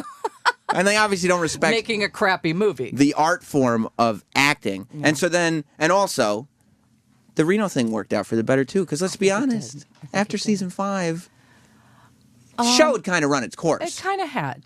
You know? We were lucky it went on that long. Yeah. Yeah. You know? And you had 5 good seasons, and then you had people being like, We had 3 good You're seasons. thinking 3. Quite honestly. But it's all good. It's all Mhm. good. Everything works out the way it's supposed to. It sucked at the time. Mhm. I will say that. But And it so was the best. It when- was for the best. When you end up doing Bridesmaids, Mhm. is that because of your connections with Kristen and Melissa, or is that just it happened and now we're all together again? We all had to audition. Yeah. You know, my part was, they said they wrote it with me in mind, and, you know, they keep saying that, so I have to take that at face value that they did, but I had to audition. Mhm. Yeah, you're like, well, if you wrote it for Melissa me in was mind. originally something else entirely because Annie Mumolo was going to play that part. I mean, so we all had to audition, and everybody wanted to do this film. So every Yeah. time I would go in, there would be more famous people there, and it would be like, well, at least I made it this far. So when I got it, I was thrilled. So you guys knew, did you kind of have an idea of how massive this thing would be? No. You just knew it was good. We just knew we were having fun with it. Right. We had no idea. You just knew it was funny. Yeah. And so you're like, yeah, we got to get on board with this. Yeah. Do you ever know when something's going to be successful? No. You don't. Do you know? Never. But sometimes you know when it's not going to be successful. Yeah. Yeah.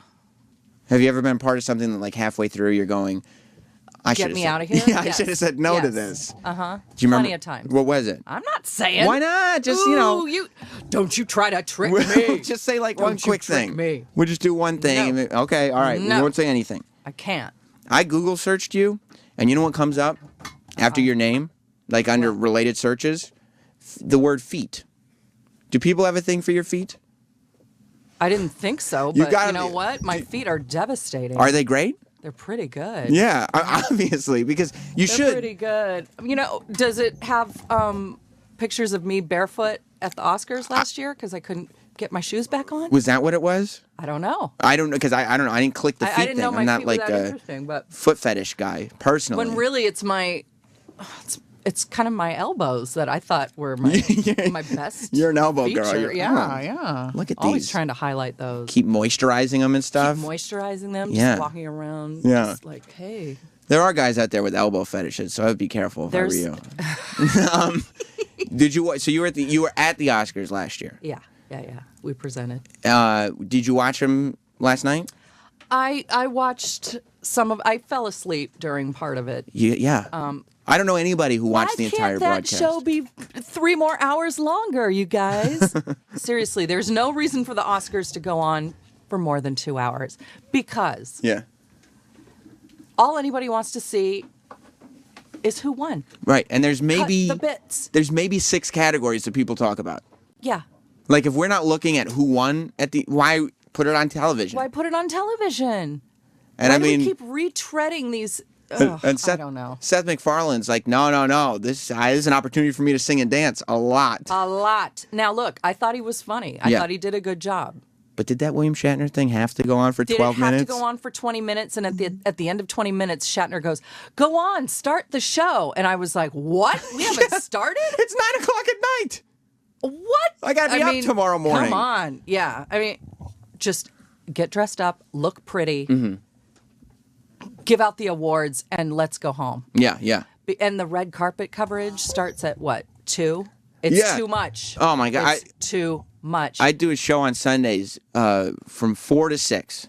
And my mother-in-law was having me and my wife over at her house for the awards. Uh-huh. And I'm like, okay, I'll just do the show, and then we'll be at your house by 7, plenty of time. And my wife goes, no, because we're going to watch red carpet, so I'm not going to come in. I'm going to go to my mom's house. And I'm sitting there like, we literally left before a statue had been handed out. Because we've seen 3 hours of people walking down a red carpet. Too much. And one of the people, you were there last year. Yes.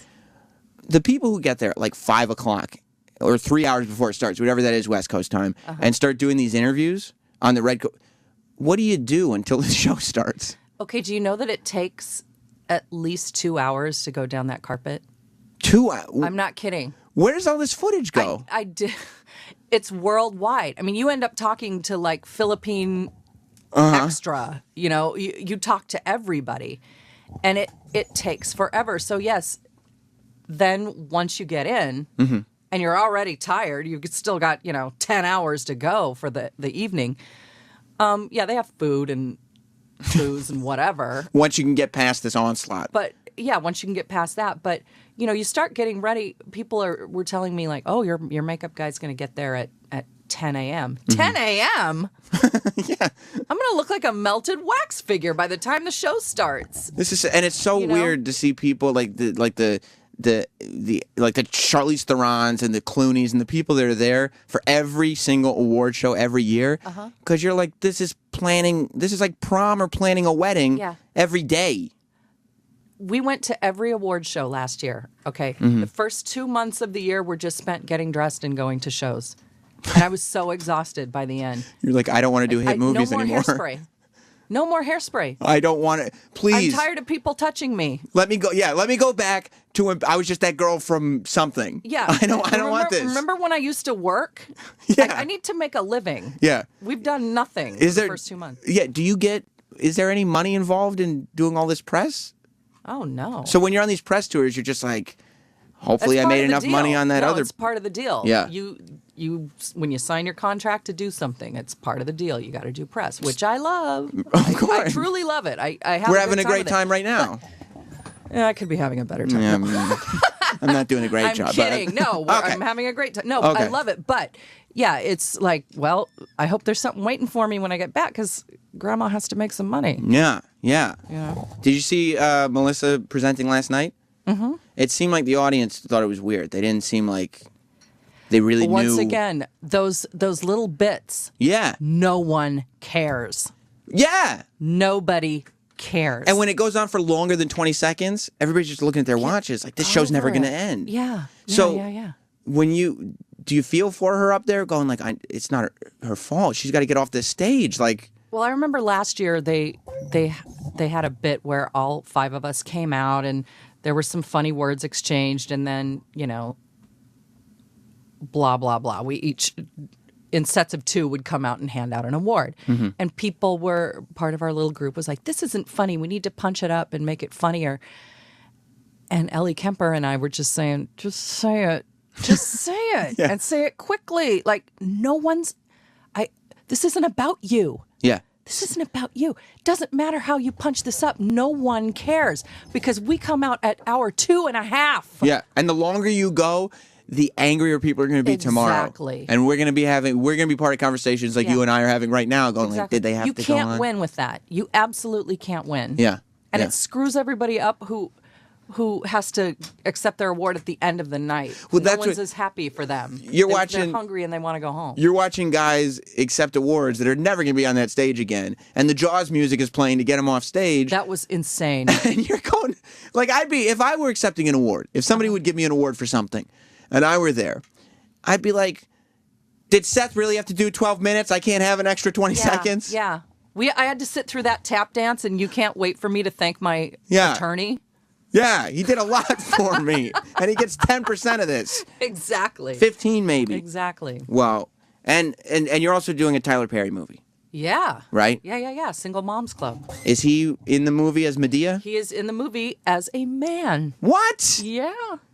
So it's a good cast. Terry Crews and he's hilarious. He's been in here before. He's hilarious. Yeah. And very handsome. What I like about Terry Crews is like people are finding out he's funny now, but like you watch like Training Day and movies from like, 8 to 10 years ago, and he's just playing random gangster in all these movies before anybody realized that he could talk and be funny. Yeah. I mean, on Everybody Hates Chris, I thought this guy is so lovable and so real. He's just great. I liked him. It was Very funny on positive Everybody person. Hates Chris, though, that they had to keep him in that jumpsuit all the time, so you couldn't tell that he just looked like a bodybuilder. That he's got muscles popping out of his muscles. Yeah. It's crazy. He has things popping out of his muscles that I've never seen on a... Is Tyler Perry, is he very controlling on his set? Because, he's so branded on everything that it makes me think that he's writing, he's directing, he knows what it should be, and, this is... But when he hires you... Yeah. He has total faith that you're bringing something that no one else can bring. So he's very collaborative. If you have a funnier way to say something, go ahead and do it. Right. He's like, I have confidence enough in my decision to hire you. Yeah. Now it's in your hands a little bit. Yeah. He's a machine. He's a at coming machine. out with He's stuff. got, 5 shows on the air now. Yeah, it's pretty and does amazing. a movie every 6 months. So I guess that's a good person to be associated with. Yeah. Are you hoping? He was very sweet. I have to say, he was. He doesn't have a big very generous. Oprah ego about him? No. Like he's not master of the world? I didn't feel that way. Good. I didn't feel that way. I thought he was very, very sweet. Have you ever been on Oprah? Have you ever met Oprah? No, I have not met the Oprah. I would imagine that she has an ego about her. I mean, when she comes up here, she's been up here once in like 4 years. They shut the place down.